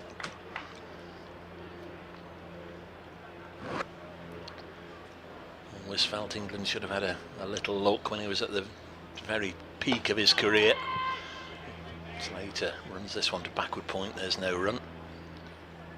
And that's the end of the first over, 5 from it. Nottinghamshire batting much earlier than they would have expected after bowling Essex out in 57 and or 57.4 overs, I think it was, inside 58 overs. Quite an extraordinary turnabout, because I'm pretty sure they were sort of indicating this morning that Notts would have batted first as well.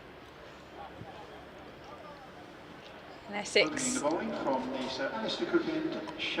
have Shane Snater opening the bowling from the Sir Alistair Cook end. So his cameo with the bat came to an end, and he's called into action to open the bowling. Of course, the absence of Sam Cook has promoted him to opening the bowling. Thought it was going to be Dean Elgar off his long run to start with, because Elgar's just put the bowling marker down. He's 30 yards back at the end of a run. But meanwhile, I don't think Shane Snater's too happy about the landing area, is he? Has he called for the ground staff to come and do a bit of tampering? Yeah, he's come to speak to his captain, and just having a bit of a chat. Umpire involved as well. We always talk about the footmarks outside the left-hander's length to create a little bit of nuisance for the left-arm spinner Liam Patterson-White, but it seems as if it's been flipped on its head here. Liam Patterson-White, the left-arm spinner, has created a bit of a crevice there that Shane Snater doesn't want to fall down. Yeah, they're all just looking at one particular patch. And nothing much. Oh, here we go. Here we go. Vroom, vroom. Here comes the tractor. Vroom, out to the middle. What have they got? Stuart Kerrison to the rescue. Now, what seems to be the problem, gents? I'm sure he doesn't speak like that. Nobody speaks like that. What's the problem? Let me know and I'll sort it. Get the shovel on it. Bit of shovel. Get the old tamperer, that thing they bash down. Oh. Get the digger out there. Oh, yeah. So, a little bit of a hold up here. The umpires, of course, will. Oh, you can hear the noise of that, can't you? Yes. Yeah. Umpires will obviously allow a couple of minutes for this. This won't go against Essex's bowling time.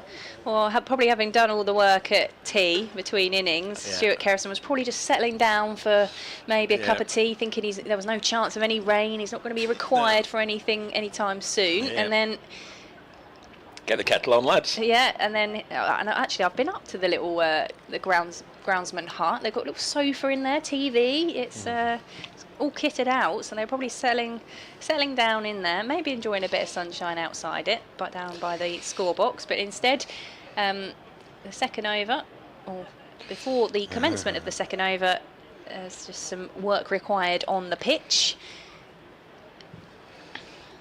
It's still ongoing.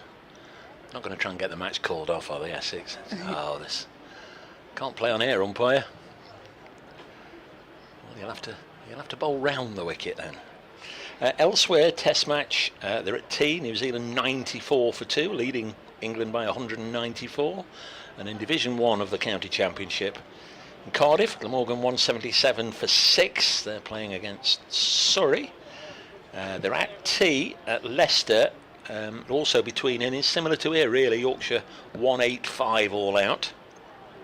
Somerset are all out as well at Taunton, they're having tea. Somerset 208 all out, so not many batting points. In fact, none, because Hampshire are now all out at Sussex for 191. That's extraordinary, isn't it?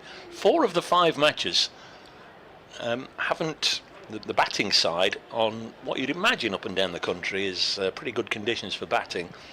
There's only one match, one ground in the 5 in Division 1 that's gone into a post-tea session with the side still batting, and that's Cardiff, where Glamorgan are 177 for 6. So bowling points to be had. Also in Division 2 at Chesterfield, Lancashire was skittled out for 161, Derbyshire 50 for 2. Chesterley Street, they're playing again. Victoria told her it was raining earlier. Durham fans will be hoping it carries on raining, because Vasconcelos has got 100, Proctor's got 58, they're 187 for none. Shane Snater is now happy, and he is in and bowling to Hamid, plays it to point, where it is fielded for no run. 187 for none then, Northants. Kent 175 for 3 against Middlesex. Gloucestershire 171 for 4 against Worcestershire. I love it when there's a full round of matches to just keep half an eye on. Division 1 so tight this year. Hampshire have only taken 3 batting bonus points all season, I was reading earlier, as Snater is in to Hamid, up on the toes, playing through the offside. That one's going to race away to the boundary for 4. And he found the gap between the covers and point, and plays that away for a second boundary of the innings for him. He moves on to 9. Not a 9 without... No, that can't be right, is it? Yeah, he scored all the runs so far, has he? Yes. 9 without loss. Such a long break between the first over and the second. I'll blame the heat as well. So third ball of the over from Snater into Hamid, leaves that one alone outside the off stump. Yeah, comparing Hamid's figures for last season to this season, it's very much night and day. As said earlier, he's already had 4 ducks. He's been bowled, I think, 6 times. His last 5 scores in the county championship: 7, 12, 0, 0 and 25 in the second innings against Somerset. He's working hard, continues to work hard with Peter Moore's little comeback. Snater is in for a delivery, which is defended by Hamid. Well, everything you've said there indicates to me, Dave, that Yeah, this could be the turning point. You talked a few wickets earlier. Now you're trying to talk Hamid into some runs. You know my game.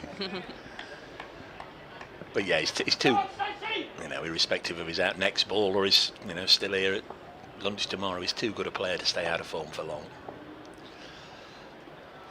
Couple of dot balls after that boundary. Snater is in. That one's played through the offside and well stopped at backward point by Benkenstein as they come through for the single. Into double figures, 10 without loss now.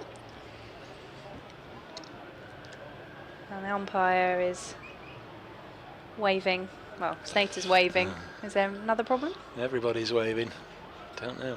For young Master Bennett, that Nottinghamshire listeners and viewers won't have seen, what will he offer? Pace. He's tall, so a bit of extra bounce. It's been, I think, playing regularly in the T20 Blast has been really good. As we're going to update the BBC Essex listeners. Oh, we're very early. BBC Essex listeners at 4 o'clock shortly. As Snater is coming in, and that one is defended by Slater. At the end of the over, 10 without loss. Yeah, Charlie Bennett, I think he, at that final game of the Blast block against Kent, where it got quite tight towards the end and he was bowling the last over, and after a couple of boundaries to start off with, the way he recovered that and just bowled really nicely, I think, and kept things tight, then he will have learnt a lot from that. And then he got the opportunity as well in the game last week at Leicestershire, and the bowlers did really have to work hard in that, having enforced the follow-on. Leicestershire did get themselves a lead that Essex ended up having to chase down, as Porter is going to continue from the Graham Gooch end, as that delivery is defended away by Hamid. The Essex fielders like that one. Dot ball to start with.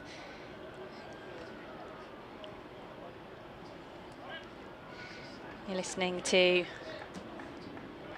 Victoria Polly from BBC Essex alongside Dave Bracegirdle, who's gone to update listeners from BBC Radio Nottinghamshire. I'm sure they'll be pleased to hear that Nottinghamshire bowled Essex out for 184 on day 1 after Essex had won the toss and elected to bat first. They're now bowling as Porter is in. Hamid up on the toes, playing through the offside, found the gap, and this outfield was so quick anyway.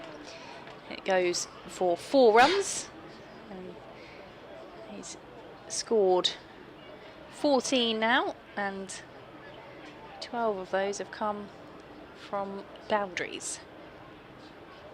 And they have, all the runs on the board for Nottinghamshire have come from their captain, because the score is 14 without loss. Still a good hum around Chelmsford as Porter is in, and there's a big appeal from Porter. Well, I think there might have been a bit of bat there, was there? It just certainly sounded like a bit of more of a bat noise than a pad noise. But it's difficult to see the replay in the sunshine as he was coming forward to play that. On the slips, and Jamie Porter were interested. 2 slips in. Harmer and Walter. And Michael Pepper behind the stumps, back in position as Porter is in. Oh, and that one's edged and through into towards the gap, towards fine leg as they come through for the single. That did come off the bat on that occasion. Single to Hamid. 15 without loss now for Nottinghamshire. Pepper coming back in halfway through the game last week after Jordan Cox was withdrawn.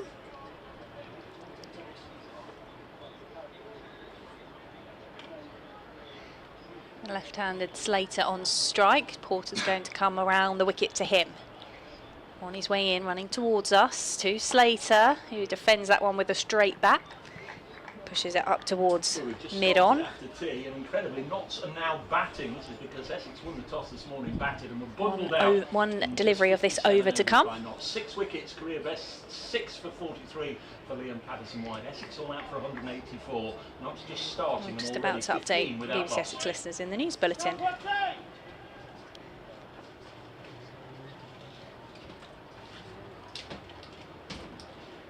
Porter is in. Big appeal. And Essex are now bowling because they have been all out today on day one for 184, having won the toss this morning and elected to bat first. At lunch, they were 87 for 3, but an afternoon collapse has meant that they are already in the field here on day one, having limped to 184, so they miss out on any batting bonus points in their first innings, and they'll now be looking for early wickets when it comes to the Nottinghamshire batting. Nottinghamshire 15 without loss so far in reply, so they trail by 169 runs. It's going to remain very warm and sunny into the early evening. There was a bit of an appeal from Jamie Porter on that final delivery to Slater, who was wrapped on the pads. Umpire not interested, so end of the over, 15 without loss. And again, Shane Slater's still not happy with these foot marks, so there's some more attention required from Stuart Kerrison and his ground staff.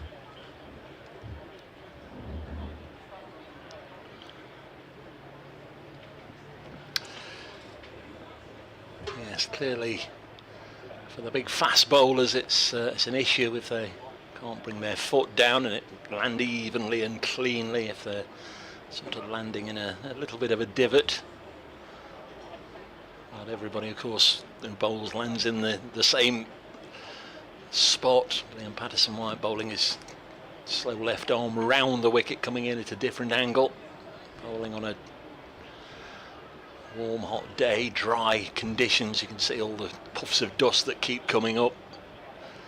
Clearly his studs have unsettled the surface, and as he's gone through his spell more and more, that little indentation has become a hole, has become a bunker, and Shane Snater clearly affected by his feet landing and not being able just to concentrate on getting the ball down the other end in the right spot. When you're concentrating where your feet are landing, it's always going to lead to other issues. So work for the ground staff. Just take an extra little bit of time just to get it sorted out. The incredible amount of loose soil and dust that they're brushing up gives an indication of how dry it is. They're disappearing for now. Perhaps time just for a quick couple, lads, before there's a bowling change at this end and somebody else wants a bit more work doing.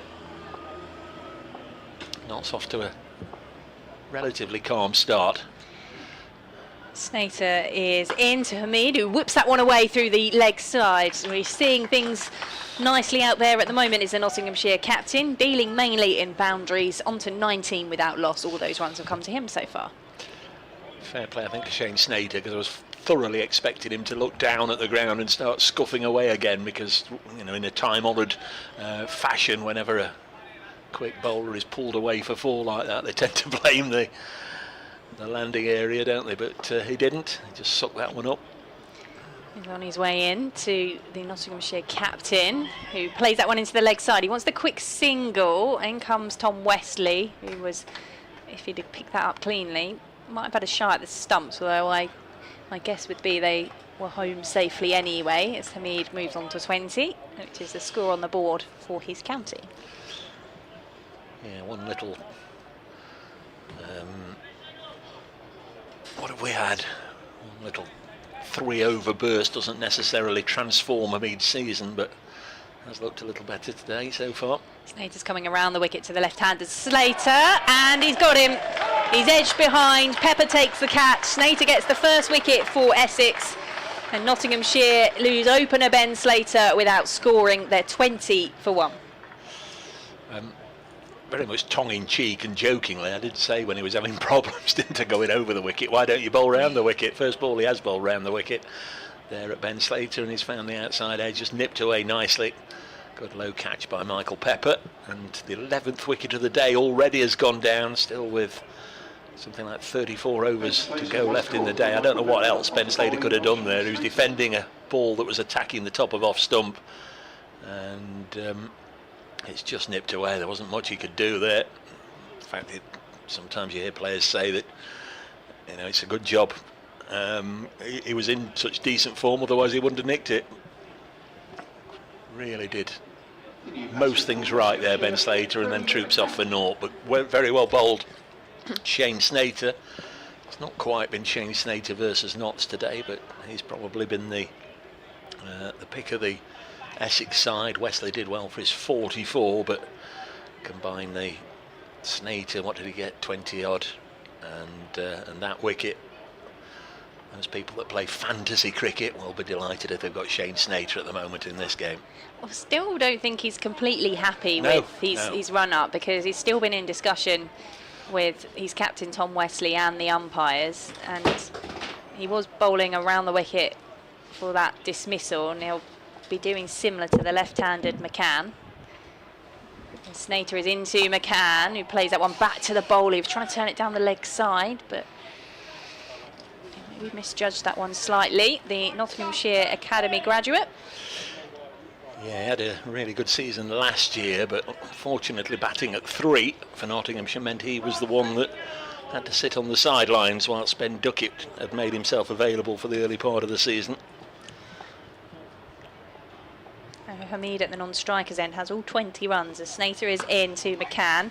He just plays that one off the hip into the leg side, where it's fielded by Dean Elgar for no run. Played the first match of the season at Taunton, Freddie McCann, 31 and 20 not out. Then he played at Hampshire and he had to retire hurt on 38 in the first innings. Struck on the thumb. They whisked him off to Southampton General or whatever the local hospital is, and they confirmed he'd broken his thumb, so he had to retire hurt from that game. Taps the bat a couple of times as he waits for Snater, who's around the wicket, and he's defending that one. Good line and length from Shane Snater. End of the over. 1 for 10 are his figures. The wicket of Ben Slater coming caught behind by Pepper, and Nottinghamshire 20 for 1, trailing by 164. I think there was a bit of a proviso. You know, it's not absolutely clear how bad the damage is, and as soon as you get back to Nottingham and would have it retested and all the rest of it. Well, he was replaced in the match. Went back to Nottingham and they had another look, and it didn't appear as if it was much of a crack at all after all that, so he had to miss the next match. But played last week against Somerset, made 33 and 8, so it's been very much a stop-start season for Freddie McCann in the county championship. This is just his 4th appearance, but from one of those he left the match earlier. Hamid then, with all the runs, all 20 of them, blocks his first ball from this Jamie Porter over. 11 wickets have gone down for 204 runs today. If you'd asked me before play started, what's your T score, Dave? I might have said 204 for 1 or 2, something like that. It just seemed that sort of day where the side that won the toss would bat and they would make the most of it, but Essex didn't, as Hamid pushes this into the offside. But this is a long old session, 38 overs, and if Notts can bowl Essex out with those 6 wickets in a real old heap either side of lunch, then that's not to say that Essex won't do something similar.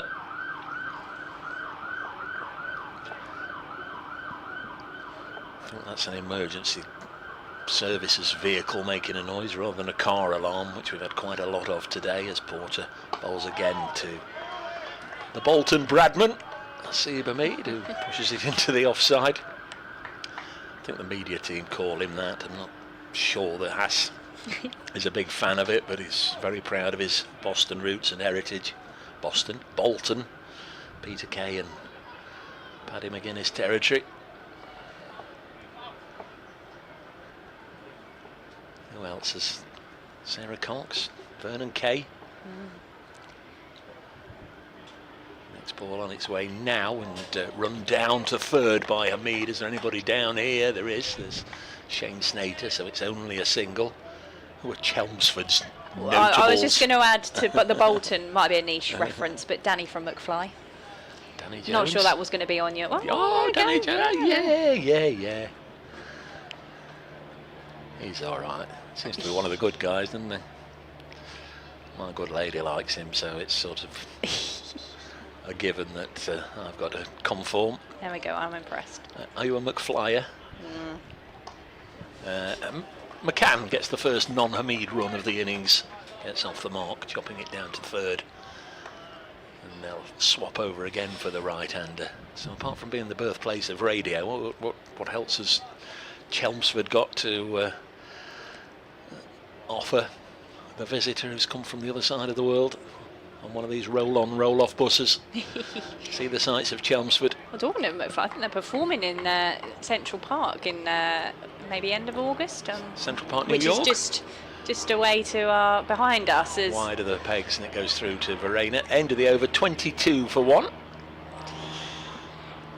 Chelmsford itself, So this is here that McFly are performing? just in the park behind. I'm going to see them in a couple of weeks.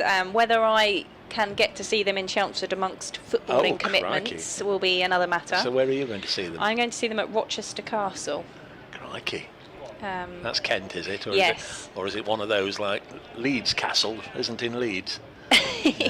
No, it is in Rochester. Yeah, one of their outdoor concerts they do. Oh, very good.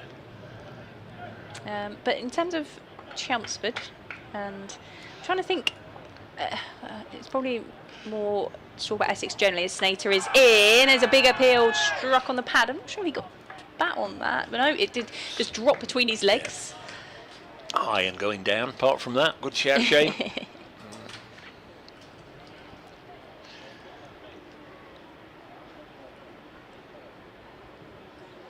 Obviously, our big Essex pop star is Ollie Mers. Whittam boy. Not too far away. I know where Whittam is. Been to Whittam Cricket Club several times. Snater continuing around the wicket to McCann, past the outside edge of his bat. It was almost, if he'd have played that one, a similar dismissal to that of Slater. Some old cricketing teammates of mine, Carn Hawes, the former boxer, and Cody McDonald, the former footballer. They play down there. Cody's sons are quite promising from what I hear as well. 22 for 1. Third ball of the over from Snater to McCann. He plays that one into the pitch, into the offside. And Bennett, who made 21 with the bat, does the fielding in his floppy sun hat.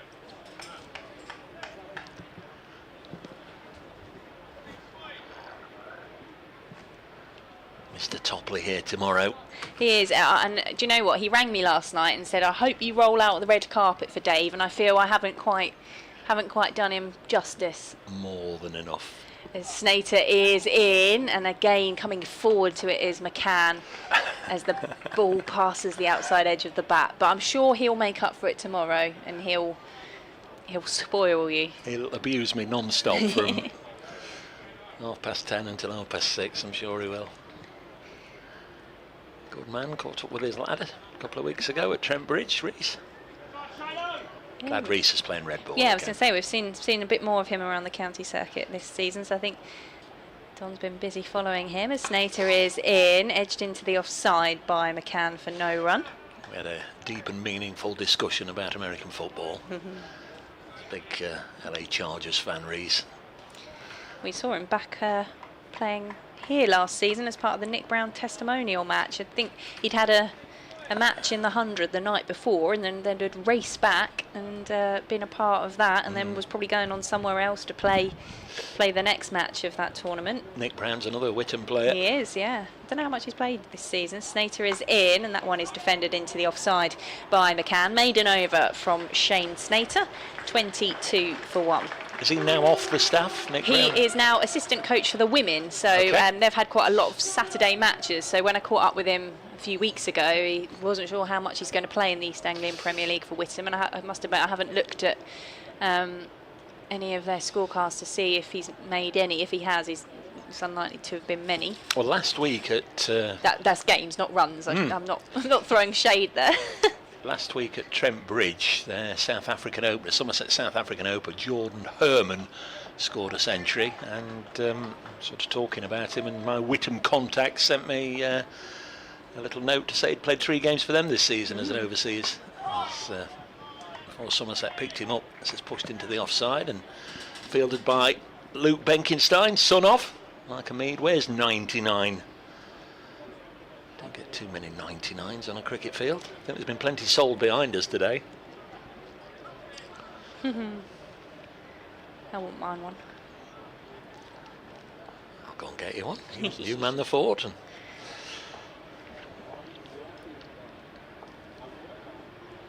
Porter again, that familiar approach. Elbows swaying side to side as he runs in. This ball outside the off stump, and he lets it go through to Michael Pepper, who himself is a tall man, yet dwarfed by Paul Walter, tall Paul, alongside him, shirt untucked. And then Simon Harmer doing extraordinary exercises at second slip. Well, I wonder if that's a warm-up.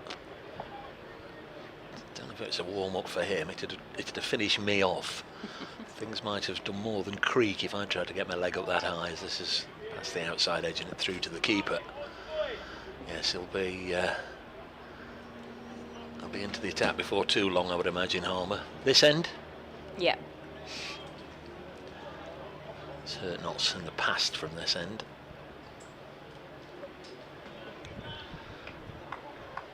I think we've lost the school children. Again, nice to see they were allowed to go on the field at tea time before, no doubt, the school bus had come for them, or they were walked back to the school or whatever. Oh, Hamid has clipped this away. I beg your pardon. I thought that was through him. He was late down on that. From my angle there, I thought that was through him. Really good pitched up delivery from Porter. He's got a run down to the far end, and Hamid is just playing the shot again. I was with you there, Dave. I thought that was going straight through. Yeah. He's got down the other end, and he's, as I say, he's played the shot 2 or 3 times. Sometimes say he's rehearsing it. Well, he's not rehearsing it. He's remembering what he's just done and trying to get the muscle memory going for next time. Past McCann and through into the gloves of Pepper. For 23 for 1. Essex made 184. People, I'm sure, coming in from work, school, office, social events, afternoon tea party, catching up with the score and wondering why we're at 23 for 1. Well, Essex were bundled out before tea in 57 and a bit overs for 184. They were 87 for 2 just before lunch. Next ball is dropped on the leg side. What would have been the final over before lunch. Liam Patterson-White got a wicket early on in it, so off they went, 87 for 3, and then straight afterwards there was a run out, there was an LBW, and then Patterson-White, just like in a pub with a 10-pin bowling alley, was knocking them over one after the other with his slow left arm spin from this end, helped by some good slip catching. Here is Harmer into the attack. Career best 6 foot for Liam Patterson-White. All his wickets coming in one spell from this end, the spinner's end. Yeah, 8th over, we see the first of Simon Harmer, and we will also have a man under the helmet. I'm trying to see who that is, putting padding up. It's number 2 something, so that yeah, narrows so it's it. either So it's not Walter. No, Wesley Critchley. Must be Critchley. That's mustn't it? unusual. Usually it's something that you would see someone like Charlie Allison or maybe Luke Benkenstein doing. Slater. Yeah, it must be Critchley. Maybe wants to get in close and. Not been a great day for the brother-in-laws. Slater out for 1, Critchley. Slater out for 0, Critchley out for 1 earlier.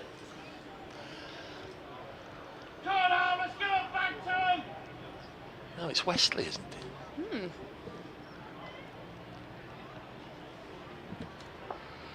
So Harmer into the attack for Essex, bowling to Hamid on the back foot, defending.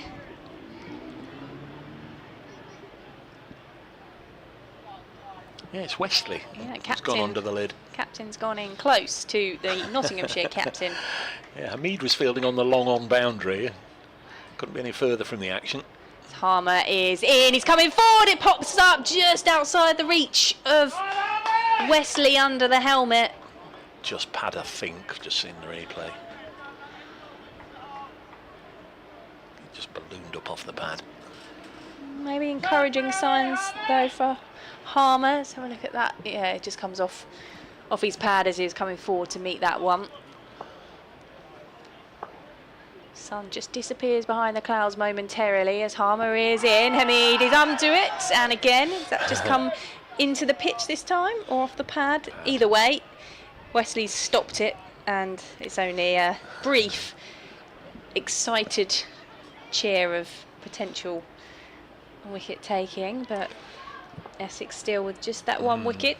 Either way, it's a confidence boost for Harmer, isn't it? Yeah, it's certainly doing things already as this one's hit through the offside. Well, he's going to concede some runs here, and it'll probably be 4 as it races away to the boundary from Hamid. So a couple of deliveries to start with from Harmer that turned and popped, and then Hamid is able to get one away to the boundary. 27 for 1. Played that one very nicely indeed. Just a little bit more width offered from Simon Harmer, and Hamid always has a long stride towards the ball. Got out there and put it away well. Harmer in again. Hamid on the back foot this time, playing it to short leg.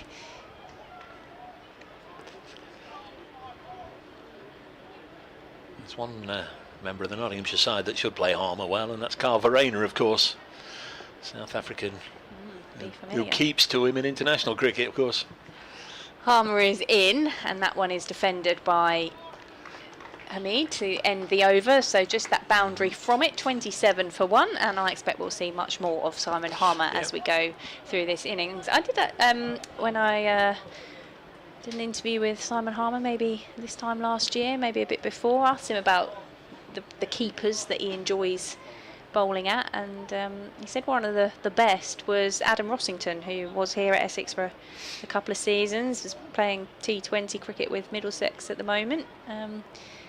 Which maybe surprises the wrong word, but considering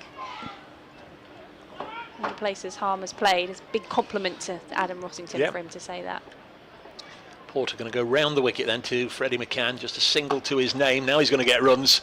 Lovely shot through the offside. Doesn't even bother moving, Freddie McCann. That's a nice little bit of youthful impetuosity, if you like. He just stroked it away for 4, and then started scratching away at his crease. Oh, come on, Essex. They've put the video up of us almost being hit by the ball, Dave. That's not what you want to see. Well, does it show where it hits exactly? I'm not sure I want to watch it, to be honest. Well, it won't show either of us, will it? Well, I've been tagged in it, so. It won't show either of us. This is the next one pushed into the offside. There was not a lot of medals awarded for bravery, I'm afraid. I think I mentioned it earlier, and this will always be my excuse from now on. I am sat in a position where I have got, I can't describe it. What is the bit that stops the glass on one side of a window to the other side of the window? It's the window frame. Yeah, the window middle frame, bit of the the frame. middle bit of the frame. So I had to lean to my right, the other side of the frame, to see where it was coming, and completely lost it. Ball from Porter strikes McCann in the chest area somewhere. Okay, we're not on the video, and I still, That's having all right. watched it about 3 times, I still can't work out where it hits and then drops down into the front of the stand. But I imagine if I watched that video with sound on, Yeah. I might well have shrieked a bit on the commentary, That's which all is right. never... Well, it is. We don't mind a shriek. We don't mind a shriek. Out brace cricket if it's floating about. I was fearing for my teeth. Next ball driven nicely by McCann up to mid-off, and there's no run.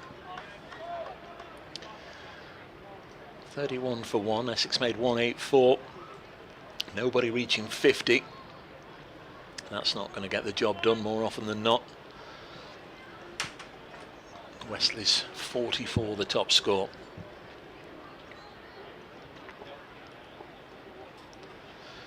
That's had an element of control right from the start of the day. He started with, was it 4 maidens in a row, something like that, as this one's drilled into the offside. Got 2 early wickets, and then Essex got away a little bit. That 3rd wicket partnership of Westley and Allison just threatened to give the home side the morning session. It was maybe put back on an even keel with Westley getting out to the final ball of the morning session. He'd gone for 44, and then afterwards it was a little bit of a mess. Allison run out. Good work from Hamid and Verena as McCann clips this down to long leg for a single. You'd imagine if any blame was to be apportioned, Matt Critchley might take it, and of course the worst thing to do then if you're involved in a run out, if you're the one that stays in the middle, you've got to stay longer, but he didn't. He was then out straight away to Fergus O'Neill, and then you just look at the scorecard. Benkenstein dismissed by Patterson White, Pepper dismissed by Patterson White, Harmer dismissed by Patterson White, Snater dismissed by Patterson White, Bennett dismissed by Patterson White. Got the last 584 all out. Snater made 31, he was the 2nd top score to Wesley's 44. And Liam Patterson White, career best, 16.4 overs, 4 maidens, 6 for 43, which included 3 sixes. Harmer to continue from the Sir Alistair Cook end is going to come around the wicket to McCann. Got short leg in place, couple of slips as well. Harmer, sunglasses on, trademark. And then he's swept by McCann. And chased down by Porter, and they'll come back for a couple. Yeah, reverse sweep from Freddie. Likes that one in white ball cricket, and thought it was a good time to play it there. Just gives a different problem for the fielding side to sort of concern themselves about. It's on 8 as Harmer is into McCann, is this time punching into the offside, straight to Snater in the covers for no run.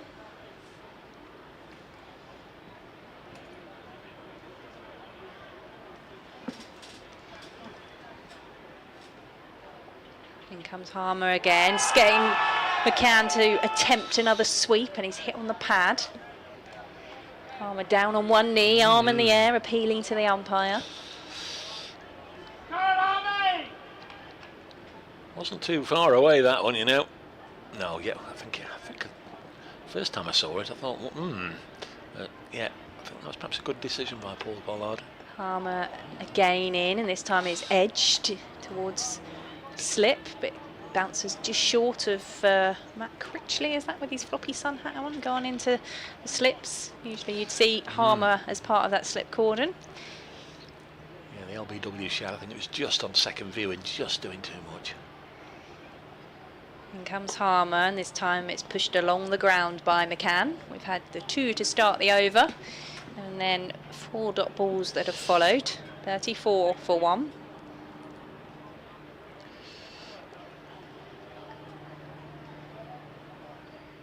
McCann is forward, that's popped up off the pad, and at the end of the over there is just those 2 runs to come from the first ball. 34 for 1, and we've had 10 overs, 28 remaining in the day. Yeah, again, apologies, the email's just not working. Got no Wi-Fi here. Getting. Are you still struggling? Yeah. Oh.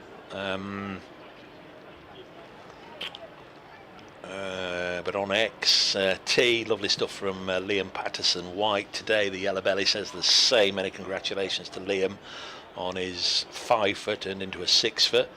Keith Havers obviously heard the Snater shot that came towards us and said, "You're just a cricket ball magnet." Who else? Nick Morrell. All that dust coming up that we saw a little earlier shows why Liam got his wickets and what Harmer will be salivating for. Absolutely, Nick. Next ball on its way now, and Hamid drops it on the leg side. Nick goes on. It must be a combination of true bounce and a lightning outfield. I've never seen so many travel along the ground to the boundary so quickly at Chelmsford, says Nick. So you can get me on Hexap Race Cricket, but neither laptop nor new tablet will take the Wi-Fi. They were all working up until we started this morning, about 11:30, but no Wi-Fi, and they say it's the same in the press box next door. None of them have got any Wi-Fi. There's only Victoria here in the ground with any Wi-Fi. As Hamid pushes this to backward point, we'll get a single. And I wish I didn't if I'm going to get pelted on social media for my reactions to a cricket ball coming towards me. Do you play? Have you played? Do you play? I don't play much now. I've indulged in a bit of softball for a few seasons. I played a bit of hardball when I was younger, but didn't really take that on through my teen years. Sort of netball was where I took my sport. Porter round the wicket. Freddie McCann works this to a squarish point. So after a couple of seasons of softball, I haven't really managed to fit that in the last couple of years, and now the most I play is probably in the back garden with my 3-year-old nephew Isaac, who's getting into cricket, and he likes Auntie to bowl at him, or sometimes he likes to put me in with the bat and test me a bit. Good for you, Isaac. You'll always have a friend if you like your cricket. 35 for 1. Porter halfway through this over, bowls and McCann defence into the offside.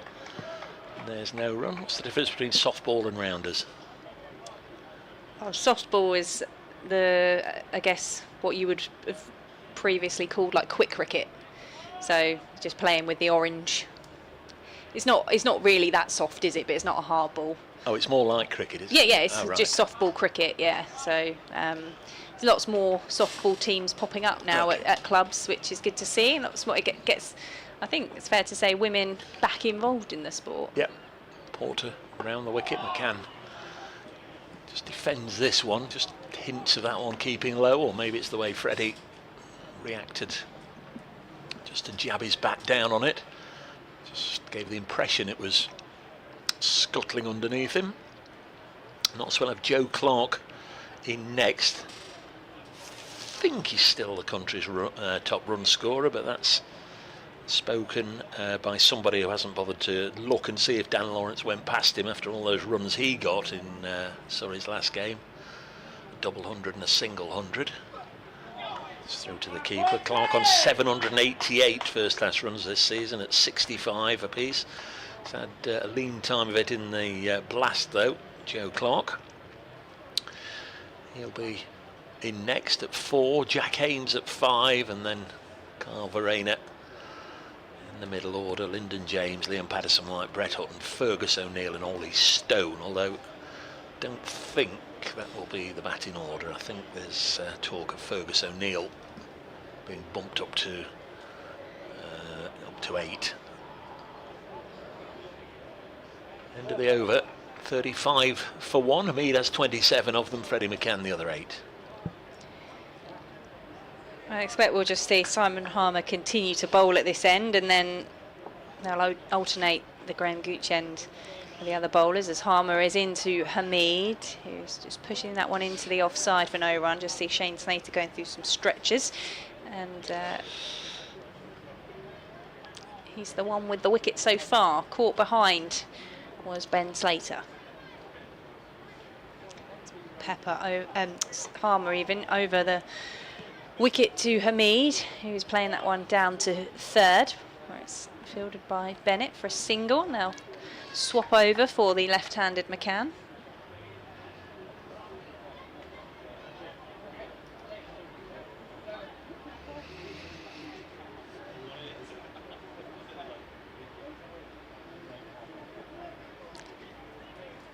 McCann on 8 as Harmer is in. Shorter delivery, which is just whipped away towards the boundary. It's bouncing now. Was there bat on that? Yes, there was. 4. It's just fine tickle round the corner from McCann to move on to 12.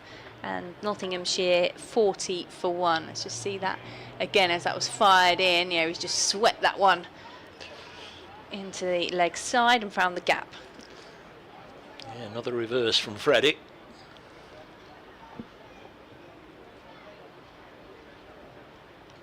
Harmer in. He's looked for the sweep again. This time there is a man stationed at short fine leg, Jamie Porter, to pick the ball up.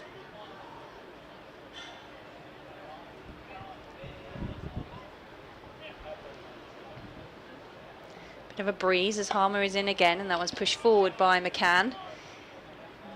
The first over we saw from Harmer, it felt like the ball was doing a bit more, but McCann's navigating the Essex spinner well at the moment. And Nottinghamshire trailing by 144. Harmer in, Fuller delivery, which he slammed the bat down on, and Harmer was appealing. Essex standing round, looking at the umpire. See this again. Oh, I thought there was bat in that. That was the question, wasn't it? Was it bat? Was it boot? Harmer thinks one thing. The umpire presumably, well, may have had a dozen reasons for not giving it out, but might have thought it was bat rather than boot. Either way, it's not been given out. It's 40 for 1. Warwickshire had a good day with the ball. Bowled Somerset out for 208, but they've already lost 2 wickets. Yates and Davis have both been dismissed. Wickets for Craig Overton and for Jake Ball there. Warwickshire 14 for 2, replying to Somerset's 208, so that game even more advanced than this one. Going to be Shane Snater, who's changed ends. Not the only wicket to fall so far. 3 overs, 1 for 10. Here comes Snater to bowl to the Notts captain, Hamid. Pushes this behind square. Benkenstein doing the fielding, no run. Got off to a rapid start as Seabermead, and understandably since Slater was dismissed and since Harmer came onto the attack, he's quietened down a little bit, although to be fair, Freddie McCann's faced a lot of the bowling.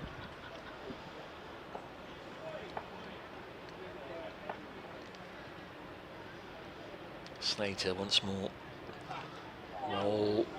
bowls to the Notts captain. Didn't go hard at that one at all as it goes through to Pepper. Jaunty approach from Shane Snater, almost rocking from side to side as he comes in and delivers the ball on or around a good length.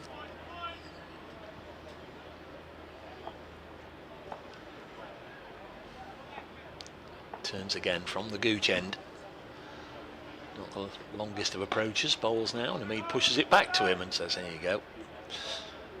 Back to your mark and start again. 3 helmets lined up on the ground behind Michael Pepper. Like 3 little ducks. I was listening, driving down yesterday, I think during the lunch interval, they had Ian Gunnar Gould on, asked the umpire. Somebody asked that question about the helmets and is it dead when it strikes the first one? Of course it is. This is a single taken by Hamid, running it down towards third. You know, it's one of the old ones, isn't it? If a ball ricochets from the first helmet onto the second and then onto the third, do you get 15 penalty runs? It's a nice easy one for the umpire there. Now it's dead as soon as it strikes the first. Mackenzie Jones on as a sub fielder for Essex. He was the one doing the fielding there. Yes, not familiar with the work of young Mackenzie. He was in the squad, wasn't he, for this game? Yeah. He's been playing internationally with Scotland. Snater round the wicket to Freddie McCann. Drives beautifully. That's the shot of the innings so far from Freddie McCann. Just to the onside of straight. McCann had been really waiting for that one just to be pitched up nicely from Snater. And, nobody at mid-on. So a huge gap, and That's where he deposited it for 4 runs. McCann on to 16, Notts 45 for 1. They trail by 139. Snater in again to McCann. Will push this into the offside and tell his skipper just to stay there. No chance of a run. End of the over. Snater through 4 overs now. 3 from this end, and it's taken over from Jamie Porter. 25 overs remaining. Won't be, well, I guess if Harmer stays on, we won't be delayed by too much this evening, I'm sure.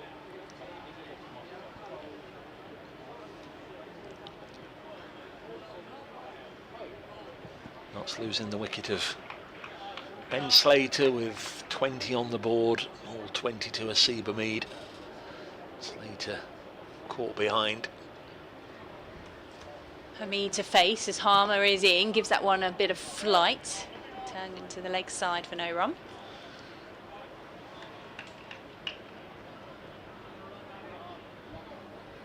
With his long sleeve shirt on, Harmer. 11 on his back, in he comes to Hamid, that's bottom edged and rolls towards short leg. And the sunglasses and the cream. I'll see Kirsty Gordon bowling for Scotland tomorrow in her sunglasses, I'll guarantee that. The Blaze captain. Harmer in, shuffle down the pitch from Hamid to whack that one through the offside for 4. He's decided to just come on the front foot against Harmer for that delivery. Saw the gap in the offside, use of the feet.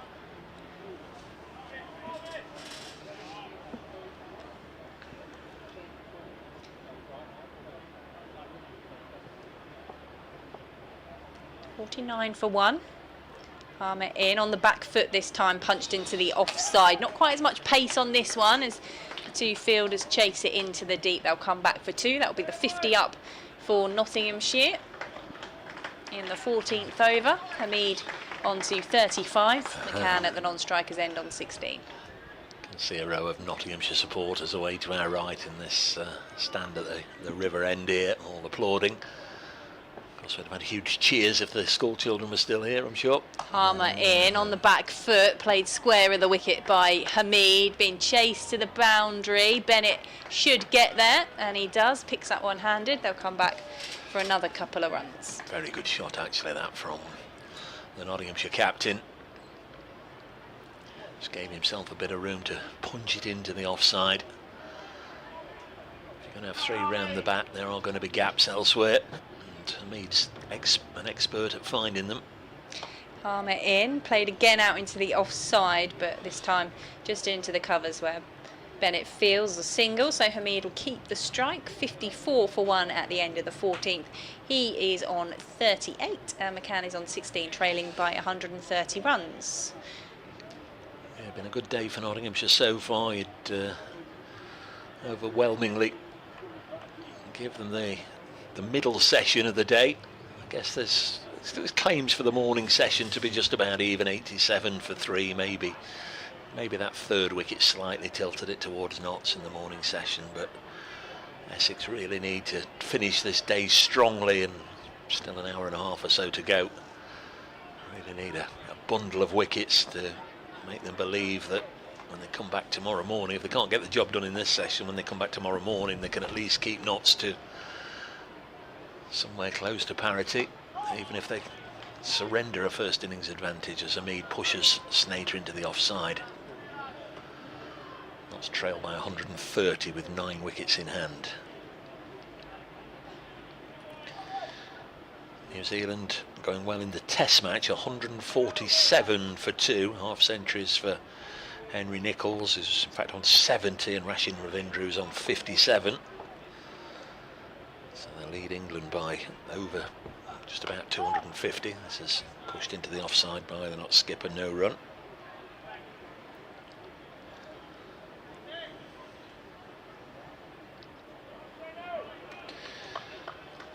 Centurion today in Division 2, Ricardo Vasconcelos of Northants. He's 128 not out. Up at Durham. Ben Stokes playing in that game, by the way. 15 overs, none for 53 for the England skipper. Given permission to play in that one for his county. All very old and bizarre.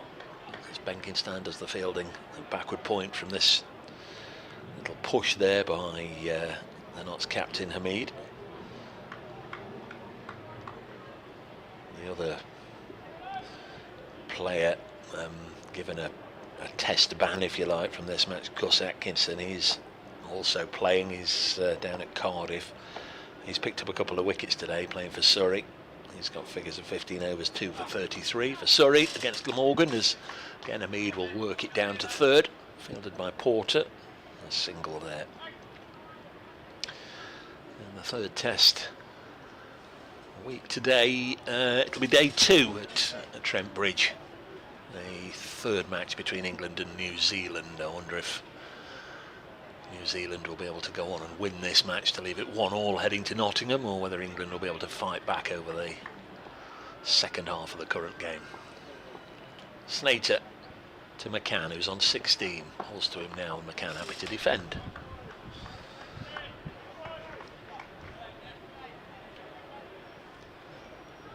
Nice day. We're right in the middle, I guess, of the English cricketing season now. Started in the first week of April. All too quickly come around, and we'll be into September when the trophies are dished out. This match 8 of 14 in the county championship. Snater bowls, and McCann just trying to get a bit of leverage to force it down the ground. In the end, he sort of skews it instead to point safely. That's the end of the over. 55 for 1. Blast starts again next Friday. Lots away at Canterbury. Yes, Canterbury. Got to go to face Kent. It's all a little bizarre how they've come up with the fixtures this year, but very much looking forward to that. A trip to the Garden of England on a Friday.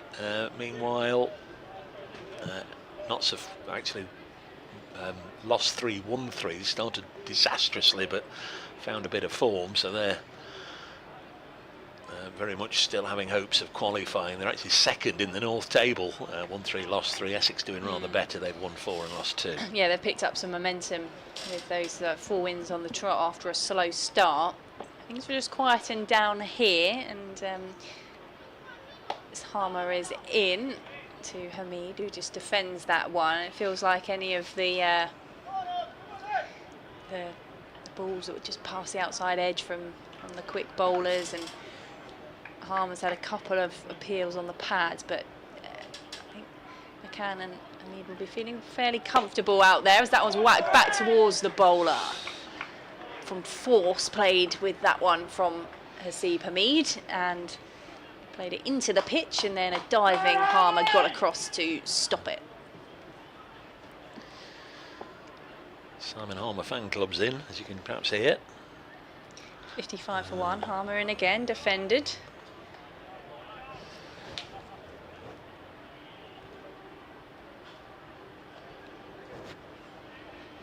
And now he's looking at the footmarks.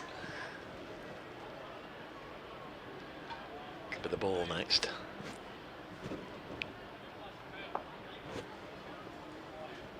Three dots so far. Harmer in over the wicket to Hamid, turns that one towards short leg. Still the captain Tom Wesley under the helmet. Dry looking surface. It's only going to get paler and paler, you'd imagine, if we get a really hot weekend that's being forecast. Harmer in, bit more pace, turned again towards Tom Wesley at short leg. It's already very dry, as we've seen with the puffs of dust and the footmarks to either end.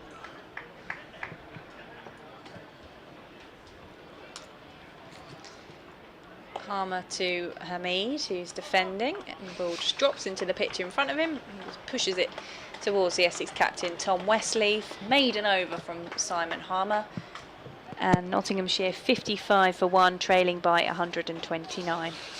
Umpire at this end is Paul Pollard. Tom Lungley at the far end. Our scorers for this match. Paul Parkinson, who does the notching these days for Essex. Roger Marshall here, of course, the Duke for Notts, and our match referee, former Leicestershire wicket-keeper Phil Whitticase. Always genial company on the county circuit. Good to see Phil here in charge of this one. Let's hope he doesn't have too much paperwork to do at the end of the match. Here's Snater around the wicket to Freddie McCann, who pushes it into the offside. McCann, who wears 44, but assured me when I asked when he first got the number, nothing to do with Lewis Hamilton. They sometimes have these players weird reasons for picking numbers, don't they? And there's a few different sports where people have got 44 because of Lewis Hamilton, like they used to have 23 for Michael Jordan, and then 23 for Beckham, and 7 for Ronaldo, and 10 for Messi, and so on. Across sports with regards to the numbers, this is dropped on the leg side, no run. Sometimes get the big numbers. We've got Mead out there with 99. We've got Benkenstein with 99. Not sure why Elgar's got 64, but there'll be a reason. I always enjoy Route 66. Yeah. Graham Swan had 66 as well, didn't he? Archie Vaughan at Somerset's got 66 as well. Snater from the far end, eased into the offside, no run. I've just had a flurry of emails come through, which were all around about 3 o'clock-ish, so apologies. Let's see what is still relevant. Nick, who's listening and watching from the Hungarian plane on a train from Romania to Budapest. Plane PLAIN? Or? Yes, yeah. Surprisingly good 5G signal. I didn't know we had a plane in Hungary. Snater bowls, and McCann beaten on the outside this time. Taking your word for it, Nick. He's on a train going across the plain. Jeff says, is Barry Hearn still involved in the 60s and 70s cricket in Essex? I don't know how much he's played, but he's certainly still around, and he was down here at the ground last week as part of the prostate cancer screening that was going on. Matchroom were behind that, so he certainly still loves his cricket, does Barry Hearn. He had turned out for the 70s a few times. Yeah, loves all his sport, of course. Oh, bowled him! Snater disturbs Freddie McCann's off stump, one that might have kept a whisker low. It was pitched up, and Freddie McCann unable just to bring the bat down in time, and it's a clean bowl for Shane Snater, and Essex get a second breakthrough. Freddie McCann out for 16. Played Harmer nicely with the reverse sweep coming to the fore, but then just seemed really just to be a little tardy in playing that one from around the wicket by Snater. Don't know as it did too much, but really important wicket for the home side to take. 55 for 2. Hamid's still there on 39. Shane Snater for 16. Just going to get another opportunity to have a look from round the wicket there. Maybe just did a little bit from the angle round the wicket. Might just have straightened up a fraction, but I think Freddie will be a little disappointed when he goes back and sees the replay there. Just didn't get forward and just get to the pitch of the ball and push it away defensively. Tried to play it from the crease line, and just came in on the angle, clattered into the off stump. Joe Clark is the new man. Needs 12 for 800 in the season. A really important breakthrough for Essex with still more than an hour left. 21.1 overs left in the day. Essex made 184, Notts 55 for 2, but they've lost the 2 left-handers at the top of their order now. Slater out for naught, and Freddie McCann just gone for 16. Joe Clark, who's been leading the way with the runs, is at the crease for Nottinghamshire. Essex will feel they definitely needed that second wicket. They have put some pressure on, bowling well and lots of dot balls, but just felt they needed that second wicket just to give themselves a bit of something going into the final stages of day one. Joe Clark out there in the middle. He had that fantastic run of 4 matches where his scores were 136, 94, 82, 97, 129 and 59. He'd had a 92 actually in the match before that as well, the first match of the season, but the last couple of games 14, 36 and 4, and that's either side of a blast competition where he's not really fired at all. Gets, as he normally does, well forward to his first ball, well outside his crease, and pushes this into the offside. Last ball of the over. 2 for 16 from 6 now for Shane Snater. Done the damage with a wicket at each end. Slater out for 0 and Freddie McKenna now out for 16. So Shane Snater with both the wickets for Essex, proving to have success, one from either end. And we're going to see Harmer continuing. So, is he still having a chat, is he? well, no, Tom Lungley has just taken Shane Snater's glasses and he's just wearing them. Can I have a go? Yeah, you can have a go. Oh, these are good, aren't they? They're having a right old discussion there about the strength and quality of Shane Snater's sunglasses there. Tom Lungley, the umpire at the far end. Harmer in, and defending is Hamid, who's watched a couple of wickets fall around him. He is 39 from 54. Certainly in terms of experience now, these are Nottinghamshire's 2 senior batters. Maybe career-wise 2 best batters. Harmer, full delivery on the toes of Hamid, driven towards the long-on boundary where Elgar is out, stationed in the deep. But both have found it a struggle this season. No, I beg your pardon. Hamid has found it a struggle this season. Clark has found it a struggle since the end of that first block of 6. Hardly scored a run to his name in the blast, and didn't get many last week. So he'll be looking to turn recent form around. Best of 21 in the blast for Joe Clark from 6 innings this season, and he's, as we all know, much better than that. 56 for 2. In comes Harmer. Forward is Clark, and playing into towards mid-wicket.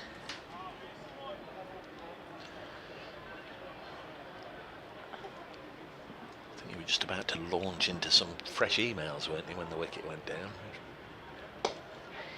And this one is rolled up towards log on for a single. Well, we did have the one from Nick, didn't we? On a train on the plane, but not in Spain, and there's no rain. It's not your Nick, is it? The commentator Nick. As Harmer is in, or coming forward again was Hamid. The Nick Leto. What, on the Nick on the train on the plane? no, I don't think so. I got the impression it might have been a Nottinghamshire fan. Let me double check it. As that one is defended by Hamid, and end of the over. Nottinghamshire 57 for 2.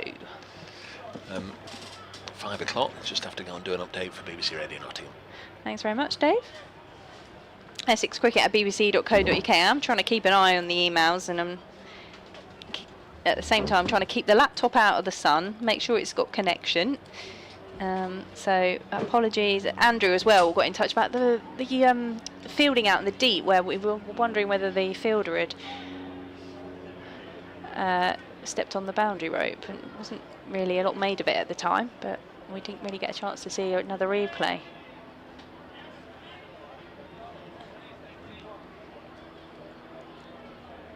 So Shane Snater, who took a wicket in his previous over, is continuing to bowl from the Graham Gooch end in the sunshine here at Chelmsford. That one is played through towards wide third by Clark to Critchley, who's stationed out on the boundary in his wide-brimmed hat. He's one of only 2 players, I think, out there in the Essex fielding side who've got the floppy sun hat on. Charlie Bennett's the other one, but he's out of my view at the moment. He's down at long leg. Snater turns on his mark, a single from his first ball. That one's left alone by Hamid outside the off stump and just got out the way at the last second, 58 for 2.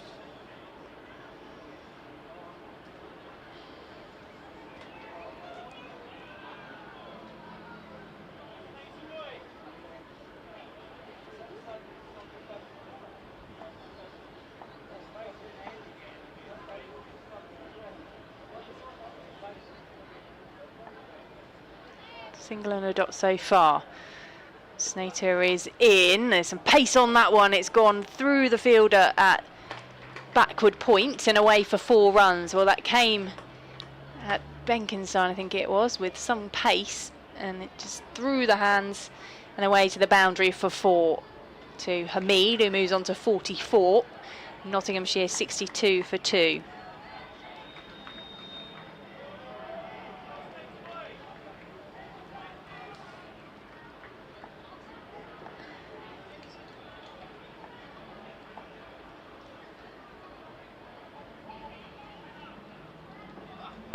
In comes Snater. That one is driven along the ground towards mid-off for no run by Hamid.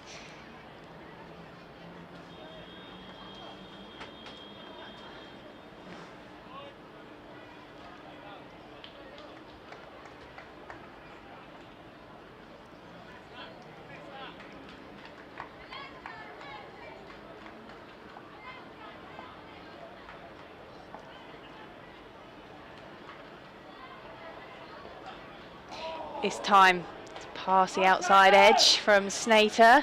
Swing and a miss from Hamid.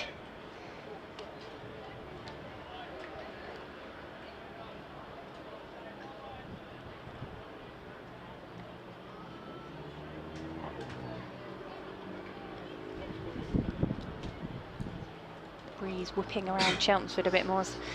Welcome break. It's been nice to have the sunshine here and the blue skies, and I think the spectators have been enjoying it. Just feel it cooling down a bit. 3 minutes past 5. 19 overs remaining in the day. Snater is in again outside the edge of Hamid's bat as he came forward looking to play at that one. 62 for 2 at the end of the 19th. Shane Snater continuing to be the pick of the Essex bowlers with the 2 wickets. Essex will be hoping to take a couple more before the close of play, which you would imagine is still around about an hour or so away. That elongated final session of today because Essex were bowled out for 184, and at that point we took the tea break, so they've had plenty of time to bowl at Nottinghamshire on this first day, and it's not what they would have been wanting when they won the toss and elected to bat this morning, but it's where they're at, and Harmer is still searching for wickets. 0 for 22 from the 6 overs that he has bowled. And Clark waits on the back foot, looking to whip that one through the leg side, but he just turns it towards Wesley at short leg instead.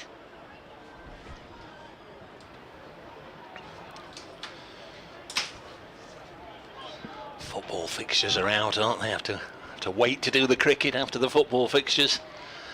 Harmer in, coming forward was Clark. He was quite a long way forward as he was looking to use a feet. He almost sort of pulled out of it at the last second and got a bit squared up. It was all a bit messy.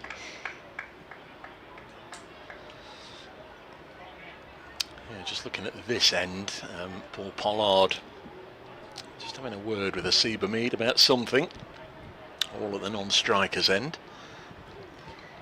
Harmer in to Clark. That one's popped up and drops behind the stumps, wide of Michael Pepper with the gloves.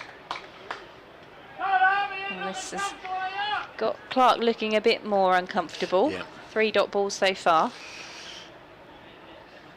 It's not the first and won't be the last to find it tricky facing Simon Harmer.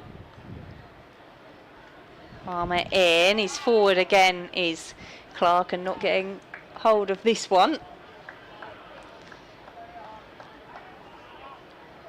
Let's readjust the helmet. Swings the bat around. He's having to face the Essex spinner on his favoured ground as Harmer is in on the back foot. He gets bat on it this time, bit more confident, bit more comfortable from Joe Clark. Apparently we're on Instagram now as well, Dave.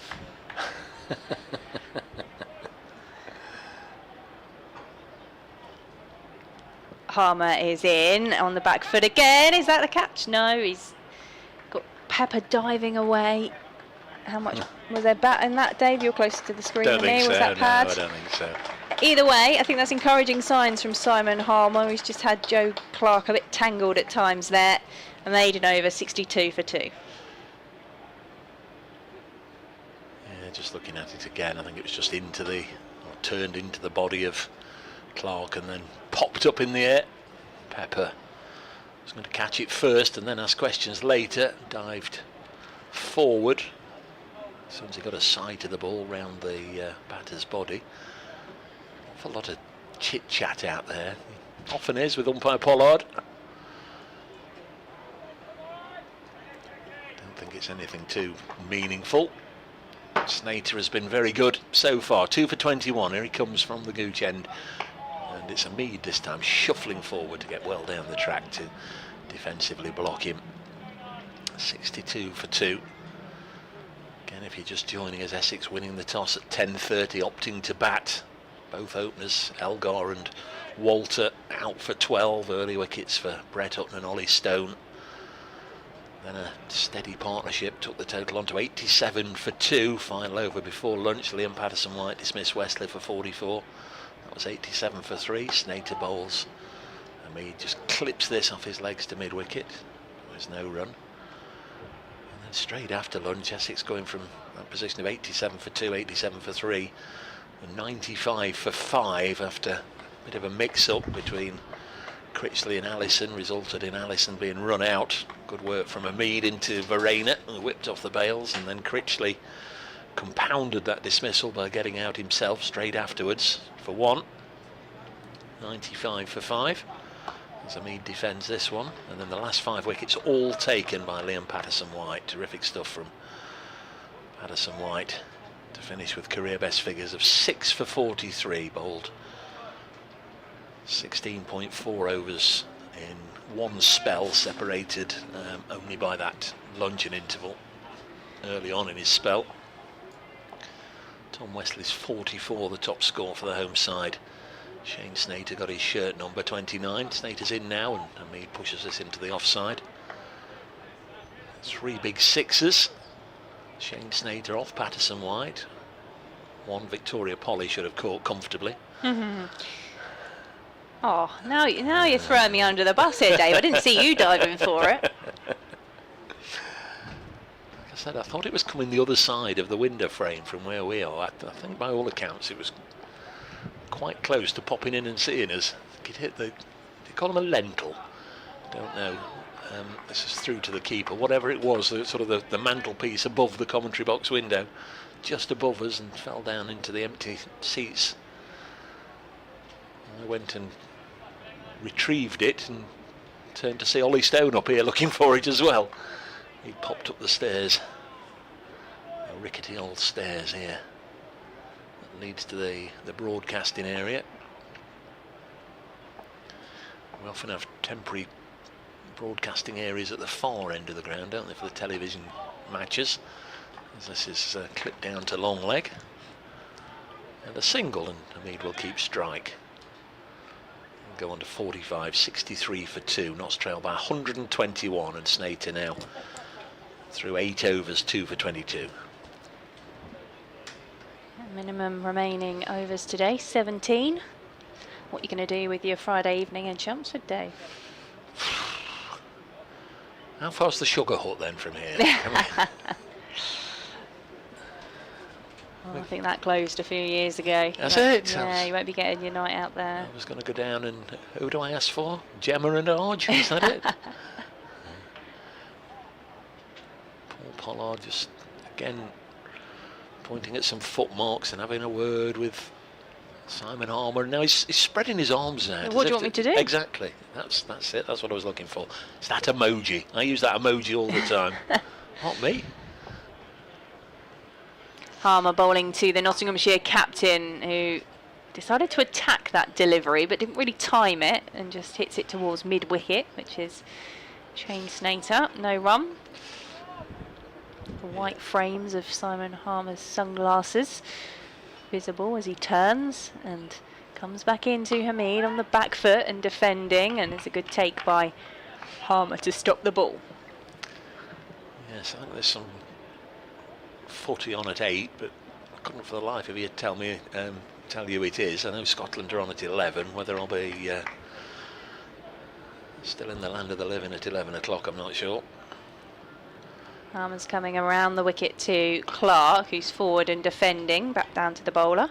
You've got to prepare yourself properly for a day with Don Topley, haven't you? And I don't think. Good night's sleep. Yeah, I'm going to say I don't think staying up till the other side of midnight is ideal preparation.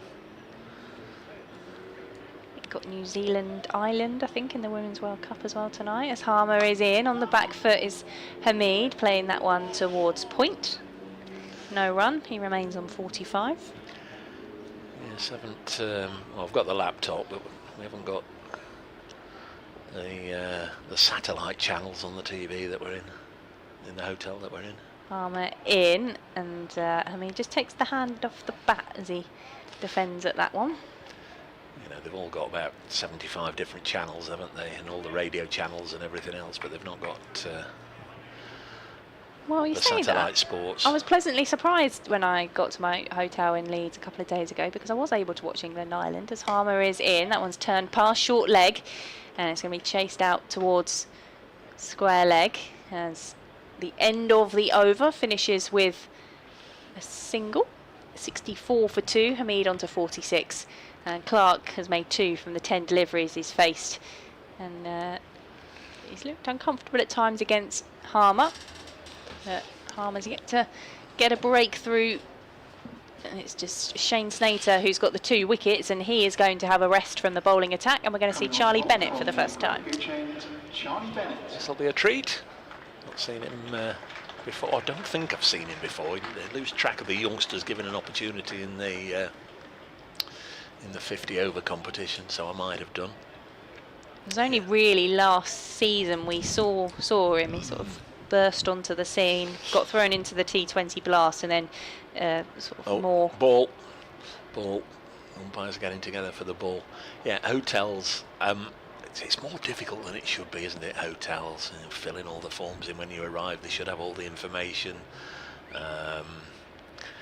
And TVs, the remotes are all, you've always got to sign in.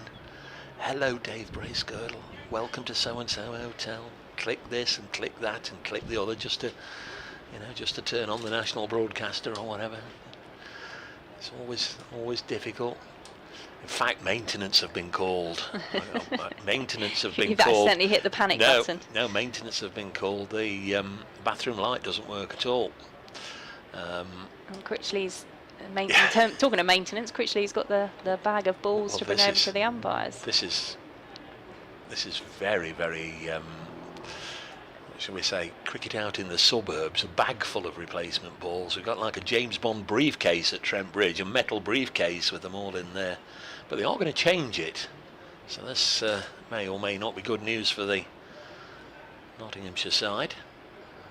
Just wonder if Simon Harmer was instrumental in that, or Simon Harmer would be a little disgruntled, because he's getting it to go quite nicely, isn't he? But Charlie Bennett's picked the ball up at the far end, had one look at it and said, nah, I'm not bowling with this. Hotel toasters, that's another thing. How many times do you have to pop the toast round before? One's not enough, two's too many. Exactly.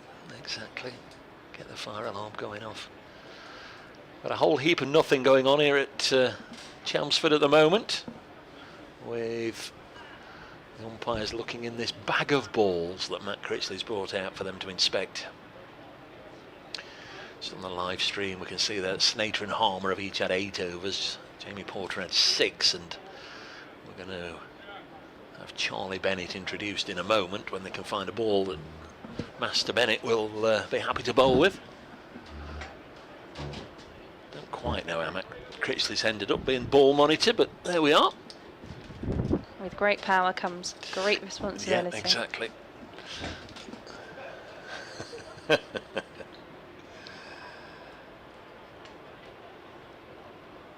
where the umpires live. We discussed earlier. The umpire's little shed down below us, where the bag of balls lives. So it's going to be Charlie Bennett from the Graham Gooch end. I would imagine last weekend Bennett was bowling from the Bennett end at Leicester. We're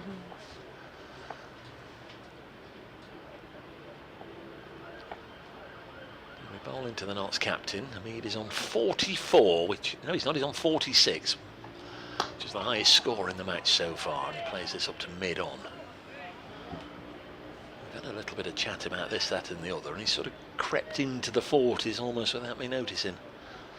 Or I have to be honest, completely without me noticing. He hung around in the 30s for quite a long time, He did. didn't he? And then he's just managed to creep up there. Now top scorer of the match so far. They want a few more yet. He's only reached 50 once this season, which is extraordinary for a player of his ability. And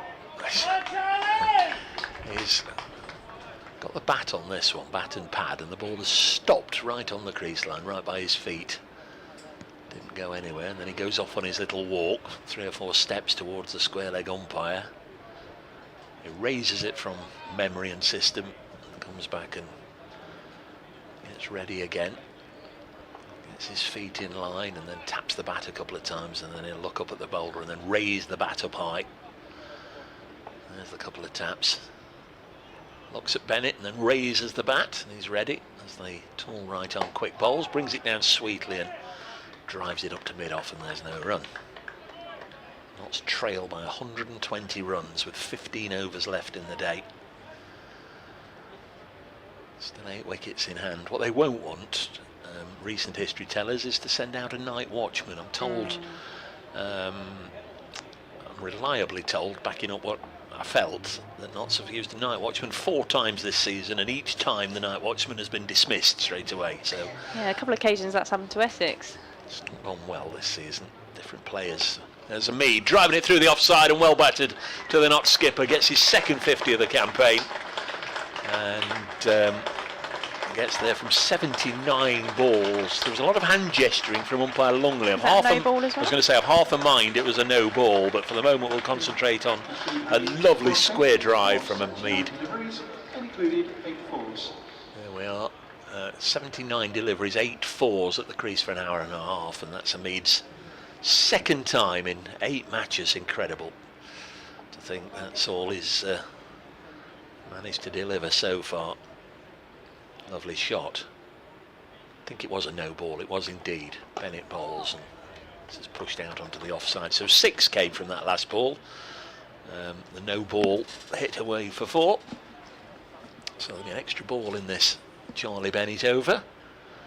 And of course he is bowling with a replacement ball, which hasn't seemingly done anything different to the other one.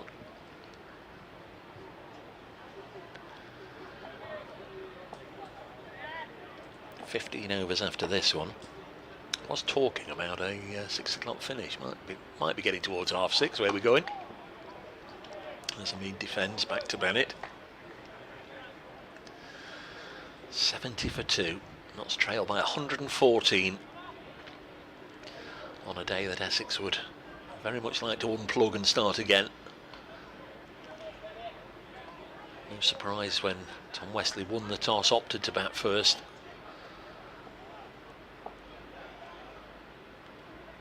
You looked up, you looked down, you looked all around, you looked at the playing 11s, and you felt that whoever won the toss would bat. There's Bennett.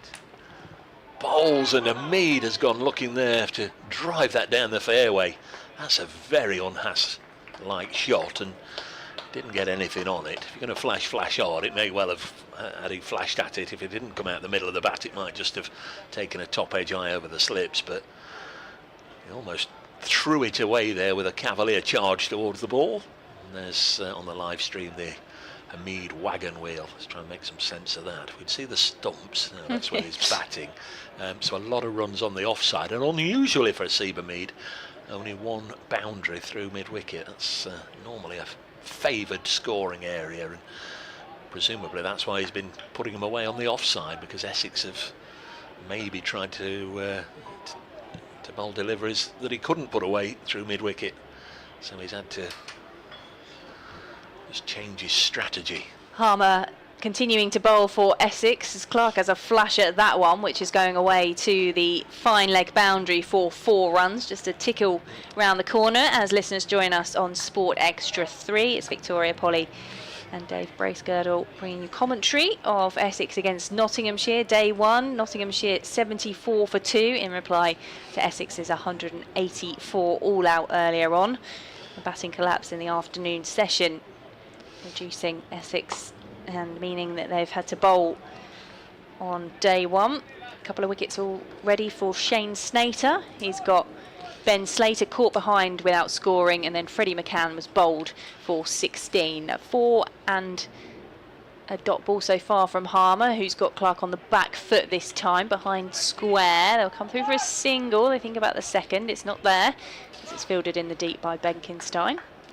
Just have to say, as Sports Extra 3 listeners came to us at the start of the over, that might be the worst ball I've ever seen Simon Harmer bowl. Couldn't have come out right. It was a long hop well down the leg side, and Clark just had to sort of help it on its way, paddle it on its way for 4. Couldn't have come out right. Over the wicket on the back foot this time is Clark, plays towards point for no run. Hello to Mark, who's been in touch on the email, says really enjoying the commentary. Come on, Notts.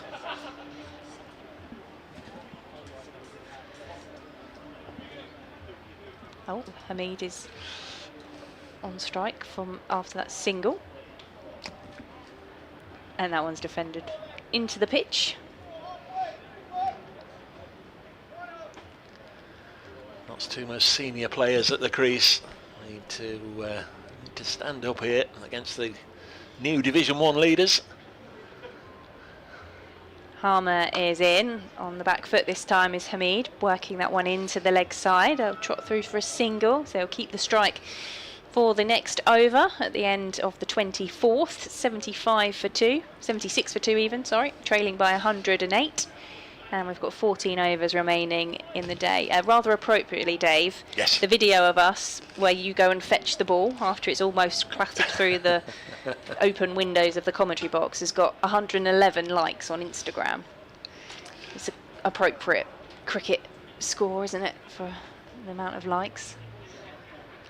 Yes. I'm not even going to look at the comments. For those that weren't here, just before the end of the Essex innings, Liam Patterson-White bowling to Shane Snater, and think the ball hit we were ducking and diving for cover. We think the ball hit the frame of hit the window frame of our commentary box. And there's Bennett in to bowl, and Hamid will play the uppercut, and he has lifted it up and over backward point and away for 4 runs. Nicely. In fact, it's been cut off. I beg your pardon. Matt Critchley's down there. Saw backward point. Couldn't see Matt Critchley is underneath the overhang of the stand, and they get 2 runs. There's no spectators on the seating in front of us, and that's where the ball rebounded to. I went and fetched it, and Ollie Stone was coming up the steps to get it as well. Alex Hales hit one at Trent Bridge through the windows 10 years ago. That's as close since then as I've been to having the ball come into the commentary box to see us. Here's Bennett in and eased into the offside by Asib Mead, and there's no run. So Notts only trail by 106. Right now, if the day were to end, they'd be basking in satisfaction. If you can do such a thing, they'd certainly felt they'd taken the honours. So they've just got to make sure through these next 13 overs after this one they don't lose their grip on this game, because if 3 wickets went down very quickly, you'd say the game was very much back in the balance. 1 or 2 have drifted away. Been warm for the spectators. Bennett bowls from the far end, the Graham Gooch end, the former Hayes Close end. Poor old Hayes Close. He used to be mentioned 500 times a day on the old county cricket commentaries, and now it Doesn't get a mention, does it? Only when a 6 goes that way, and you wonder if it's ended up in a garden or in a car. In haste close. Lots of aeroplanes going overhead today. Another one just crossing the ground. Lovely blue skies. Pleasantly warm. Mead turns this to mid-wicket. No run. Fielded by one of many Shane Snaters out there. Seemingly seems to be in popping up in most positions to pull off a decent bit of fielding. Probably one of Essex's best fielders, Shane Snater. Yeah. Very athletic. It's a long old plod back for Charlie Bennett, isn't it? Almost to the advertising hoardings at the Hayes close end. The Graham Gooch end, and then in he comes. Much of an acceleration, and bowls a foolish delivery which Hamid pushes into the offside, and then he sets off again, disappearing into the distance.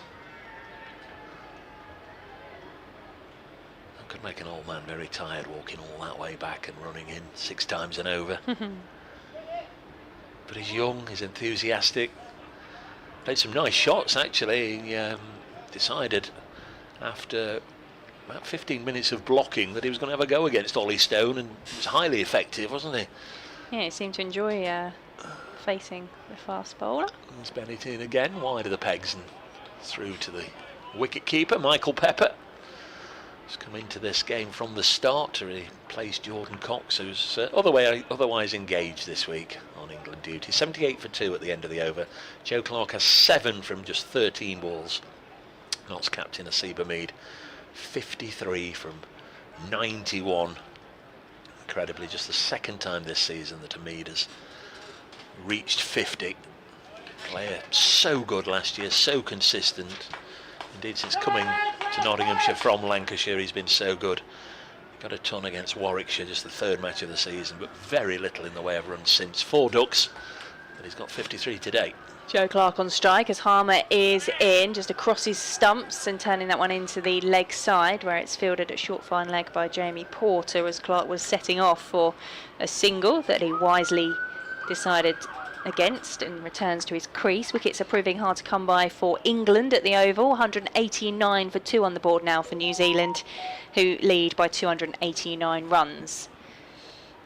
As Harmer is in over, the wicket to Clark, who again is just coming across to play that one into the leg side. Off the boundary comes Benkenstein to field it. And they trot through for the single. Oh, that's just as I say that, Bethel gets a wicket. 189 for 3. Right, I've talked England into a wicket. Steady. Steady, girl. Well, it's just what you were doing earlier, Dave. As Harmer is in, that one from Hamid is just turned to a short leg, a diving Tom Wesley under the helmet. Wasn't quite so blatant. I was just mentioning that Dean Ailgar's got such a great record against Nottinghamshire. Whoops. Yeah, and you've talked Steve Hamid into his half-century as well. We talk of his form on the back foot. He's punching into the offside, but straight to the fielder at backward point, which is Charlie Bennett for no run. Just so pleased for Liam Patterson-White, actually, who does such a good job for Nottinghamshire and very often goes sort of unnoticed in terms of the figures. Harmer in, forward comes Hamid to get that one down the ground and away for 4 runs. Well, he's just lofted that one back towards Harmer, it's away to the long off boundary and bounces over for 4. Yeah, he was trying to do a Shane Snater, I think, and whack it up here. Didn't quite have the legs or the strength, but again, it's a sign that Notts don't want Harmer just to keep bowling dots after dots. And Notts now trail by 101, 83 for 2 after Essex made 184. They could make a big dent in the deficit by the end of day 1 as Harmer is in, and that's more delicately played by Hamid that time. 83 for 2 at the end of the over. Hamid on 57, Clark on 8. Yeah, 12 overs to go. If they were to go at 3 and over, obviously it'll be about 70. So the difference between the two sides at the end of the day. Again, it's going to be how many wickets Notts have got in hand. They won't want to get it a situation where this partnership's broken and then they lose another one. They'll undo a lot of the good work that this pair are doing. 83 for 2. It's Joe Clark on 8. It's been a real old struggle for him after the wonderful form through April and May. Hardly scored a run in the Blast or the last 2 championship games. As I think there was more. Well, I'm going to say I thought it was more bat than pad, but looking on the replay, it was more pad than bat. But I don't think it was hitting the stumps in any case. Certainly made the noise as if it was bat, didn't it, from up here? A little bit of noise, as if McFly are playing in the park behind us. They've arrived early. Victoria telling listeners earlier that her favourites are coming. They're coming to Chelmsford. I wasn't aware that this was a big concert venue. No Glastonbury this year. McFly are playing Chelmsford instead. 83 for 2. Oh, Clark playing away from his body there. Had a real old dart at that one and didn't get anything on it. Feet didn't move. Bat a long way from his body. And Joe Clark goes down and does a bit of gardening, but that wasn't about the gardening. That was about the shot selection and the foot movement or lack of. You know, a couple of years ago, McFly were doing an album signing in Chelmsford City Centre, and I was here on commentary. Essex were playing Somerset. Did you go? I said, excuse me everybody, I've got to leave for half an hour, and off I went, left Anthony Gibson here and went and met McFly. As you do. 83 for 2.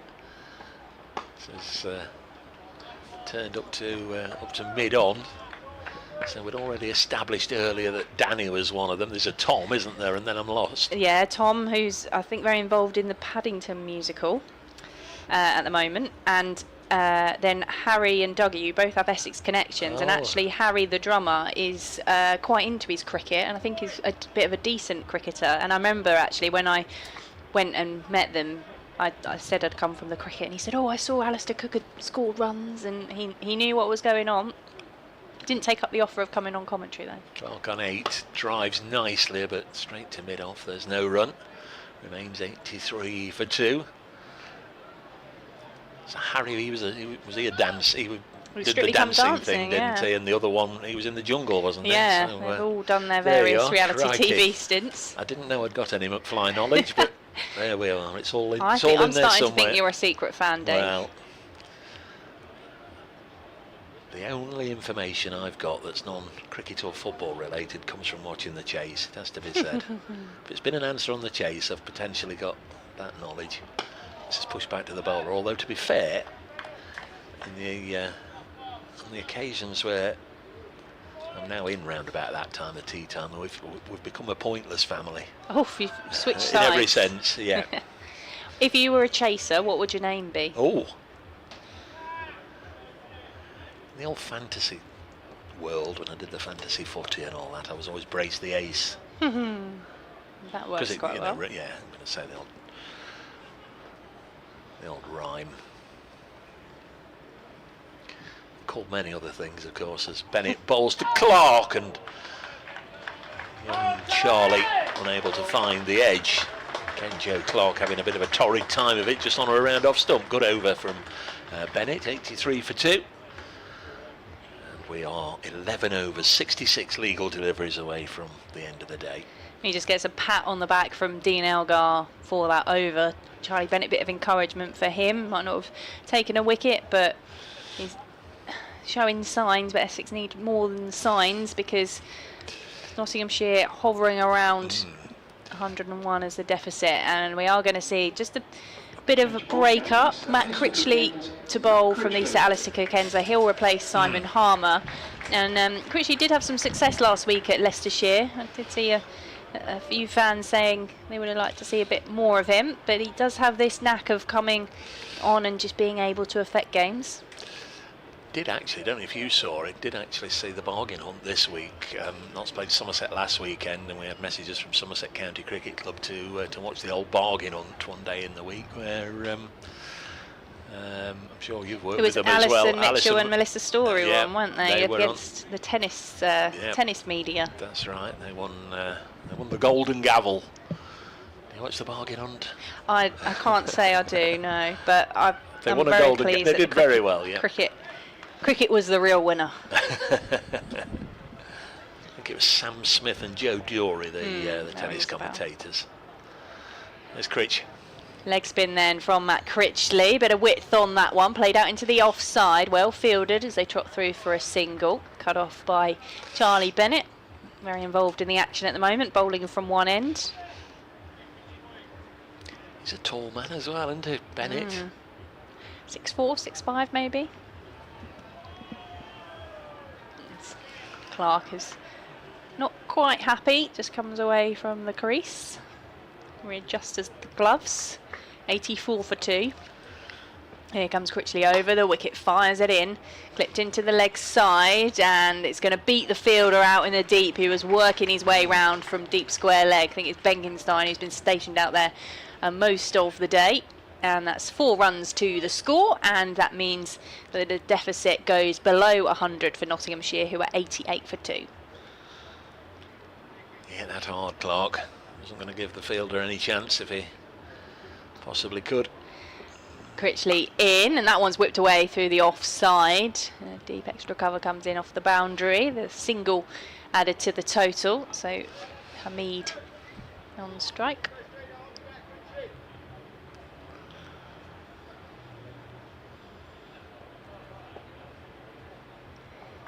Critchley in, and that one's pushed into the offside by Hamid.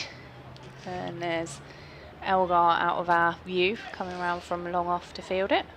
About a decade or so ago, Notts had a little period with Imran Tahir at the club.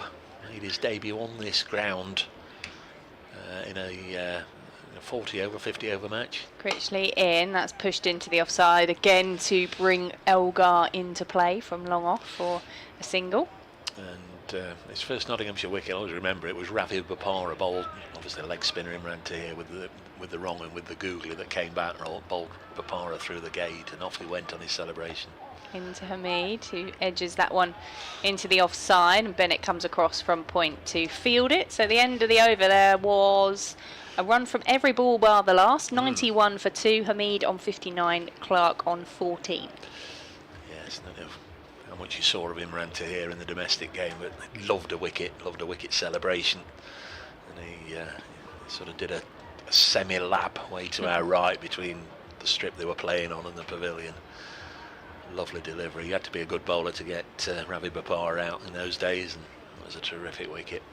Can't remember who won the game or anything else about it, but I can remember Imran Tahir. 91 for 2 after 28 overs. Still got 10 to go in the day. Joe Clark has 14. Nasiba Mead 59. Ben Slater out to Shane Snater for naught, and Freddie McCanter the same bowler for 16. Here's Bennett. Bowls now, and Clark will push it up to mid-on, and there's no run. Had they been in a run chase, he might have gambled on pinching a quick single there with mid-on set deep, but he elects not to. And a long old day, warm old day. Victoria and myself here since the start. Had a lovely chat, both of us, with Ron Headley from this prostate cancer charity a little earlier. Lovely to speak to him and all the good work he's doing to raise awareness as Clark pushes this into the offside. There's no run. Day began on a very sombre note here as Chelmsford paid its respect to Paul Hiscock, long time journalist of this parish, and good egg, good bloke, Paul Hiscock, who sadly died recently. All the flags at Chelmsford at half-mast today and throughout the game. Always made visitors such as myself very welcome whenever we came down here to enjoy cricket in this part of the world. Here's Bennett in bowls, that one nips back into Joe Clark. Inconvenienced him, but nothing more. 91 for 2, halfway through the 29th over.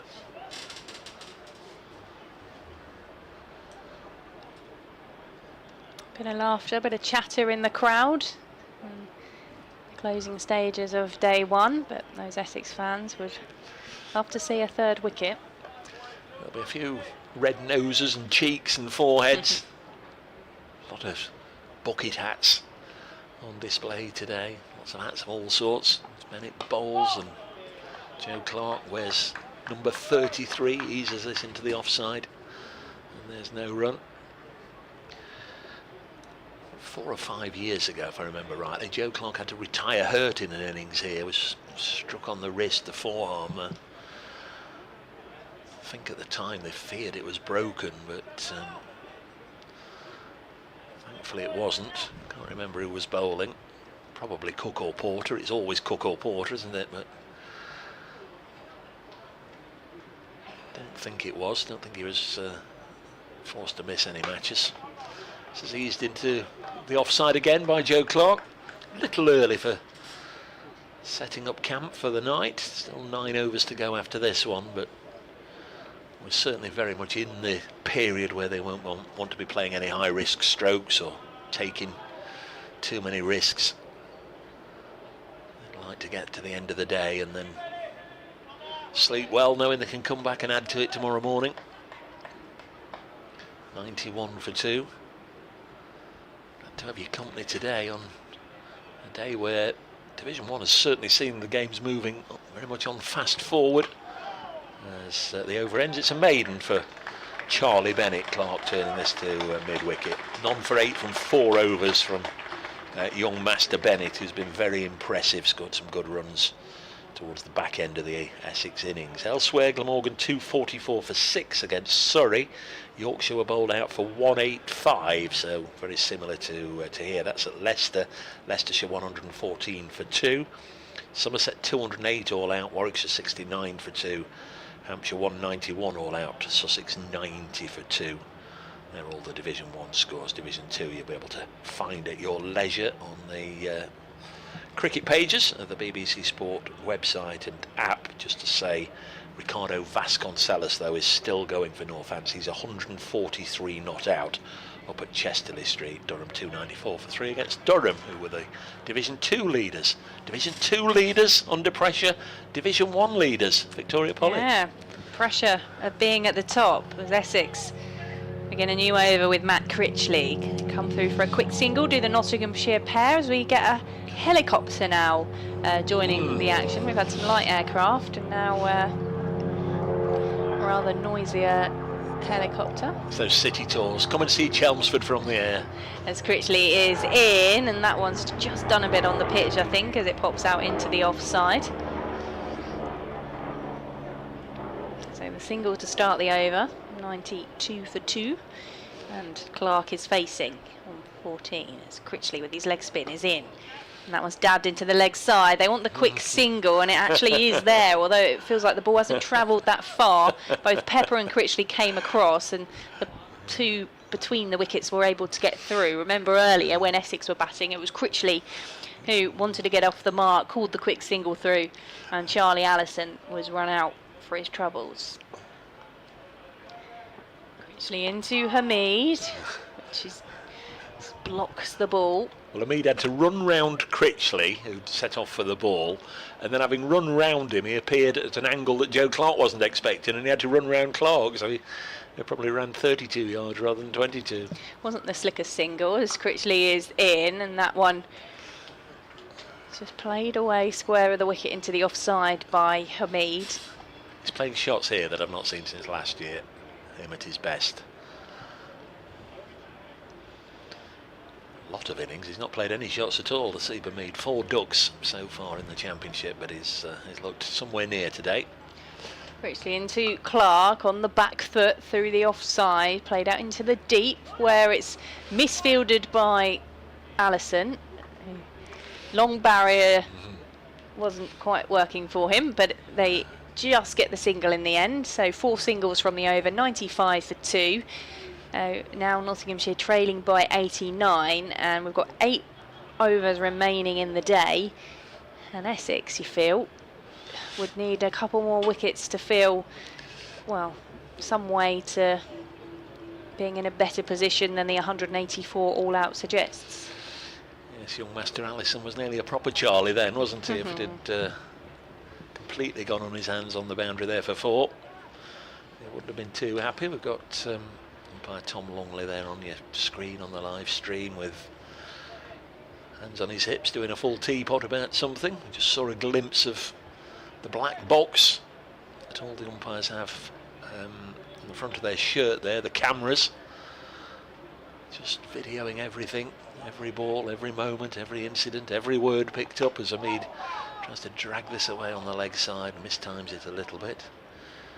Depends who you speak to, they'll give you an answer, a different answer as to what it's for. It's for umpiring coaching, it's for batting coaching, bowling coaching, it's for disciplinary moments in case there's a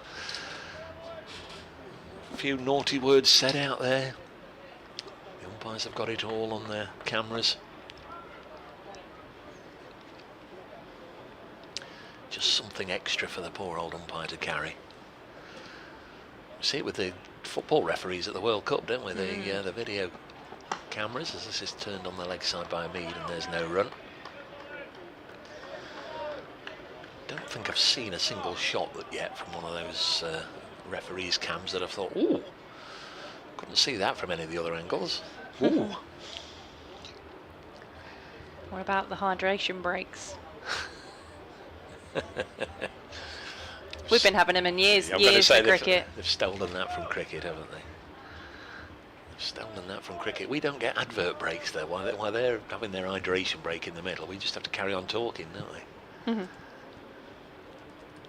In comes Bennett, bowls, strikes Joe Clark on the pad. Would again have gone down. Tom Longley, who wasn't too dissimilar in action to Charlie Bennett. Not quite as tall as Bennett, right arm, medium fast.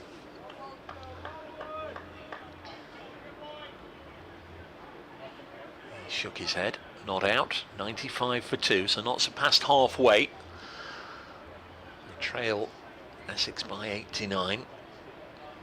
Don't think they'd mind if they didn't score another run this evening, so long as they didn't lose another wicket. Bennett into bowl to Clark. Push it to point to Benkenstein. There's no run.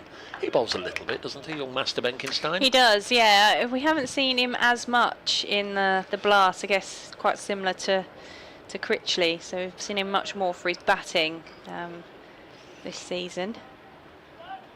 Same with Walter. We used to see him as an all-rounder, but since he started opening the batting, we very rarely see him with ball in hand.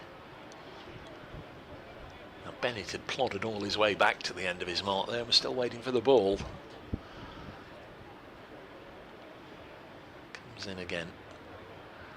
And bowls now. Clark just drops it on the leg side. It's the 5th dot in this over. 7 overs to go then. We're nearing 10 minutes to 6. Good effort from the bowlers of both sides, I think, to rattle on through the day. Very hot conditions. You don't want to be out there for any longer than you have to be, but at the same time you don't want to be tearing in and expanding all that energy and working yourself up into a real lather. So every credit to the quick bowlers, Ollie Stone for Notts, Fergus O'Neill, Brett Hutton doing a good job earlier. And now the Essex bowlers. This is hit crisply up to wideish mid-off and there's no run. Porter and Snater and Bennett in particular, end of a maiden, not given much away. The old Master Bennett, 5 overs, none for 8 for him. And we've got 7 to go. Hamid 61, Clark 16. Nottinghamshire trail by 89. Critchley continuing in the attack. Hat is off as he strides towards the umpire. The hat combined with the warm weather means that the mullet's got a few tufts sticking up all over the place as he wants to turn his arm over with his captain Wesley before we begin the 32nd over of this Nottinghamshire innings. 7 remaining today in slightly cooler conditions, but still a blue skied Chelmsford. Where are you getting these cooler conditions? Where are you I'm seeing getting that? a bit of a breeze if I just lean slightly back, as Critchley is in. That one's turned off the bottom of the bat into the leg side. Deep mid-wicket comes in off the boundary to pick the ball up for a single. If I lean slightly back, I'll tipple over. Shane Snater's going through some stretches in the field, so I think we might see more of him. The man to have taken both the wickets for Essex, that of Ben Slater and Freddie McCann. Critchley into Clark, who's slapped that one towards long off for a single. Dean Elgar is out there in the deep.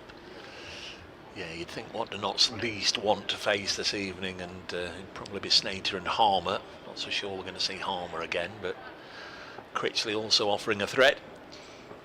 He is in. A bit more air on that one. It's turned round the corner. I'm not sure how much of that was intended, but it is going to beat the fielder and get to the boundary for 4 runs to Hamid, as the polite applause comes up for the Nottinghamshire 101 for 2. Sorry, Matt, just said he's offering a little bit of a threat, and he lollops up a nice full toss.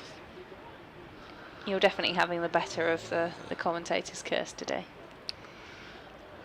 Critchley into Hamid again. That one's a wide of the off stump, and it's left well alone.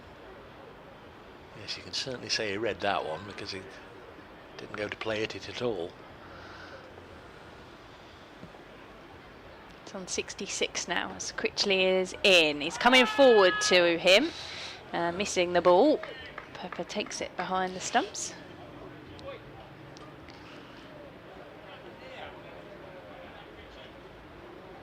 Come on, Critchley, and the cries in the field. As he turns and in he comes. It's defended by Hamid. Drops into the pitch on the offside. 6 from the over, 101 for 2. And it's all gone a bit quiet for Essex with the ball. They needed a faster start than this, having been bowled out for 184 with the bat. Those of you watching the live stream can see a summary so far of the day. Essex 184. What it doesn't say there is they were bowled out in 57.4 overs. Done a lot of the hard work in the morning session. 87 for 2. You can always expect, I think, on the first morning of a Division 1 game to lose a couple of wickets, and then losing Wesley in the final over of the day. They trooped off of course, when the wicket of Wesley went, so it was 87 for 3 at lunch. That just sort of left you wondering, was it an even session? Notts would have been very pleased to get rid of Wesley then, but straight after, we'd only been playing for 5 or 10 minutes, and 87 for 3 was 95 for 5, and it didn't get any better then, with Liam Patterson-White just bulked in for bed and breakfast. A long spell, 16.4 overs unchanged from this end, a little break for lunch, and he took the last 5 wickets to fall. Snater back into the attack, bowling to Joe Clark, and with the keeper stood up, Clark looking to cut it into the offside. Benkenstein fields, but not before they've scampered through for a single, taking Joe Clark to 18 and the total to 102 for 2. Snater 8 overs under his belt so far. He had Ben Slater caught behind, lovely ball from round the wicket to the left-hander. I don't think there's a lot that Slater could do really. It would have just clipped the top of off, trying to play that line, and just feathered it through to the keeper. Next ball left alone. And then trapped Freddie McCann. Oh, he didn't, he bowled Freddie McCann. Certainly the best way of trapping somebody, isn't it, to knock back the off stump. Again to the left-hander from round the wicket. It changed ends by that stage, Snater. Round the wicket, brought it in on the angle, and it just seemed like McCann played round a ball that was always destined to hit off. Didn't appear to move too much. Snater bowls now, and this is pushed back to the bowler.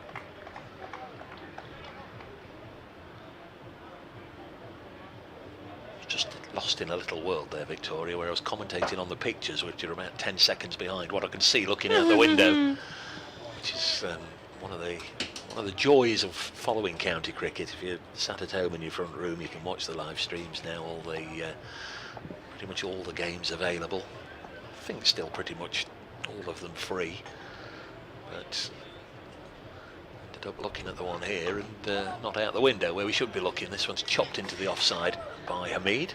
Notts trail by 82, no runs there, 102 for 2. You definitely don't want to be caught not looking out of the window based on today's experiences. I can only apologise for not being big and brave and chivalrous and throwing myself in front of you just in case the ball was going to hit you, in case you weren't with us earlier. I was calm. I was not phased. I've not yet heard this little bit of commentary. Nor have I, and I don't want to. You picked up the mantle very well as I went out to pick up the ball. This one goes through to the keeper, and he did attempt a little fiddle on it, in case you weren't with us earlier. 2 balls from the end of the Essex innings, Shane Snater hit Liam Patterson-White for a straight 6, which hits some part, we think, of the upper window frame that we're commentating from. All along it seemed as if it was destined to come in here. Didn't quite do it, but an almighty thud. I won't say the building shook, but it certainly echoed into a resounding thud, which I don't know if you can pick up on the commentary, or lack of. This is pushed into the offside, and there's no run. End of the over, 102 for 2. We're a couple of minutes away from 6 o'clock. Straight after it, I don't know what happened to the next ball, because neither of us were, I don't think, focusing on the next ball, but the ball after that, Snater had another yahoo at Liam Patterson-White and was bowled, and that was the end of the innings. 184 all out. Notts have lost 2 wickets themselves early on in this, their first innings, and they're now 102 for 2.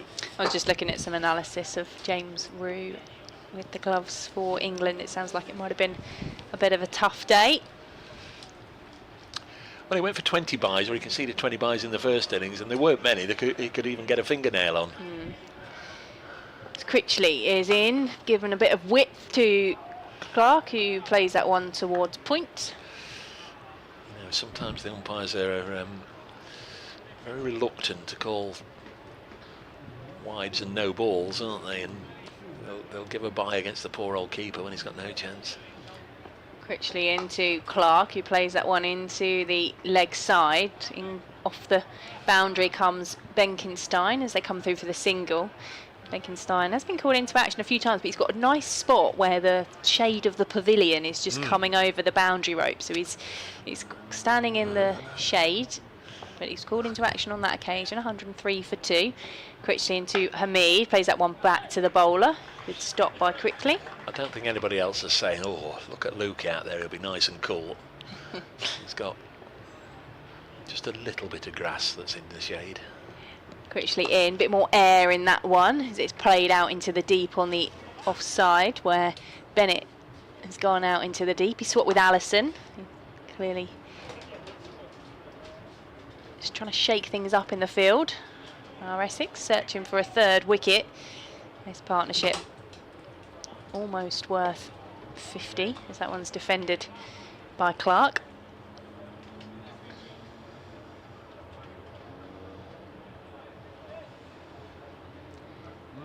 Actually spins the ball. In he comes over the wicket to Clark, who again on the back foot is playing that one into the offside. Fielded in the covers for a dot ball, so 2 singles from the over. It's probably the least we've seen from a Matt Critchley over. 104 for 2. 4 overs remaining in the day. And Nottinghamshire trailing by 80 now. Hamid is on 67 and Clark is on 19. They were brought together on 55 when Freddie McCann was bowled by the man who's about to bowl from the Graham Gooch end, Shane Snater. Some lower order runs for him, making 31 and 2 wickets in this evening session. And how he and Essex would like to add to that in the final 4 overs of the day. Well, Hamid will be eyeing what he can do. Shorter delivery, which is just pinged into the offside, up towards mid-off for no run.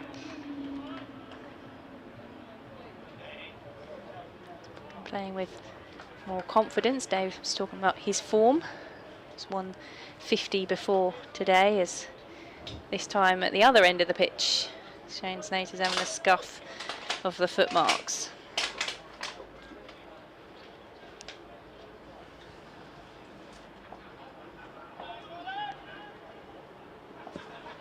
Turning on his mark is the Essex bowler. And he comes to Hamid, who's forward to dab that one into the offside for no run.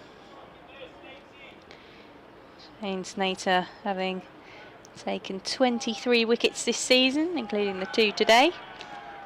He's 4 behind Sam Cook, who missed last week and is missing this week when it comes to the county championship with that fractured wrist that he picked up in training, which has seen him miss all of the T20 Blast campaign as well so far.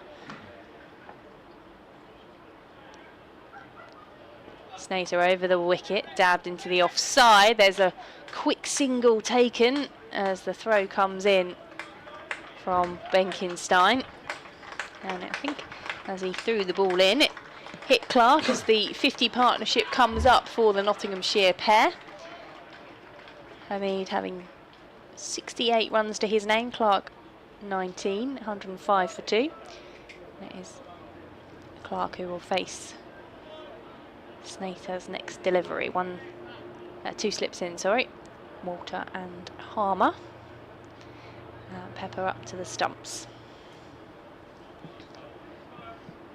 Snater in. That one's dabbed into the pitch and towards backward point by Clark.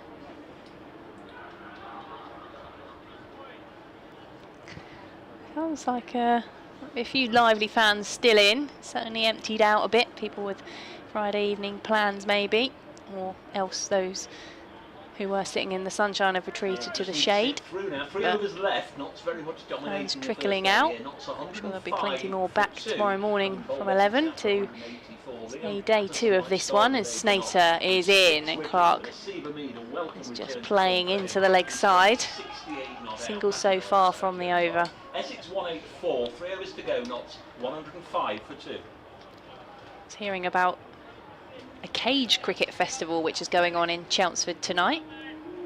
Maybe that's something Dave can do on his Friday evening. I wasn't quite sure what cage cricket involved, but apparently it's popular in Asian countries. As Snater is on his way in to Clark, who's up on the toes, driving through the offside, doesn't even bother to come down for the run because he knows that's going to the boundary for 4. He's on to 23. And Nottinghamshire on to 109 for 2 at the end of the over, trailing by 79. Did I hear my words being taken in vain on my name? Cage cricket. Cage cricket. So it's being played Chelmer Park tonight. We were talking about this on Around the Wicket a couple of weeks ago, and I guess it's basically sort of indoor cricket principles, but it's played like on a hockey pitch where you've got an enclosed area. You've got the floodlights as well. So there's a festival going on across the weekend, and I think they're kicking off with the youth games tonight down at Chelmer Park. So it'll be interesting to see how that works out, because apparently it's popular elsewhere in the world, and maybe a few more games or leagues popping up here. Well, should my options dry up, I'll be there. Harmer is back into the attack for Essex. That one's turned past short leg by Hamid. What do we got? 3 overs to go, so 17 balls now.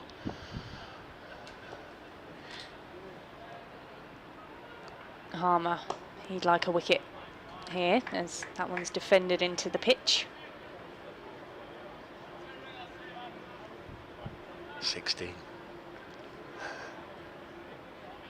Maybe looking at Patterson White's 6 wickets earlier and wanting a share of that himself as he's in, and that one just seems to get Hamid tangled up a bit, takes a hand off the bat and trickles down into the pitch. Dot ball. Encouragement from the stands. That's one of your regulars, isn't it? Yeah, Dan always supporting the team wherever they may be, as Harmer is in on the back foot, play towards mid-wicket. Well fielded by Shane Snater for no run.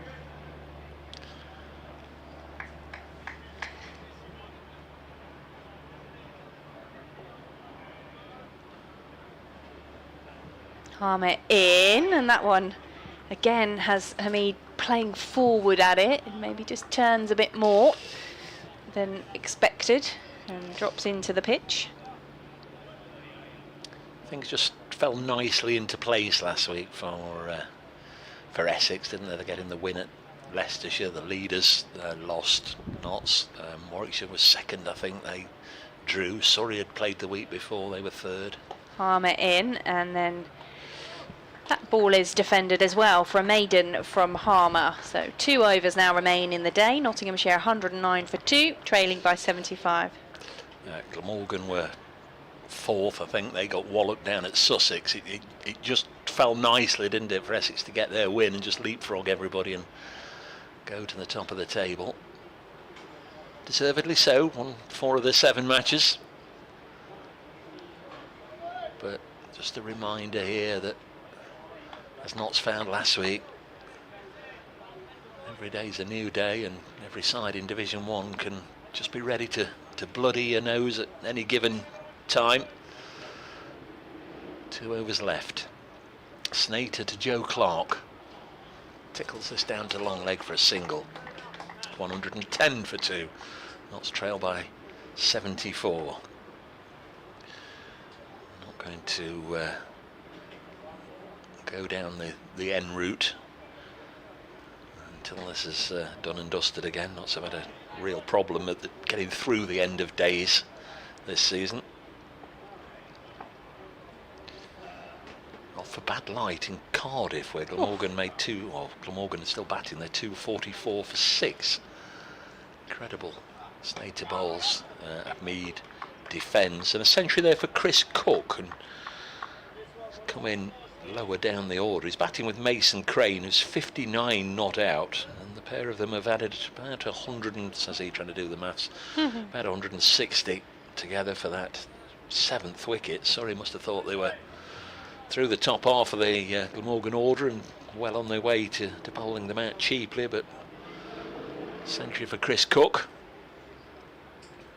Seen him score a lot of runs against Notts over the years. Snater bowls, and Hamid leaves this one alone. At Leicester, Yorkshire 185, Leicestershire 130 for 3, so Leicestershire, who've managed to get back-to-back home games, will be looking to do a little better than they did against Essex last week.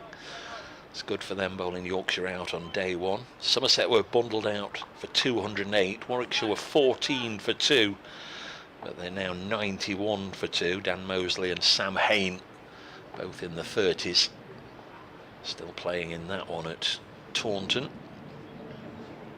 Snater bowls. Hamid pushes this to backward point. Good diving stop from Benkenstein. It's all the way across the grass, but he had to dive away, otherwise that was 4 runs. At Hove, Hampshire made 191. Sussex 102 for 3 in that one. Henry Crocombe's not playing. You'd have thought England might have sent him back to the county. Obviously the test match started yesterday, or in fact the day before, and you'd have thought Crocombe would have been sent back to play, but he wasn't. Next ball's pushed away onto the offside, and there's no run. In Division 2, Ben Stokes is certainly playing for Durham, but he's had a fruitless day so far with the ball. 15 overs, 3 maidens, none for 53. Northants 340 for 5 against top of the table Durham. 164 not out from Ricardo Vasconcelos. 61 from Saif Zaib, who's a very good player to have coming in that Northants middle order. Snater bowls. Hamid dances down the track off. Wrong to use the word dancers, but gets well forward and then lets it go through to the keeper. Where haven't we been? Canterbury, where I'll be on Friday night. Kent 305 for 5 against Middlesex. Chris Benjamin 70 not out, almost going at a run a ball there. Gloucestershire 245 for 7 at New Road against Worcestershire. James Bracey made a big 100 last week. He was out for 1, but it's his top order batting mate Miles Hammond who's 120 not out in that one. So final over of the day coming up from Simon Harmer. Essex desperate need of a wicket just to boost them going into day 2, with Nottinghamshire having reduced the deficit to 74 rather comfortably. Harmer is in and Clark is driving. They won't get a boundary for it as Critchley comes in. Feet off the ground. You don't want to get on Nelson last over of the day, do you? Crikey. You're superstitious? You aware of the cricketing superstitions? I'm aware of it. I don't know how will Hasib Hamid feel about it as he defends this one. It remains 111 for 2. I don't think he's overly, I'm going to say suspicious, overly superstitious. He's on 68. Harmer is in third ball of the over, and that one just pops up in front of him as he tries to defend it with a straight bat. Coming across. Like a spitting snake there, it just suddenly spat up at him. He's well positioned to defend it away on the leg side.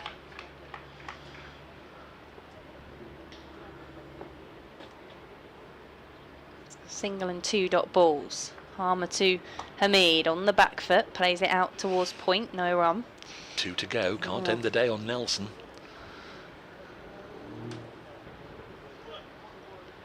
Won't mind if they're only 2 down. Short mid-wicket in, short leg. In comes Harmer to Hamid on the back foot, defending again. He's got 1 delivery remaining of the day to face.